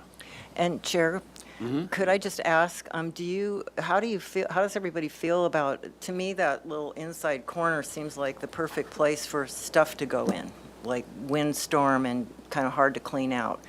What would you think if that wasn't there, if it just was the two buildings coming together? That's what I was thinking, that as they study it, that might be Yeah, one but to solution. open it up for that possibility that if Well, you maybe didn't- just at the ground level and then the recess, Yeah. because we were trying not to make it that one big building. Yeah, I know, I Right. know. I It's- know where you're going with it. I think it's just not there yet. All righty. So, yeah, just keep Understood. studying. it, And to- maybe and you to can show us some maybe- options or. Sure. separate, deal with that arch, so it's Yeah. not so kind of crammed up into the corner there. That's why just saying more poetry. Just solves Pardon it my all. interruption, Mr. Chair. If you're going to include those. No, we're not. Just Okay, more okay. poetry. Yeah, that's it. Keeps it easy. We'll remember. They've heard. So yeah, we'll keep it simple. All right, and let's try to move this along. So is there anything else really important that needs to be added before we? Okay. And through the chair, do you want to look at the story poll? Yeah. right So through let's look at again? the story poll as well, which, per our discussion, we said the existing conditions of the site, dense vegetation, buildings, et cetera, does not allow for adequate story pole installation. In this case, one or more of the other types of visual aids will be required. And I think they did the visual aid with the video and the 3D modeling. And the cue card too, yeah. And the cue card for public awareness. Okay. And is everyone feeling comfortable with that as well? Yes. Okay. Okay, so then I look for a motion for project design approval with those comments and with the commentary on the story poles as well. I'll make a motion that 1533, also known as 1529, receive project design approval with the comments and the waiving of story poles. Second. All right. We have a motion and a second by Commissioner Ensberg. Any other comments? All right, roll call vote, please. Before we go through the roll We'll have call to get vote- through sorry. Yeah, Oh, yeah. Findings. Sorry. I've done this a couple of times today, so. The commission finds that the project is consistent with our design guidelines, that it's compatible with architectural character of the city and the neighborhood, that it is appropriately sized, mass, bulked, height, and scaled, that it's sensitive to adjacent landmarks and resources, has no impact on ocean and mountain views, and has appropriate open space and landscaping. All right. And the seconder of the motion agrees? Yes. Okay. All right, motion and second. And do we need to do any of the story poll things or no? Okay. All right, great. We have a motion and a second. Any other further discussion? All right, roll call vote, please. Thank you, Chair Grumbine. I'll begin with Commissioner Lodge, Yes. Commissioner Butler, Yes. Commissioner Dordan, Yes. Commissioner Ensberg, Yes. Commissioner Lenvik, No. and Vice Chair Uli. Yes. I'm sorry, and Chair Grumbine. Aye. Motion passes. Thank All you. right, and Commissioner Lemick, do you want to say your reason? I'm going to have trouble disagreeing with staff on the applicability of finding number 2. Because I do think that truck traffic and delivery and such for the commercial space on Arriaga Street and State Street has an impact on the architectural character of the neighborhood. Okay. I expect to hear from the city attorney. He knows where to call you. All right. And any other, I guess that's it. So, That's it. all right, nice job. Thank you for your hard Thank you work for and working your with us on this. help and comments. Yeah. We appreciate it. All right. And we'll take, sorry. And just to announce the 10-day Oh, yeah, appeal sorry. period. And is there a 10-day appeal period to city council? Yep, starting now. All right, and with that, I think we can do a 10-minute break maybe? Okay, great. Thank you.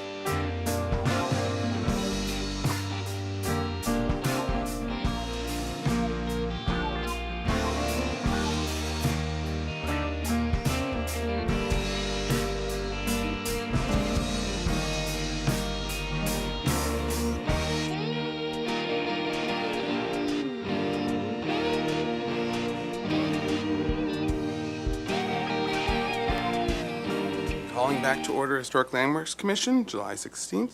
All right, we're on to item 4, which is 101 Garden Street. This is a project design approval, and site is located in EPV. Project consists of merger of 6 lots, removal of all existing structures, and construction of a new 178,000 square foot hotel containing 250 rooms, 130 extended stay rooms, 120 select service rooms, and 6 affordable housing units, 5 low-income studios, and 1 moderate-income 2-bedroom unit, under State Street density bonus law, and an 85,000 square foot subterranean parking garage on a 4.5-acre site at the southwest corner of Garden and East Yonanali Streets. Hotel guest amenities include library, bar, lounge, 208 square foot market, media salon, meeting rooms, living room, breakfast area, outdoor seating areas with spa, courtyard with pool and spa, fitness room, and 7,500 square foot roof deck. The project includes 267 vehicle parking spaces, 52 bicycle parking spaces, and 8 bicycle rental parking spaces. The Planning Commission and City Council on appeal approved a parking modification, development plan, and coastal development permit, and found that the project qualifies for an exemption from further environmental review under Section 15183 of the California Environmental Quality Act. All right, this is to us for project design approval. Project compatibility findings are required. Project was last reviewed on May 25th, 2022. Yeah. So 3+ years ago, and you haven't shaved since. Okay, so with that, if you would introduce yourselves for the record, and then we'll go to staff for comments, and we'll read the previous, our previous comments, and we'll go from there. Okay, Brian Cornell. David Ireland with Delaware Architects. Courtney Jane Miller, CJMLA Landscape Architects. All right, welcome. Thank All you. right, to staff, do we have any? Just a comment, as you mentioned, it went to City Council on appeal, so the Planning Commission approval was appealed, it went to City Council who approved the project, and then it was subsequently appealed to the Coastal Commission. That's why this took some time to get through this whole process. The Coastal Commission had a hearing, but they decided there was no substantial issue, so they did not have to open that up for another public hearing, and they agreed with staff's and Planning Commission's approval. So now they're back for PDA. Okay, thank you. Been on an adventure. All right. Do you want to? Yeah, so we'll read the comments from last time, and then we'll go from there. All right, so our motion was to continue the Planning Commission with comments. The Commission is very positive about, is very supportive of the project, likes it a lot, and thinks it is developed well. The bar and arch window on sheet A2.1.3 needs to be restudied, potentially arching the bar window or provide a blind window or some other solution as it looks awkward as proposed. 3, the staircase on sheet A2.1.6 needs more study, potentially look at providing a plaster wall for portions of it as it is too busy with all the iron pickets. The big blank wall above the stair needs some articulation, for example, a small window or some other form of articulation. That by the way, is the Yananali elevation. Okay. When we come back to it. All right. 4, the landscape design is very beautiful, attractive, and impressive. The suggestion is to provide a didactic panel explaining the difference in landscape habitat. 5, on sheet A2.1.3, the tower design needs to be adjusted. The columns are too slender and do not feel strong enough for support. Restudy the tower, the upper portion of the tower especially.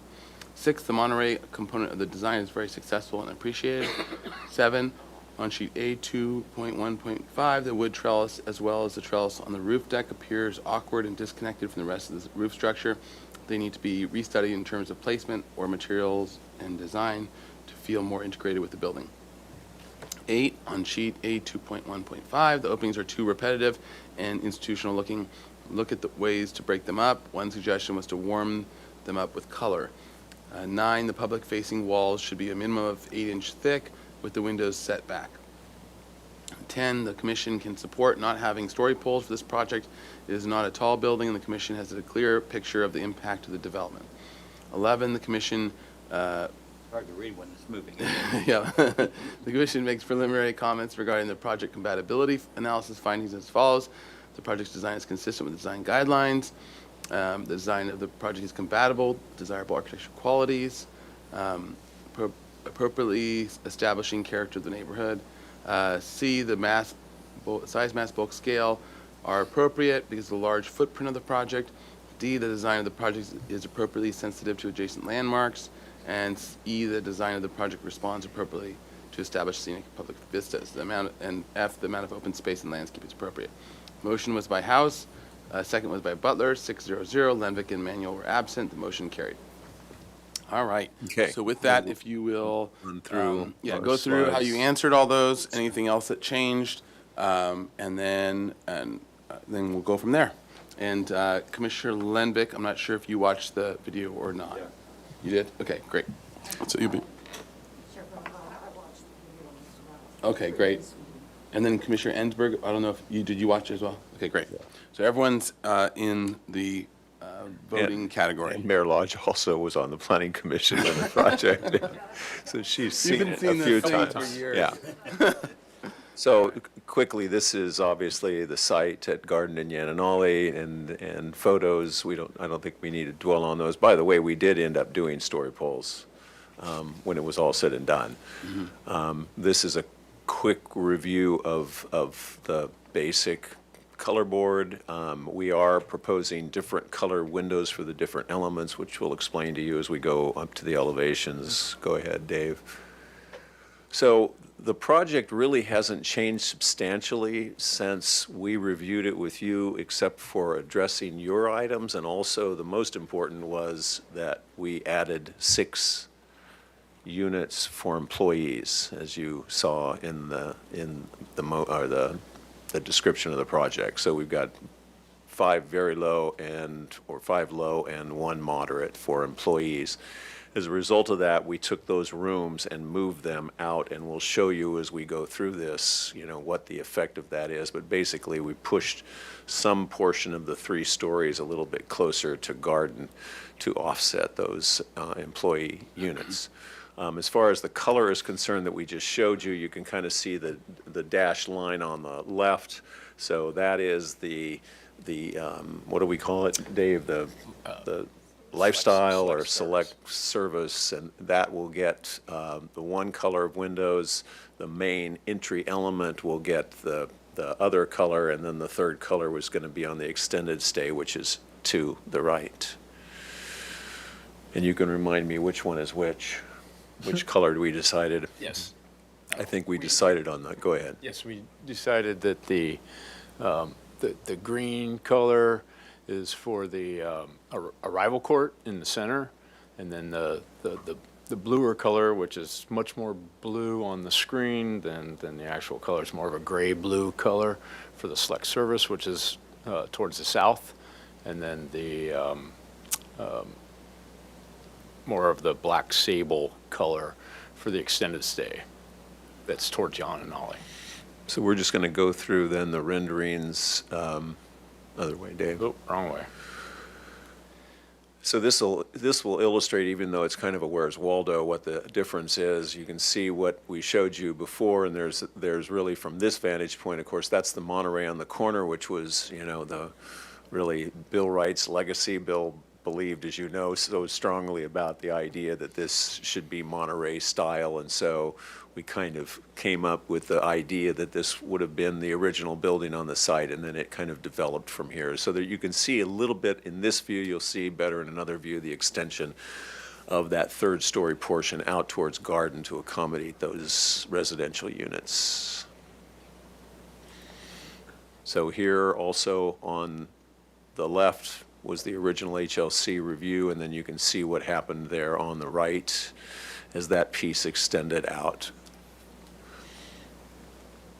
This is really showing the tower change. So this was the spindly version on the left, and we basically increased the size of those columns and put in arches to try to make that tower feel better. Then this view, you really can't see that extension along Garden, so that illustrates that it's really not that visible of an element. This also shows then the fix to those arched windows at the bar. So we basically repeated the arched window all the way around that element.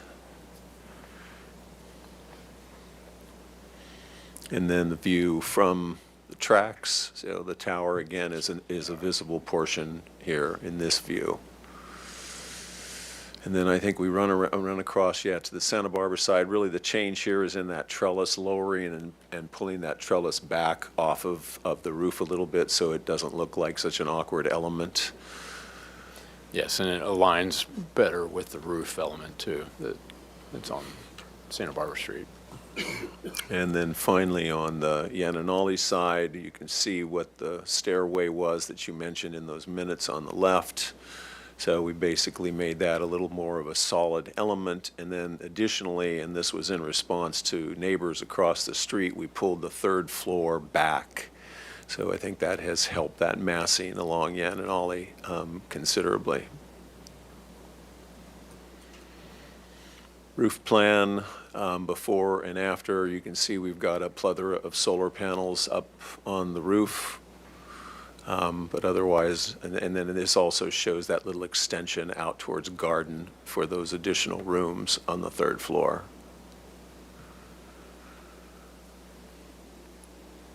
Courtney, you want to just give us Sure. a quick overview? Okay, so from a site plan standpoint, really what we've done is just minor refinements, I would say, since the last time we were here. So we have our arrival court coming off of Garden Street, mostly over structure. So we have raised planters throughout that space. And then moving to the plan left, we have our select service terraces. So we have various features over there, kind of a great lawn at the top, and then various spaces for an outdoor bar and lounge, and then a spa as well. Up on the top of the plan, we have our Santa Barbara Street Park, just kind of a passive open space there. And then moving on to the right, our plan center actually is the extended stay pool and pool courtyard at the center. And then off to the right, we have our courtyard at the Old Inn, which is what we're calling it. And then other than that, we have our materials too we can share. So I think those are on the next pages. Well, and right, the whole, that large area in front is obviously, this was a wetland, or technically a wetland. It's really a drainage ditch, but that's all going to be restored and enhanced. So our restoration there, we're at the Garden Street Drain, is what we're calling it. So next. Materials, so just similar to a previous project we presented today, we have physical samples here. Some of them are a bit large, so I don't know if passing them along will work, but we have them here on the screen. The Ravel Court, we're planning on traditional clay brick in addition to a colored concrete. At the guest room patios, the same thing, traditional brick. Select service terraces, we have a slightly upgraded set of materials there, so terracotta and a stone, which I will say the Scala is, I don't quite like it. It's a little too limestoney. It's very white, so I think we'll end up with something more like a Cherokee Creek. And then for the parking areas, there are some areas around the property where we have permeable paving. So that's what you see there. And that's, I think, one of the larger samples we have. So that in the dune color, which is on the right, which looks a little odd on the screen, but it's a kind of a beige. And then this is an open graded paver, so we'll have the gravel in the joints. Next page. At the pool, we're going a little more beige, sandy tones, and we have two different colored concretes there, and a paver to the right for the courtyard in a mix of colors. So we're playing a little bit with the textures there as well. And then at the Old Inn, both the private patios and the courtyard will do a traditional brick but tumbled and a different color. Then it's kind of a browner tone, which I don't know why it looks yellow on the screen, but we have the real thing there for you. And I think other than that, I can share how the utilities are screened if we want to pull that up. We don't care about that. Yeah. Yeah, and- Nobody here cares about that. And we obviously have the full set if we want to Yeah. review it, but that's the overview. Mm-hmm. All right, and can you, sorry, keep going. Do you want to, okay, so here, this is where we have the fire, water, and irrigation backflow. So I don't like to do a clipped hedge around those if we can avoid it, because it just calls more attention to the thing. So we prefer to do a cape rush, which is kind of a large reed. It's looks like this. You don't clip it, and so it kind of grows around and makes it, just disappear. And then we have, on the rear of the property, we have our transformer, which is really set deep into the property. It's in that internal kind of corner. And that is, has a clipped hedge around it. So it'll be tucked back in. I think, let's see if I forgot anything. Oh, and there was a comment at the last review, a suggestion to add an educational panel describing, helping people understand why the front of the property looks so different and what's going on there. And so we have added that at the corner, and we'll work out the details, of course, but that's planned. So, is there anything else? So have you walked through the set, like elevations and everything too? Yeah. What do you have, page wise? 50. Yeah, 50 pages. Yeah. So really, I think probably focusing on just getting through the elevations, the perspectives you did, but let's just get them on the screen and have walked through as well. These are all civil and landscape drawings, and the architectural floor plans, site plans, enlarged. We have the renderings that are larger scale. This is the main arrival. This again is from Garden Street, looking towards the select service patio terrace. Let's just go to the elevations, Dave. I think Okay. That's fine, since we've shown them these. Come on. It's going slow. Yeah, it's a big file. Mm-hmm. There it goes. Yeah, maybe So, zoom so in we a have bit. overall elevations, and then we also have enlarged ones. So this is the top one is the Monterey building, the old inn off of Yananale. The second one down is the Garden Street along the drainage ditch with the Monterey building on the right. This third one down is the arrival court. And then the bottom one is the arrival court, looking at where we've extended the roof out. And on number 2 there, the third one down, you can see those arched windows on this elevation, so those arches at the bar will basically wrap around. There's 3 on this side and then 2 on the other. And then this, the top one on the left is from the railroad tracks, looking back. This is the bar, it will have a pass-through window, but it's got an arched opening that matches. So there's 4 arched openings into that bar space. Again, the tower that we were talking about earlier, and then this is the view from like Garden Street, looking at the tower. And then number 3 is from Garden. This is inside the courtyard, isn't it? The driveway area, the parking area. That's correct. Yes. And then the one on the number 4 on the right is the one from Santa Actually, Barbara can Street. you zoom in so it's full width? Just Sure. Oh.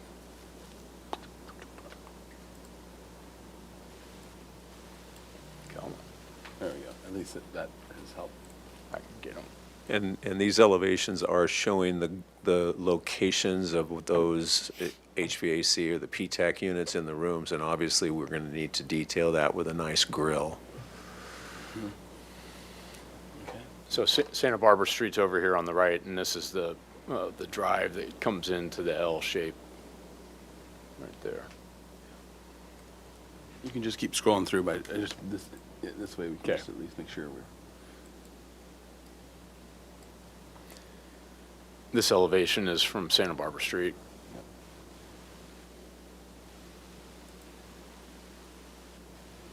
This bottom one is the whole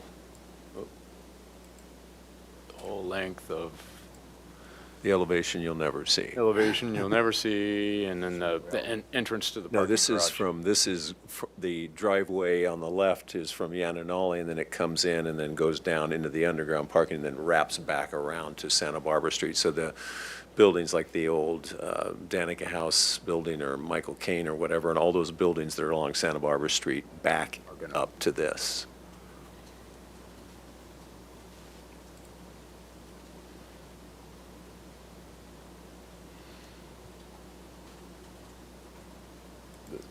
Top one on the, get it? And actually, if you could just zoom in to the full width of the page, that's fine, like a little further like Okay. that. Yeah, and just, that way you can just scroll through. There we go. Yeah. Top left is from the pool courtyard, looking back towards the breakfast area on the lower level. The one on the right is in, wait, That's the courtyard that's the facing courtyard east. again, Yeah. facing east, yes. And then an elevation of the courtyard looking at the Monterey building, Old Inn, and then the other long view of inside the pool courtyard area. And the other elevations of the Old Inn, Monterey building. Is that an extra R in Monterey? Monterey.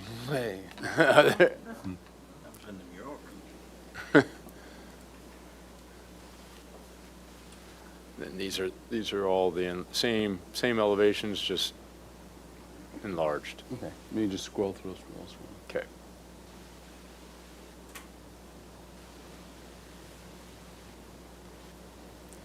Here's the Yananali elevation with the revised stair, little window up above.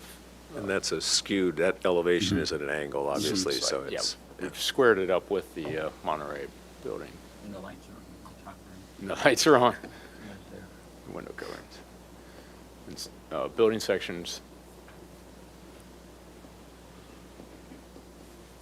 And then we go into enlarged floor plans.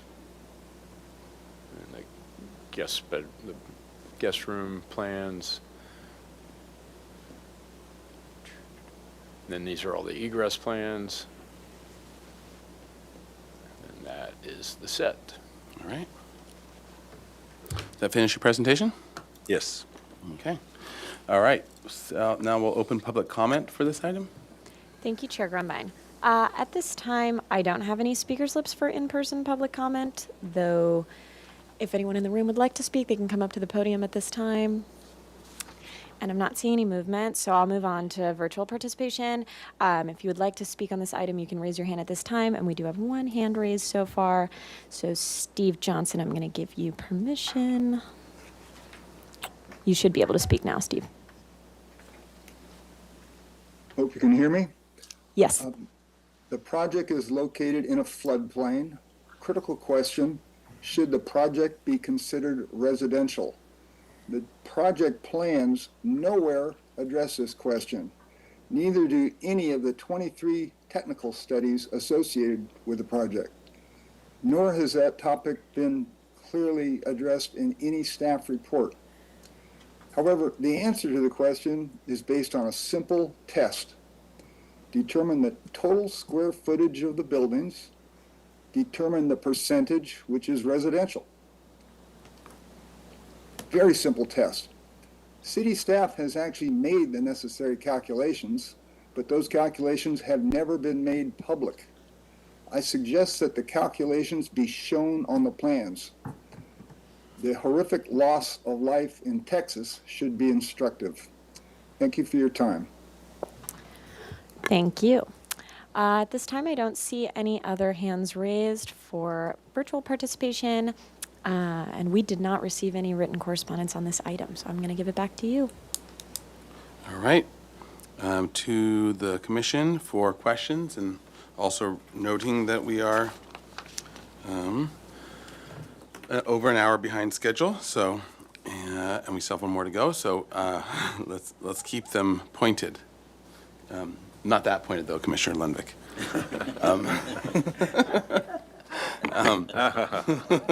I would like to see the elevations of the courtyard, entry auto courtyard again.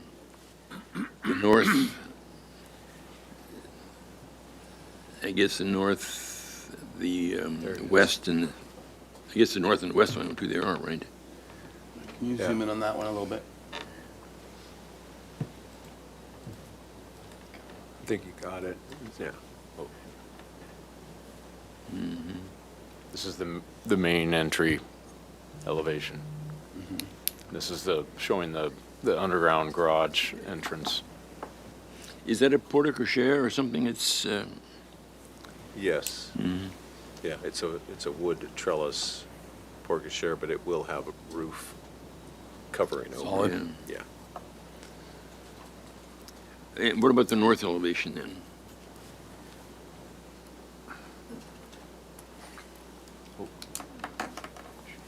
Jumped.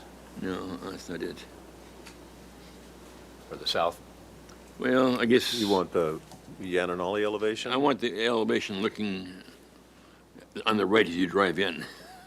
Yeah. Oh, yeah, that's. That's what. Oh, yeah, you were just there, That's right what this there. is, where it says extended stay south elevation, which is actually, yeah. That's south. right. That's south, facing the beach. Is that what you're looking for? No, I'm looking for the other side. The one between those two. Yeah, whatever. If I was to look right there, yeah. Yeah. Yeah, So that's what that's what I'm you're looking looking at, at, yeah. That's what Okay. this is. These are our meeting rooms on the Okay. first floor, and this is the balcony up above. The front door's to the left, right here. Okay. Okay. Other questions, Commissioner Leonard? Any other questions? Other commissioners? Questions? All right. Let's roll into comments. This is for project design approval. Well, actually, I guess I have one question to staff in terms of the, I know floodplains are not in our purview unless they're designing a boat. But the question about residential and the floodplains, I'm assuming that always is, that kind of thing is always answered before it comes to us. And we just want to make sure that, confirm that and make note of that as if there is any question about it. Yeah, there's no question about that. This was an appeal issue both to the City Council and Coastal Commission, and we've evaluated it Well extensively. vetted. Yes, And okay. talked with FEMA and others, so Okay, great. no worries. All right. Okay, great, thank you. And then, so, to the commission for comments. Mr. Chair? Oh, yes, sorry, Commissioner Lodge. Thank you.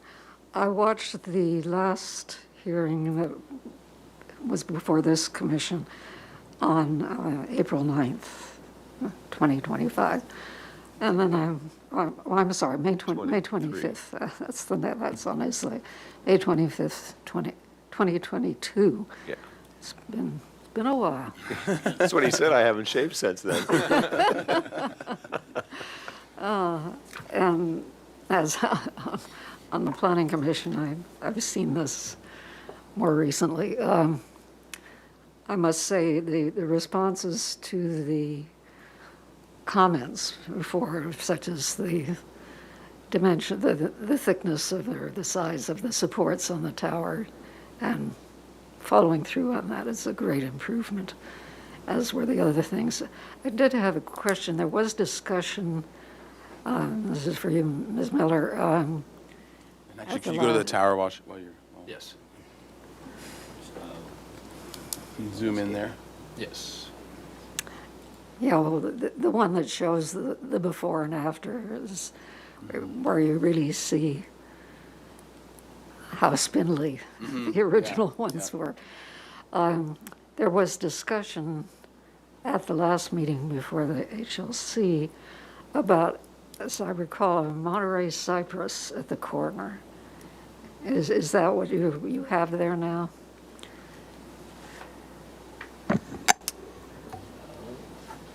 Yes, yeah, we still, you can see it there. Yeah. Oh, okay. We had to set it back outside of the restoration area, but that is the intent, that we have sort of a feature Monterey cypress there. It seems appropriate with the Monterey style. I think so. It may be a little on the nose, but yes. Okay. Those are my questions and comments. All right, other Mr. comments? Chair. Commissioner Butler. So first, let me say, I think the design is excellent, really support the design, the integration of the Monterey approach, et cetera. One thought would, I'd like to see more personality, more enliven the building, either through use of color or tiles or awnings. Black awnings. Black So, awnings because candidly, the design is there, but it's a big white structure. And I think you could use, like the previous project that we looked at, they brought a lot more, it brings some animation to the building, it brings some enlivenment. So I would recommend study and consider how you might integrate more color, whether it's through tiles or, some other approach, just to enliven it, make it more Santa Barbara. For example, the spire, I don't mean to take this literally at this stage, but you just have like a straight, let's put St. Barbara up there or something, I don't know. But let's make it, drive it closer to, you're at the beach, you're in Santa Barbara, it's a great design, so let's just take it to that next step. All right, great. Other comments? Commissioner Lenvick? Yeah, I'm wondering if you couldn't even do more landscaping separation of the old inn building from the balance of the buildings. I mean, as if that old inn Monterey style building had been there a long time, and a lot of landscaping had grown up, and the new stuff has kind of been pushed closer to it. But I think that building could be very interesting. That the old inn. It's a nice concept, and it's probably should be dedicated to Bill Wright. Actually, It should be. Yeah. Okay. Other comments? Mr. Chair. Commissioner Lodge and then Commissioner Hansberg. I agree with the comment about it being a big, in some ways, bland building. And if you could, I think the word enliven was used, that would help. And with different colors, perhaps, beyond the window frames. And actually, yeah, can you go back to the renderings a little more as well, or the other one, and maybe zoom in more? Yeah, and I don't think these show the window colors yet, so we haven't articulated them to show those different window colors, which I think is really important to help break it up. Okay, well, I would be interested in seeing what more you could do to break it up. Okay. And we're considering different wood tones too, because there's going to be a lot of wood on this building. So the Monterey building will have its own color scheme, okay. plaster color, and wood color too. Okay. Commissioner Lenvick? Yeah. Oh, actually, let's go Commissioner Ensberg and then Commissioner Lenvick. Thank you. I'd forgotten I'd already Yeah, said. Thank you. Thank you for this really great presentation and for all the work you've done. It's very exciting, and I agree with Commissioner Butler with what he has said. And what comes to mind for me is, I'm thinking like a Grand Resort hotel, and just, which I've been in to many of them across the country. And so you have everything. You just need to add, a few details and color, as has been mentioned already. I think like we're looking at the front entrance, like maybe that central building, a finial there, some kind of really cool finial there would really punctuate that opening. The other thing that comes to mind is, the the quintessential Santa Barbara, the blue Gladding McBean pots, you know, like in front of the junior high, and then of course those beautiful ones behind the that building behind the post office, you know, using something like that, I think could be really very Santa Barbara and really beautiful. And then of course, awnings, but I think because it's such a big building, maybe you can selectively figure out where you place them. Maybe not every single window has to have them, but at this front entrance, you know, so that when you're coming in, you really feel like, okay, I've arrived, I'm at this Grand Resort Hotel, and it's really playful and colorful, and could have stripes, you know, just saying, but it could be, you know, just maybe the Santa Barbara blue, the turquoise color, maybe that's all you need, you know, but to study that. And maybe around the pool areas particularly, and then like this entry, but not every single window on the building. That would be such overkill. And then, what was the other thing? Oh, the windows. I don't see like the windows having to be all different colors. I think you could just pick a great color, like again, maybe a Santa Barbara blue, possibly, depending on what you do with those awnings, and then just do them all the same. And then make your, if you're trying to differentiate one area from another area, maybe you could have a different set of awning colors from there to there.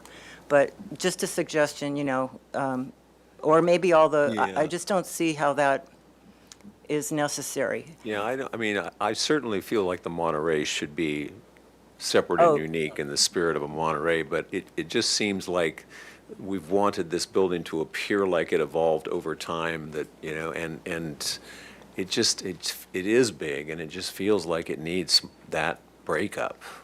Well, I'm just saying, just putting it out there, you know, Okay. you guys Yeah, can and do all- what you all- want. And I think there will be other additional content. I think you're Yeah. throwing out good suggestions I'm to just study. saying, yeah, to look at that, and that in conjunction with these other elements, like, so not just have it all be the same everywhere, but maybe the awnings are more powerful in terms of a color differential. And yes, absolutely agree about the Monterey. I love that element and how it's completely different, and it's such that beautiful style that we all love, and then it really complements and is a counterpoint to the rest of the building. So I love how you did that. And I think that's it. Just, you know, think Grand Resort Hotel and just bring it in. Again, like I said in the last one too, the signage is just so incredibly important, and we don't get to say anything about it. But And outside of our purview. but anyway, good job, and those are my comments. Thank you. All right, thank you. All right, other comments, Commissioner Lundbeck? Yeah, if you go back to that entry there. So what's behind the 3 windows on the upper level? That's a little fitness area. The fitness that's separate. Yeah. That's the fitness area. It's a what? Fitness The fitness area. room? Oh, little fitness Up room. on the 3rd floor. You know, I you know, questioned or asked a question about the porte cochere earlier.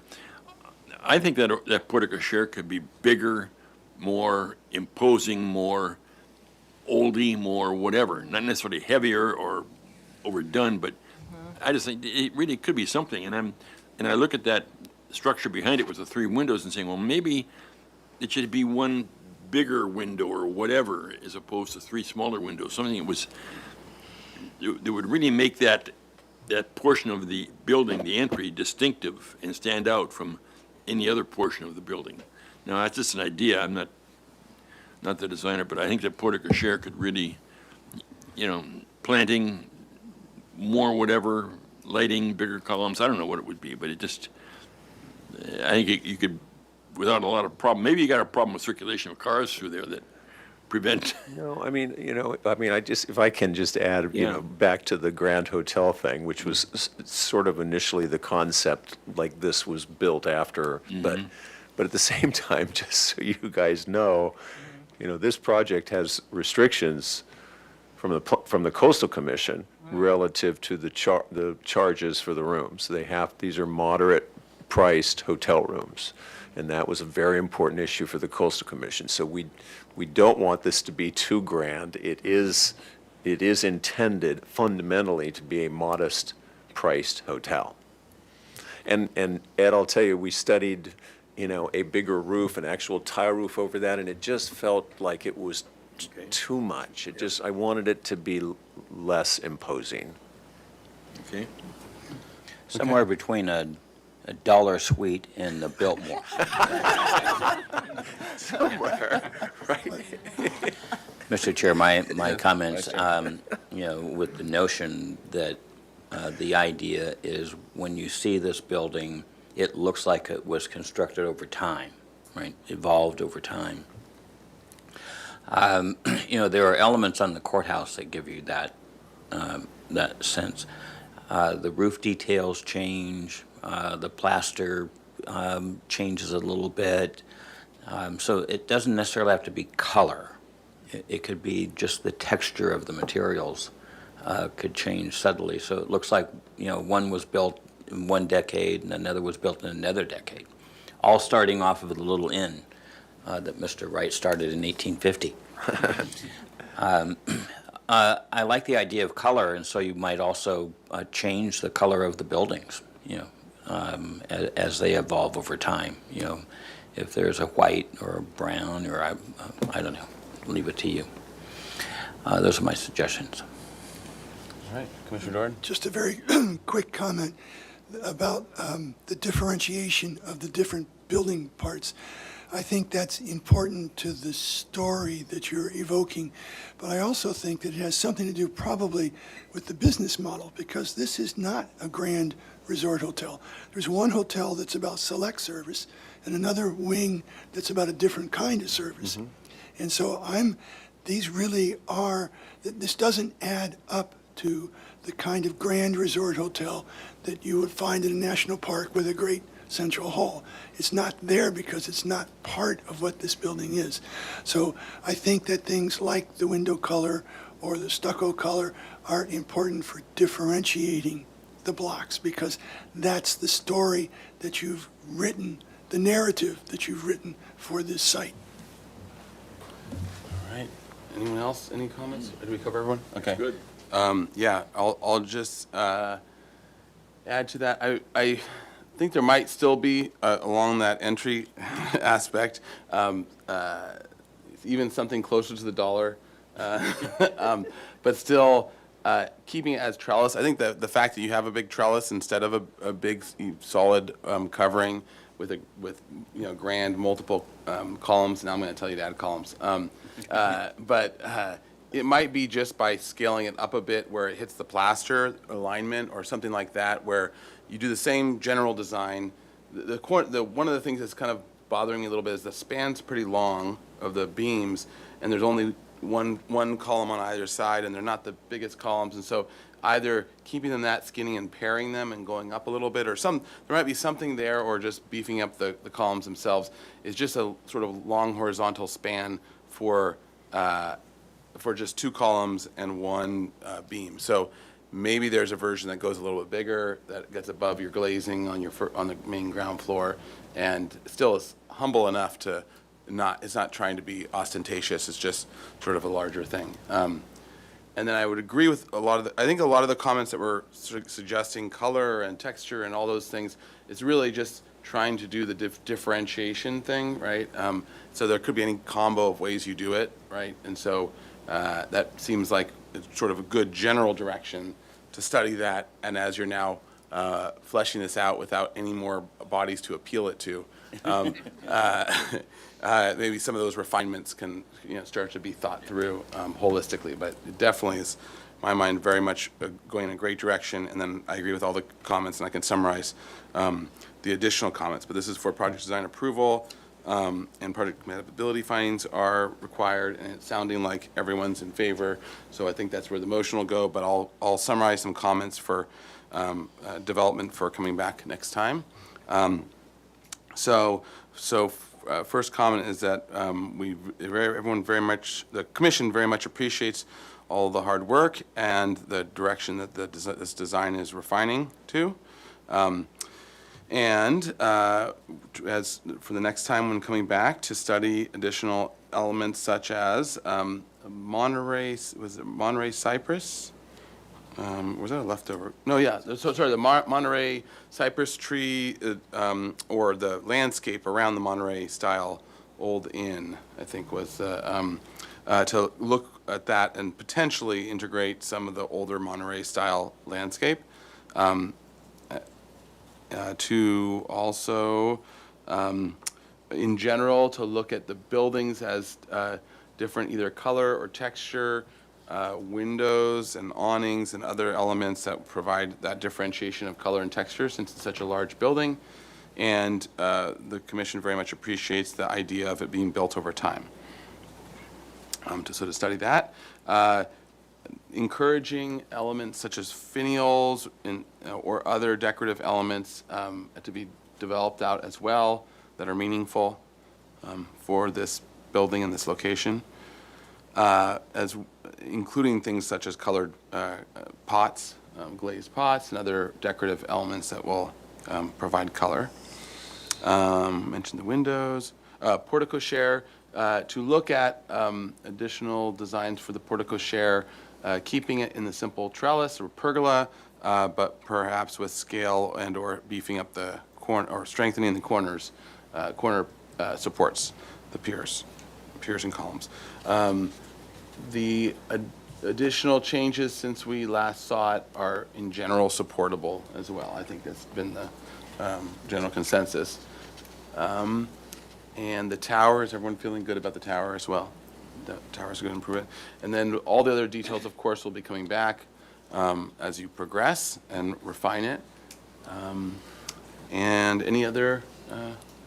Would you like us to come back in progress? Yeah, probably. This is a massive project, and I think there's so many details and there's so much to look at that now that the overall design is locking in, that it's really good for, there's just so much to look at here, review.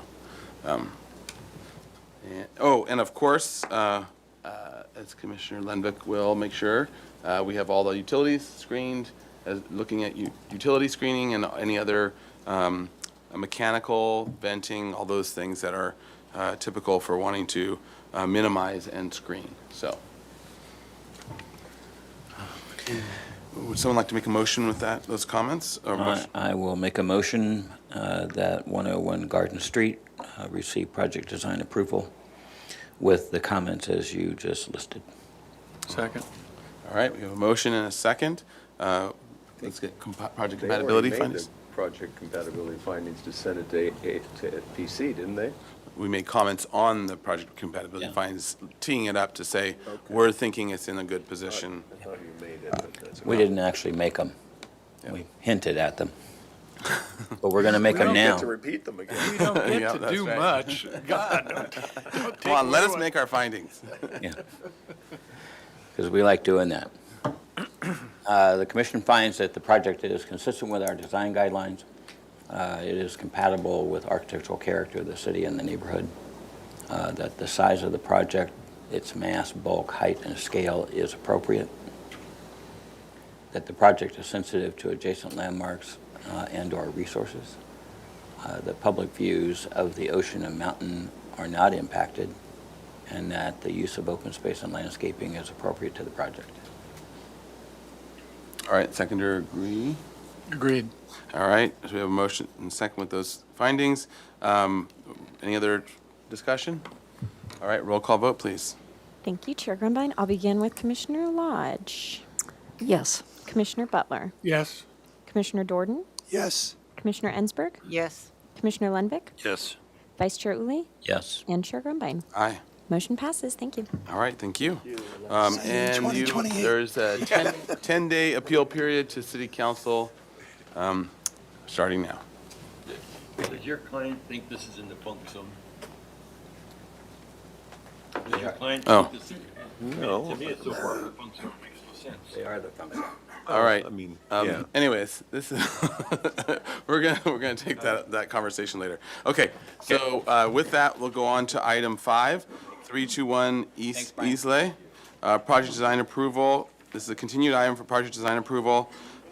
This is designated as structure of merit, constructed in 1914, the American Colonial Revival style. Proposal for a new detached ADU with attached 2-car garage and storage area for a total of 1,600 square feet. Project includes a new pool new pool and spa, 110 square foot pool hut, trellis barbecue area, 6-foot tall wood fence, front garden wall, and sidewalk with wrought iron fencing, driveway gate, mechanical equipment, and retaining wall. Hardscape and landscape alterations, removal of 11 trees, and demolition of the existing 2-car garage. The project qualifies for exemption from further environmental review under Section 15303 of the California Environmental Quality Act. Project design approval is requested. Project compatibility findings are required. Project was last reviewed on April 9th, 2025. Oh, yeah. And, all right. And so with that, welcome. If you can introduce yourselves for the record, and then we will go over the motion from last time, and if staff has any comments as well, and then we will go from there. Hello, my name is Paul Zink. I'm the architect, and with me is Mary Jo, and she's the owner, and her husband is watching online. She's passing out a handout that we uploaded today to the website, and I'll go through the slides. You might not have had a chance to look at it, and you can go through it at your own pace. And also with me is Billy Goodnick, the landscape architect. Okay, great. All right. So with that, we'll read the motion from last time, and then we'll go from there. So, motion was continue indefinitely with the following comments. The Commission thanks the applicant for bringing the project forward and thanks the owners for putting the work in to take care of this historic resource. 2, simplify the front yard utilizing neighbors' properties to find a good precedent. 3, consider using 1 retaining wall instead of 2 and/or obscuring a fence with a hedge. 4, the garage elevation is unresolved. Study simplifying the front elevation as well as overall massing. Consider hipped or gabled roof if done simply. 5, study the dormers on the ADU as they seem overly complex and aren't conducive to the small structure as well as the main house. 6, the site plan needs to be simpler and more formal in structure. 7, the Commission feels that the character of the ADU should be more referential to the main house in terms of its materials and details, including the division of windows or muntins, columns, piers, shutters, etc. Study overall style of the ADU as to whether it is a simplified version of the main house or a simple structure that is sympathetic to the main house. Some commissioners feel the chimney on the ADU is unnecessary. Others feel it may be supportable. The motion was by Uli, the second was by Ensberg, 5-0-0. Jordan, Drury, and McClure were absent. The motion carried. So I guess, Mr. Chair. Commissioner Jordan, yeah. I did yesterday watch the video. Okay, great. And Drury and McClure are still absent. So, all right, keeps it simple. All right, so with that, if you would go through your presentation. Pardon my interruption, Mr. Chair. Oh, yeah, sorry. I have a brief staff announcement, Yes. no problem. Ms. Hernandez had to leave. She was not feeling well, but she sent me a brief announcement to make for the item. Although the garage was designed by Lockwood DeForest in 1926, it was added to in 1930 and does not exemplify an excellent example of his work and does not qualify as historic, and there is no evidence that he created the landscaping originally. Nicole checked the UCSB archives where his drawings are kept. The existing landscaping has no integrity or evidence of a previous landscape plan. And with that, I'll turn it over to the applicant. Okay, thank you. And so if you could walk through your project and make sure to explain how you answered each of our pieces, and then anything else that's changed since you were last year. Thank you very much, Chair. I want to start for the people who are watching on TV just so they can see the elevation that we had Billy prepare of what we envisioned for the front of the house. And that is the stone wall, a wrought iron fencing, and then the house behind it. And what I want to do is I want to walk through some examples. This next thing. After our meeting, there was discussion of whether this was appropriate or not. So my client went through the neighborhood with her husband, and they looked at all of the areas around our house, around their house, that had a sandstone wall at the sidewalk. And the red lines represent examples of where there was a stone wall. Some of them had a wrought iron fence and some of them did not. And then they put together a fairly exhaustive chart. They're going through each one of these. I'm not going to bother going through them, but that's the information. And then they went through and they took photographs of various locations of where the walls are. There are lots of examples of walls, and this is what we're envisioning: a wall at the sidewalk. We go up 30 inches, then we have a landscape area, and then we have the wrought iron fence behind. Now, there's 3 pages of, maybe 4 pages of photos. I want to bring your attention just to one particular photo, and that's this house here, which is almost exactly what our example, in which we have a house that has 2 front gables, has a front door, and has a dormer above. And this is a look of what we're trying to emulate. We're not 100% exact to this, but it's a stone wall at the sidewalk. We go up to a landscape area, and then the wrought iron fencing beyond. And here's, there's several examples, and this is what we were envisioning. The drawing that I put together before had the pickets at 4 inches on center, because that was the standard thing. We don't need pickets at 4 inches. They're now at 6 inches on center. So I can later show you more architectural details, but I wanted to tell you and show you this is the vision that we have, and the vision is appropriate for the neighborhood, and it's appropriate for this style of house. And I wanted to ask, do you have my client, if she wanted to add anything else, because she is the one who put together this packet, and because we gave it to you so late, we ended up giving you actually your own version to flip through at your own pace. Yeah, so the singular printout that's not stapled with photos, that actually captures, if you want to scroll up. Initially, Lockwood DeForest II had bought what is now the 321 to 327 East Islay all the way up to 1821, or Laguna Street. So that entire property was his. He had deeded over the lot that our home is on at 321 to his daughter, who was married to Winsor Soul.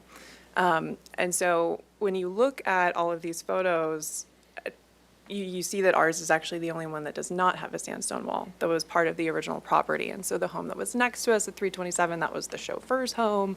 The home at 1821, that was another like storage structure that he kept a lot of things in, worldly materials, things like that. And so we feel that this fits in very well with the original lot, and then also with the larger neighborhood. Perfect. And so next I wanted to go ask Billy to go through the landscape plan, because I don't pretend like I can talk about the landscaping. So that's his job. And I will. Thank you. You're just going to put up the color? I will. It's page 17 of 18 sheets. So I just have to Turn in your hymnal. Yep. Passed it up. I said, you want to zoom in a little bit. The front yard, the formality is, I think, in keeping with the front yards of this style of house. It's pretty much symmetrical bilaterally, although the dimensions are a little bit different one side or the other. But as Paul pointed out, you come up the steps, and there's that first rise, and then the darker brown line going through there is the second sandstone wall. It's actually more of a curb in terms of how it presents with landscaping in front of it. Also, just drawing your attention back to the elevation that I sketched, there was some discussion of a hedge. What I'm doing there is using large enough plantings to obscure portions of the fence without necessarily making it a clipped hedge. Personally, I stay away from any added maintenance, and I think we can achieve the same thing with a little more informality. So as you can see in plan view, it's pretty much squared up on the central axis of the house. Also in the lower right portion of the drawing, you'll see 4 large green blobs there. That's all low, which is where the backyard water is going to be coming out there. So it's a little bit of a swale, and that's just going to help to interrupt the flow a little bit, soften it, give it more time to soak in. Those are the main features for the, other thing to point out is in the parkway, we're fortunate or unfortunate enough to have a ribbon driveway going up there. And there's also a couple of places in the there's one place in the parkway straight out from the main walkway that's vintage sidewalk concrete. It turns out that the ribbon going up the driveway is about the same look, so we're going to cut that up into squares and use it as additional places to step out of the car. The rest of it will be inert gravel-type material with a couple of pops of planting coming out to have it landscape, but not require a lot of irrigation. In the backyard, we're leaving a couple of small lawns going right off the central axis from the patio. That's for dogs and people, and then we're up a few steps to the pool area.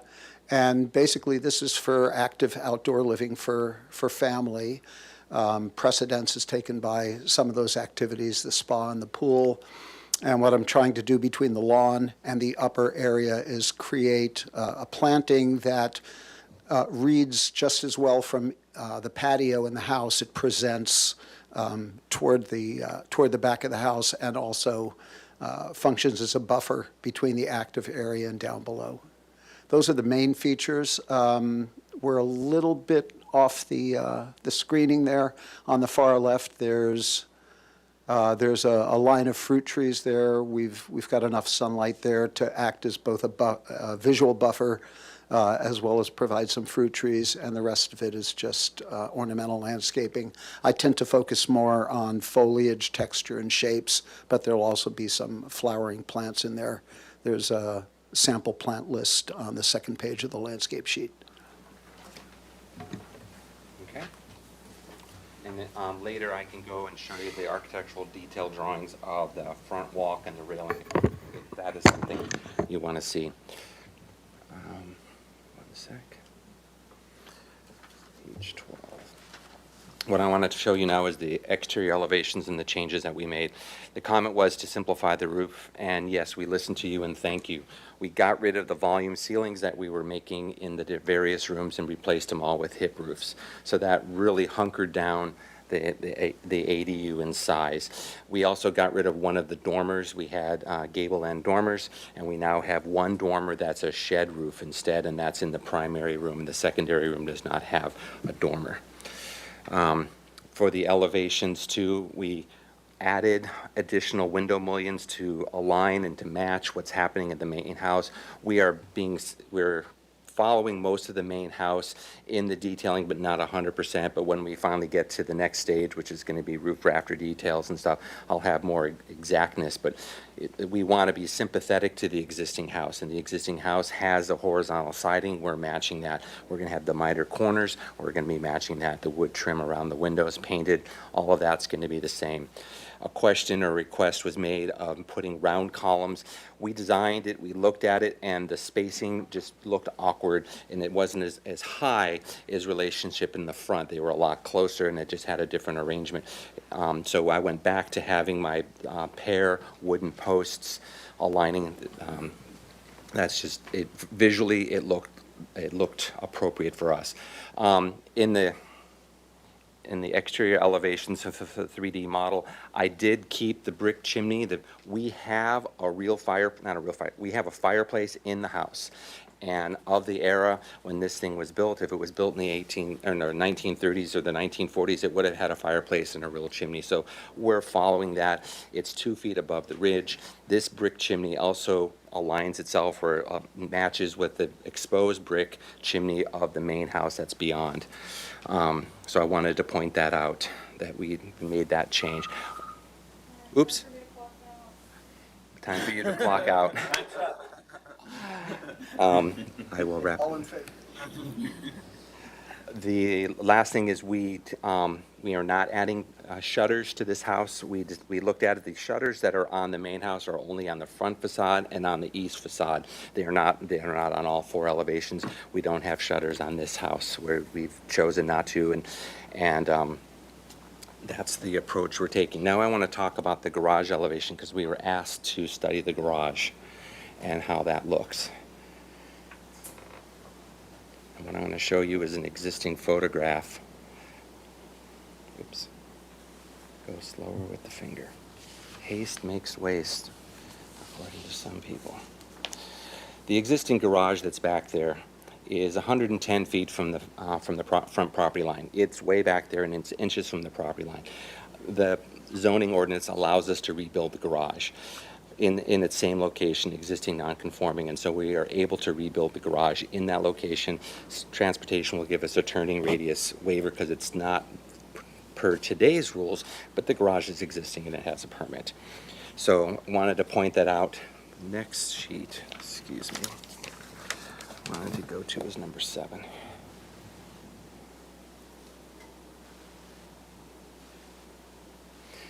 So this is the elevation of the 3D model. Whoops, haste.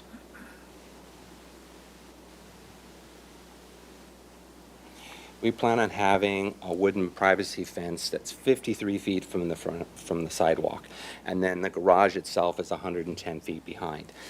We're having 2 garage doors instead of one 15-foot wide garage door, and I intentionally broke the front plane by 2 feet. So I have the original garage right where it is because that's the existing non-conforming condition, and then 2 feet further I have another garage door that's slightly taller and slightly larger with a hip roof, and that was the design to soften and to push back the garage and where it's located. And then just to sort of see the look of what it's going to be, the garage and the way the 2 garage doors are located. The original garage is shown as a dashed line, and the new garage, it will be wider just because the original one was only a 15-foot wide garage door. Now we have 2. And the roof pitches and how they align, but we have a hip in the front. So that's how I addressed simplifying the front garage, and I intentionally broke that facade just so that I could have 2 different roofs in the front. And page 12 is another elevation, which is this elevation with the chimney in the back, and then the shed dormer is basically in the middle of the ADU, so you really won't see it as prominently as it's shown right there. So that is the presentation that I have for you. We're here for project design approval. I don't mind coming back in progress to show you the details when we get to that point. I'm not asking for a final based upon, details seen on the first round. Like I mentioned, the horizontal siding, mitered corners, the colors and everything are going to match the main house, so we're just going to be following the same vernacular. And then once again, we are not proposing shutters for the ADU structure. So that is my presentation. All right, so if that completes your presentation, we will now go to public comment and open this item. Thank you, Chair Grumbine. I'll begin. I have 2 speaker slips at this time. I have Mark Norris and Greg Dolan, but Craig, are you looking like you want to talk too? Okay, you'll be third. Okay, so Mark, why don't you come on up? Oh. Hi. My name's Mark Norris. I live at 315 East Islay, directly next door. I actually would like to say in favor of the stone wall. I think it's great and it's appropriate. Everywhere else has one, so we'll probably put one in too. I'm objecting to the ADU, which he's been referring to as a house, because that's pretty much what it is. I don't think it should have a chimney, fake or otherwise. The current chimney may be brick, but it was stucco. The original architect had 2 chimneys that were stucco, but the one that they were fixed was visible from the street. I don't know why you guys didn't get to look at it. It's always been visible from the street. His plans show it being visible from the street. So mainly I would object to the bulk of the ADU or whatever, house. It's a house. It's 2,400 square feet roof, He describes it as being smaller than it's going to look. Anyway, so that's what I have to say. All right, thank you. Thank you. Next up, we'll have Greg Dolan.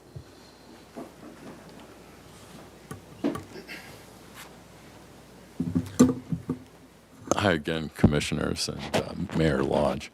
I live at 1821 Laguna Street, and unlike my comments on the previous project, I do support this, and I particularly think that what's been elucidated with that stone wall is totally true. There's a Santa Barbara stone wall coming down Laguna Street on my side, and then it does wrap around for 2 particular properties as you approach 321 East. So to me, I'm not an architect.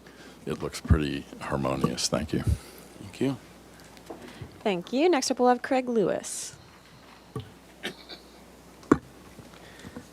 I like the project. I'll just start with that. I live at 1800 Garden, which is 3 doors down to the west of this property. And my wife and I have, walked Islay many times, and that house that's currently there is not very attractive. I don't care what the historical significance is. So I'm really, the property's a beautiful property, and this home looks like it's going to be really nicely situated in there. And hopefully you can do something with that front house someday. I think it's a historical landmark or something, but good luck on that. We're right here. Yeah. I'm seeding her future request. But just, you have another neighbor that's in favor. And the one thing I'd love to see in this is a bunch of solar there. And you make it a solar microgrid, get resilience for your family. I don't know if you heard any of my earlier comments here, but I just happened to be here because I wanted to see this plan. I couldn't get access to it online. So I'm here because this is the only way I could find out how to see it. But I'm in the solar industry, and I'm not trying to sell you anything. I run a nonprofit, but I'd love to talk with you about how to make your home, solarize it and turn it into a solar microgrid as well with the battery, get economic, environmental, and resilience benefits for your family. So I'll stick around and hopefully we could talk. Thank you. I don't have any more speaker slips for in-person public comment, so I'm going to move to virtual participation. If anyone online would like to speak, they can raise their hand now. And I'm not seeing any raised hands, but I will acknowledge that we received written correspondence from Mark Norris. And I will acknowledge that we did receive correspondence from Stephen Olson. He was here earlier but wasn't able to speak, so he left me a written printout, which I will send to you guys later. All right, great, thank you. Okay, then if that's it for public comment, we'll close public comment, bring it back to the commission for any questions. Commissioner Lenvik? Yeah, the stone wall, is it your intention to use random blocks as opposed to regular or ashlar patterning? Or do you want to point to one of your hundreds of stone walls you have? Yeah, I mean, So where you want to go? 309 East Islay, or any of them are, most of them are ashlar, yeah, like that. They're looking at rectilinear. Yeah, great, thank you. Okay. It's a good selection. That's a comment. And no cap. No what? Wimpy cap. No wimpy cap, I agree. But I can't say that because that's a question. We're in the question period. We're in the question period right now. You got it. Okay, other questions? You're not going Commissioner to use a wimpy cap, are you? Yeah, there we go. That's it. It's a question. Just a quick question. When you are facing the house, to the right, there's a wooden fence. Whose fence is that? Is that We yours? paid for it, we installed it. Okay. And that will stay. I mean, that's part of the plan. It's part of the plans, it's part of this permit. The first 10 feet are only so tall, and then everything else is 6 foot Okay. there. And we wrap the entire perimeter of the property with a new fence. Okay, other questions? Mr. Chair. Commissioner Butler? Can we go to the landscape? Yes, I plan, can. please? What I'm going to ask about is the ribbon driveway. So I didn't see it, maybe it was cut off in the image, but what are you planning, or how are you planning to treat? Because you're going to maintain it as a ribbon. It's a new driveway. If I can interrupt, the existing driveway is currently a ribbon driveway with Correct. 2 concrete slabs. He wants to save portions of that existing concrete slab. We are replacing the driveway with a brand-new pavers, and underneath it, I'm going to have the stormwater Quonset hut-like chambers for water absorption. So you're going to remove the current driveway? Right, but Correct. we're And replace salvaging it with, And can you go to a permeable plan paver- that shows it? permeable and so- that was a pavers. question, yeah, sorry. A site plan. Okay, all right. And But then, I want to make sure I understand it. too. yeah. Well, this one doesn't have the chambers, it has more details on it, but the driveway itself is 12 feet wide right there. It's not a ribbon driveway. And then underneath that middle section, if I just turn one page, you can see that I have, oops, slow down. very clear. Oh, I think, Of course, stormwater management dictates how big these little things are going to be, but they're yellow plastic and they're Quonset hut things, and you bury a lot of water underneath it. I plan on putting water in the front yard, but we made that area smaller. If you notice on the upper right-hand side, there are also 2 infiltration zones that are happening in that area, which is why there was 2 retaining walls with the gravel in between. Now we'll only have a curb kind of showing at the top portion, and the bottom is at the street. So question along tied to this. So is there any way of getting the ribbon driveway look and still get your stormwater to work, at least in the front portion? Or I would say in front of this rolling gate, it is possible. In the backside, because I'm going to have a 3-point turn, I won't be able to, but where, say, we see where the trash area is and there's a rolling gate. So from that portion to the front sidewalk, we can accommodate a ribbon driveway, yes. Okay. so follow-up question. Back now to the rolling gate. So in the illustration, it just shows it as blank. What's the design aspect to that? Right now, it's going to be a wooden gate, similar to the wooden gates that the fencing that we have around the property. So it'll match the fencing rather than the siding of the house? Correct. Okay. And there'll be landscaping in front of it and that stuff. And it's remote controlled or whatever. And Right. it rolls back. And I think is that the location right there? I think I see. Yes, it is. So that's. There's a bay window that happens in the living room right there. Right where the word backyard drainage overflow, that little bay window is in the living room area, and then there'll be a fence that comes right down. Okay.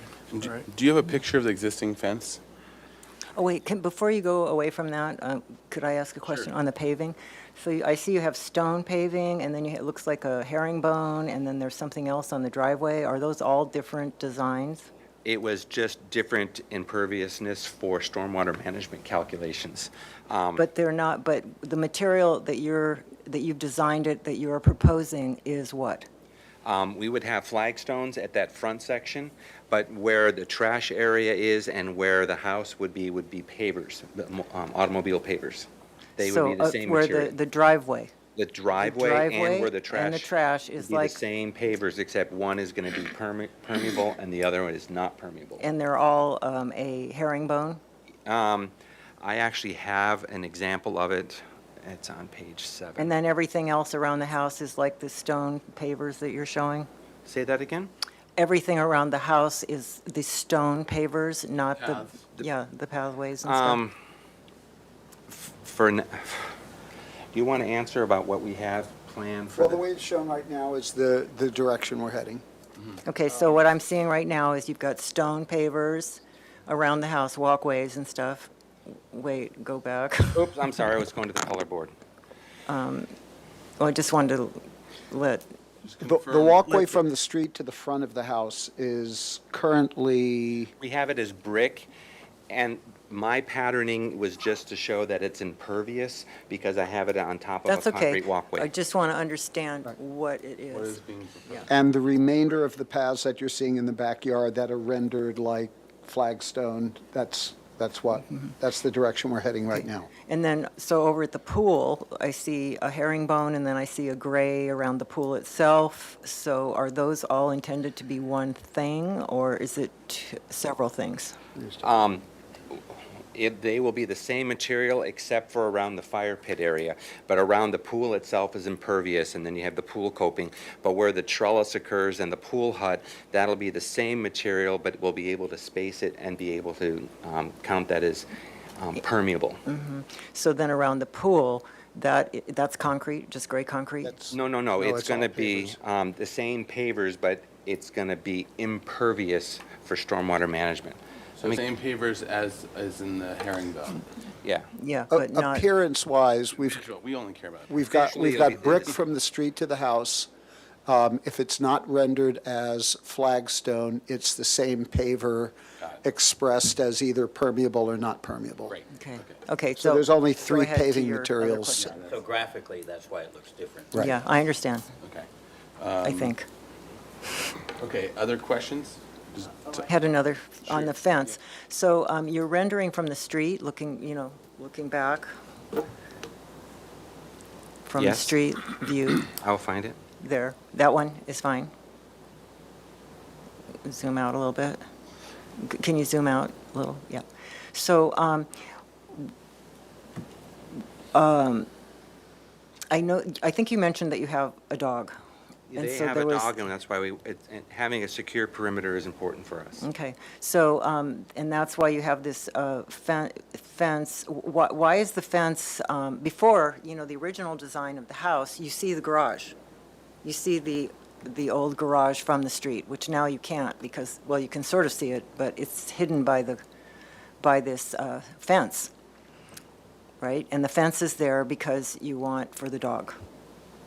The dog also for privacy, if we're, there's no need to have our whole garage exposed to the street. Is it relative to the pool and having that enclosed or something? Or? It's not part of the 5-foot pool enclosure Okay, fencing. That's a okay. different line. Okay, well, I was just wondering why, because the original design, you do see the garage. You're going down the street, you see the house, you see the garage back there, and it's all visible.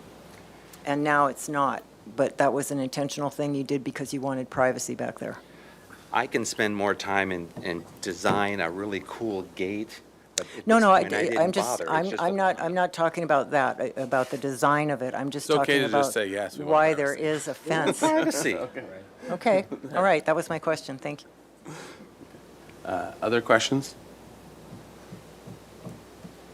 Okay. I don't think I had any other additional questions. I think we've all been answered. I do have one other All question. right, one more. You showed, like here, I'm going to just hold up this picture here, which is very typical. We're all familiar with a neighborhood like this, where you have a stone wall and then you have a hedge above it. Very simple. So was there a reason why you didn't go this direction as opposed to the direction that you have shown? I can answer that in the Here. sense that a hedge is opaque. And our hedge basically is my house is on the other side of this hedge, and please don't bother us.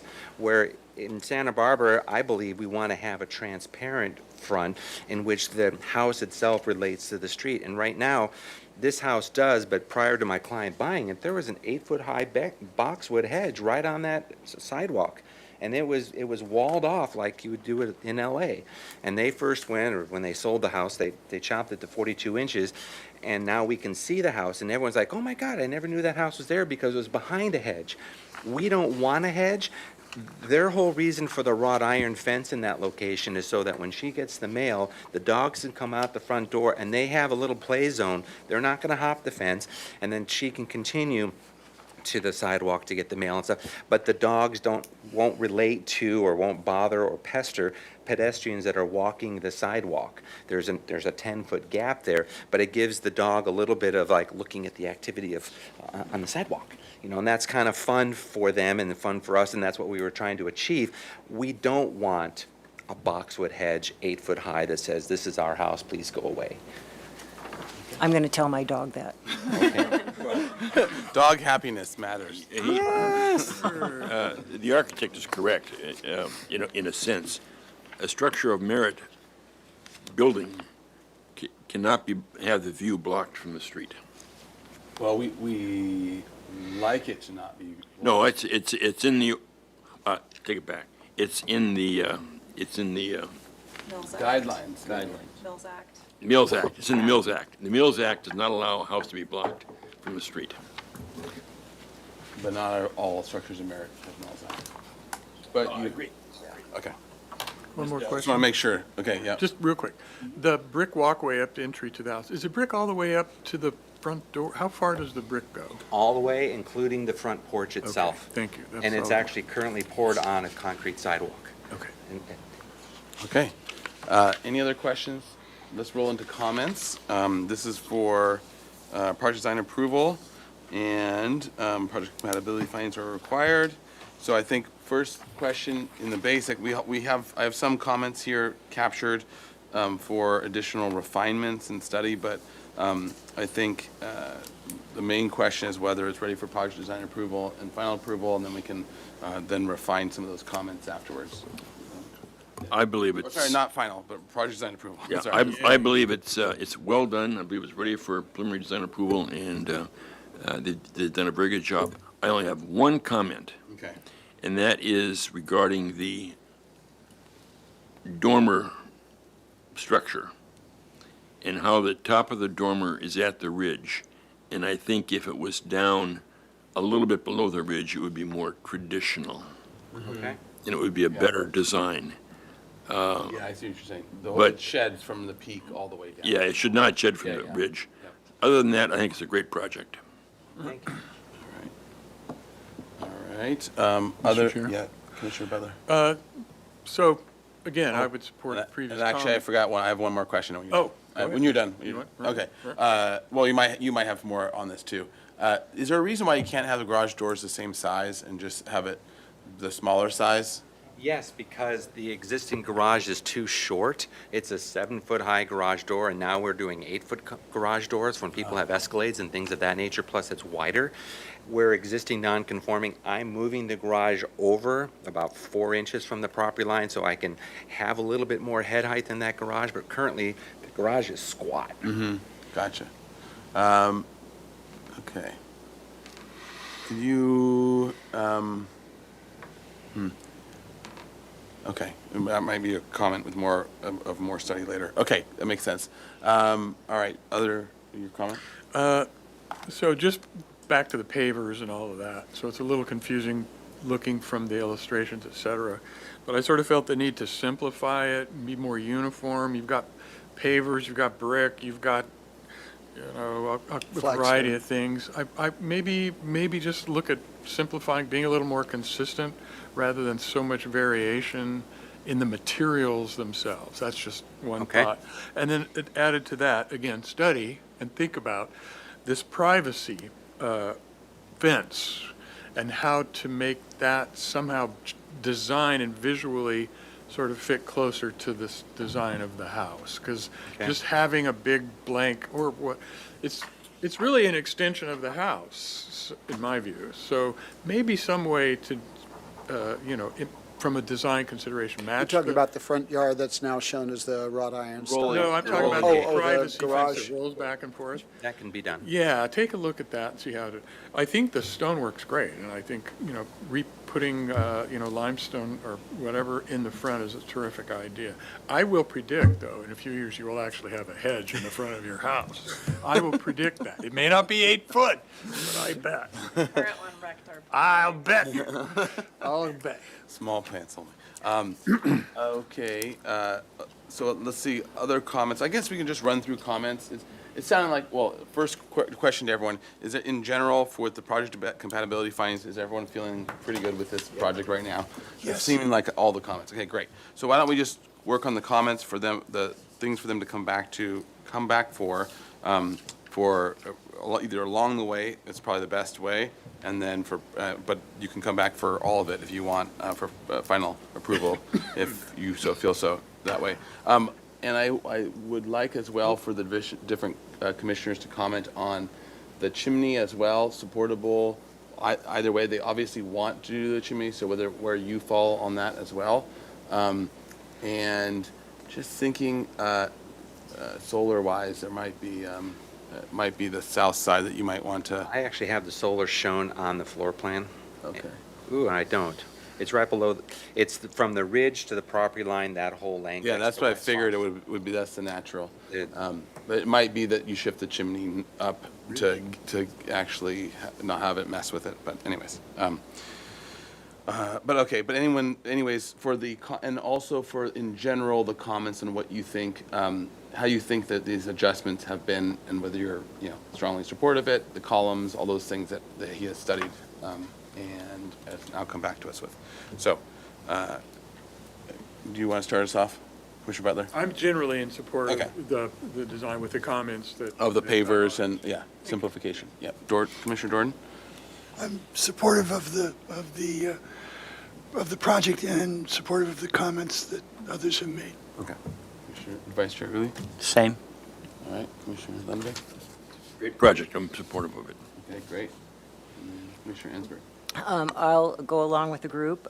I do think, though, that there is, and I appreciate all the changes that you've made. Obviously, you've spent a lot of work in putting it all together. I do think that that just simplifying, I think it's still overly complex. And I think for the layout of the landscape, there's just all these paths and the curve of the lawn, and just thinking about the formality of this building as it would have been originally. It just seems like there's just too many shapes and materials. So I would just suggest that you look at that and maybe see if you can simplify it further. I don't mind the fireplace. I think that's fine. The chimney? Yeah, the chimney. But I do still feel like and I appreciate the simplification you've done to the roof. I think it could have another pass, but I'll leave it to you. I just feel like it could be more simplified even more. And then finally, on the front, I still, I'm looking at these pictures, and almost every single one of these has a hedge. Now, the hedge doesn't have to be 8 feet tall. It can be whatever height you want it to be, but they all have a very simple stone wall and a hedge. And so I feel like that's very beautiful, and then it just frames out the house. The house is right behind there, and there's many examples of that in here, of that exact thing. And I guess it was Keith, Commissioner Butler was saying, I will be coming back here and seeing a hedge later. But I do think that looks it's very formal, it's really beautiful, and then whatever's the dog's doing behind there is fine. They're going to know what's going on out there, believe me, and they're going to be barking no matter what. So I think that just a little bit, just another run-through of simplification, I think, could be really beneficial. And then however you design that fence, I do like the sort of historical look of it. That's why I'm talking about this stone wall and the hedge and then the building behind it. I do like being able to see that the garage. And I don't know, maybe it just looks really cool back there. And you made it a nicer garage than it was before. It's much prettier than it was. So it's nice to see that building, in conjunction. So I don't know, maybe there's another way you could do the fence or something. If you can't, then, I appreciate and understand the desire for the privacy.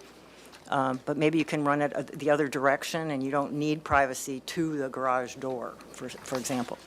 So those would be my comments. Just it's always, I found in my own practice, every time I think I have it perfect, then I go back in and I say, okay, what is really essential here and what can I remove? And it always gets better. So I just would put that out there to suggest, but I think you've done a great job in bringing it along. Thank you. All right, Commissioner Lodge?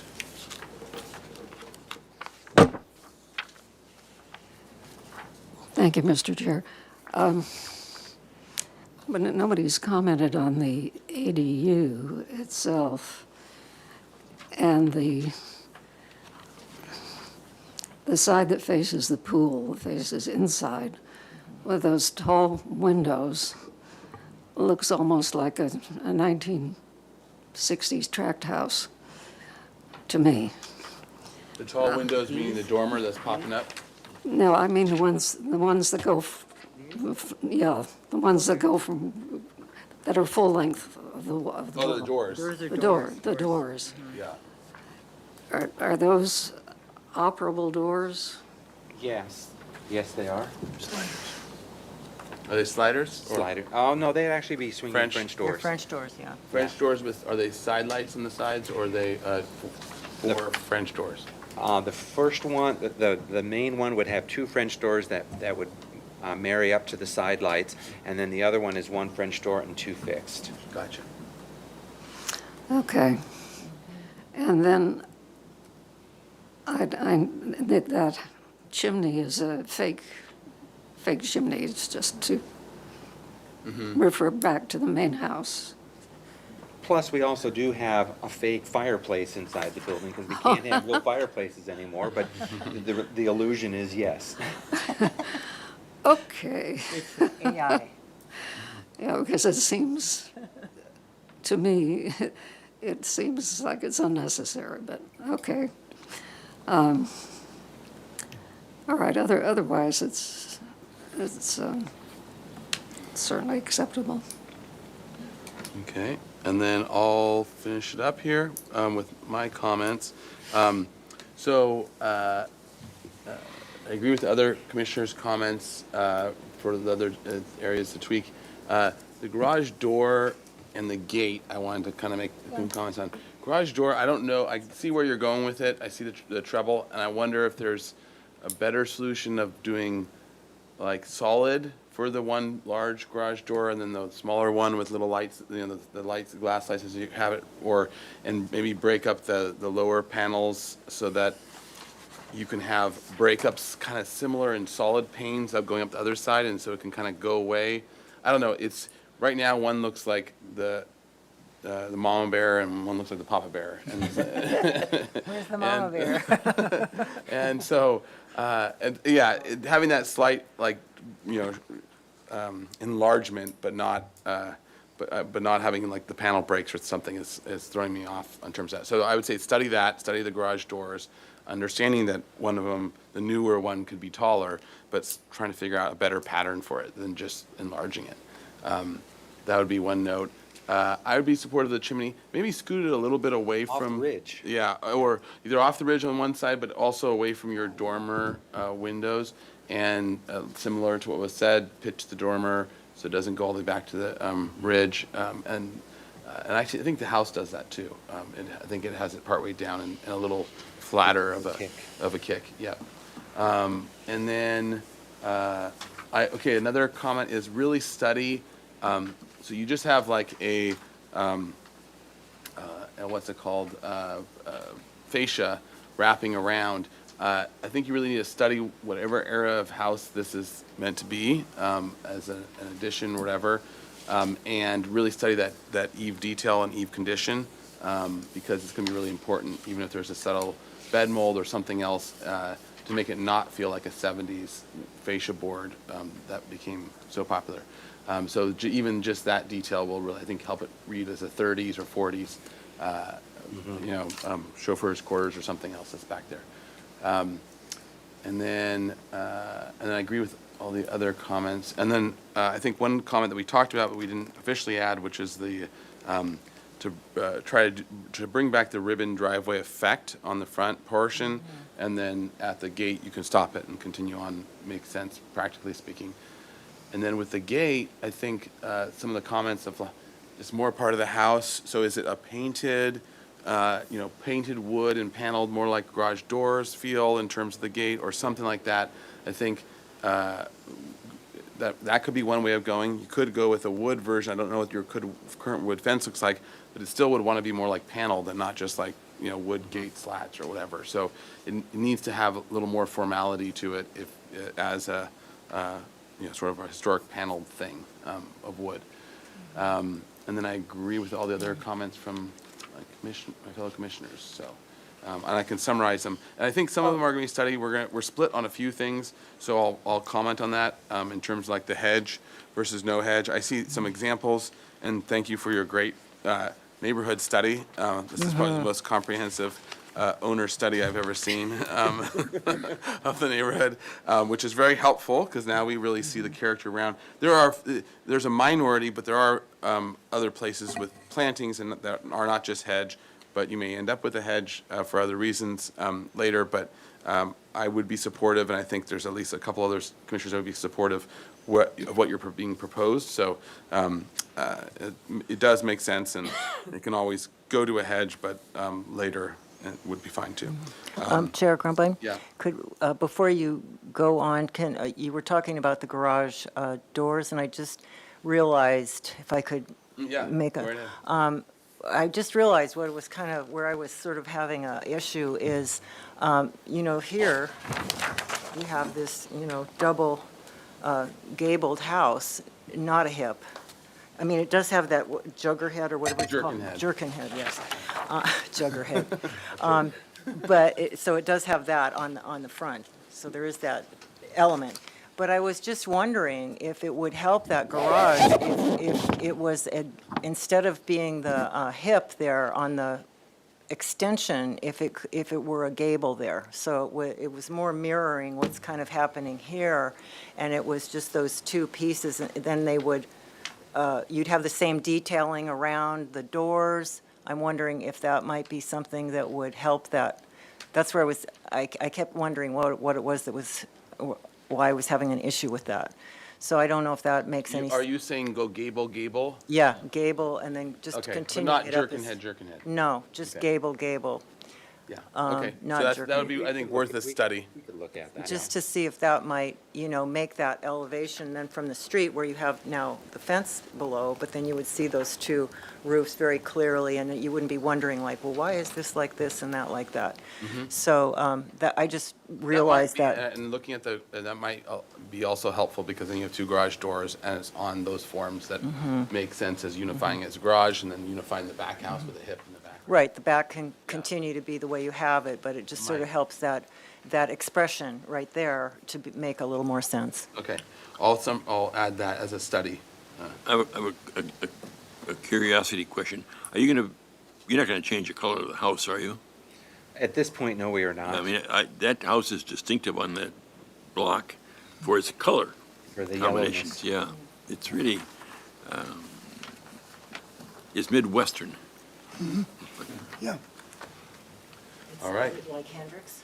Okay, could be so like let Hendrix, me yes. try summarizing the comments, and then it sounded like you're going to get project design approval with these comments. So, so to study, so for the garage, so first and foremost, the commission thanks the applicant and for their both their study and their continued, and the architect and landscape architect for their continued development of the design, and we think it's really going in a great direction.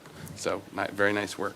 So to continue to develop to study the garage elevation, and to study the garage door design as well, and also look at turning the hip on the garage into a gable, front facing. So to study the garage elevation in that capacity.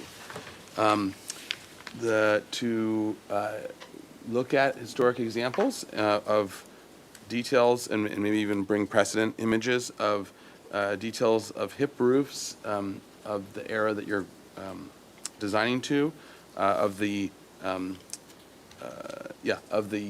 what is it? Sorry, the cornice. Yeah, the overhang of the eave condition of the hip roofs, period appropriate, to develop or to bring back the ribbon driveway design, or to do a ribbon driveway design up until a gate, rollaway gate.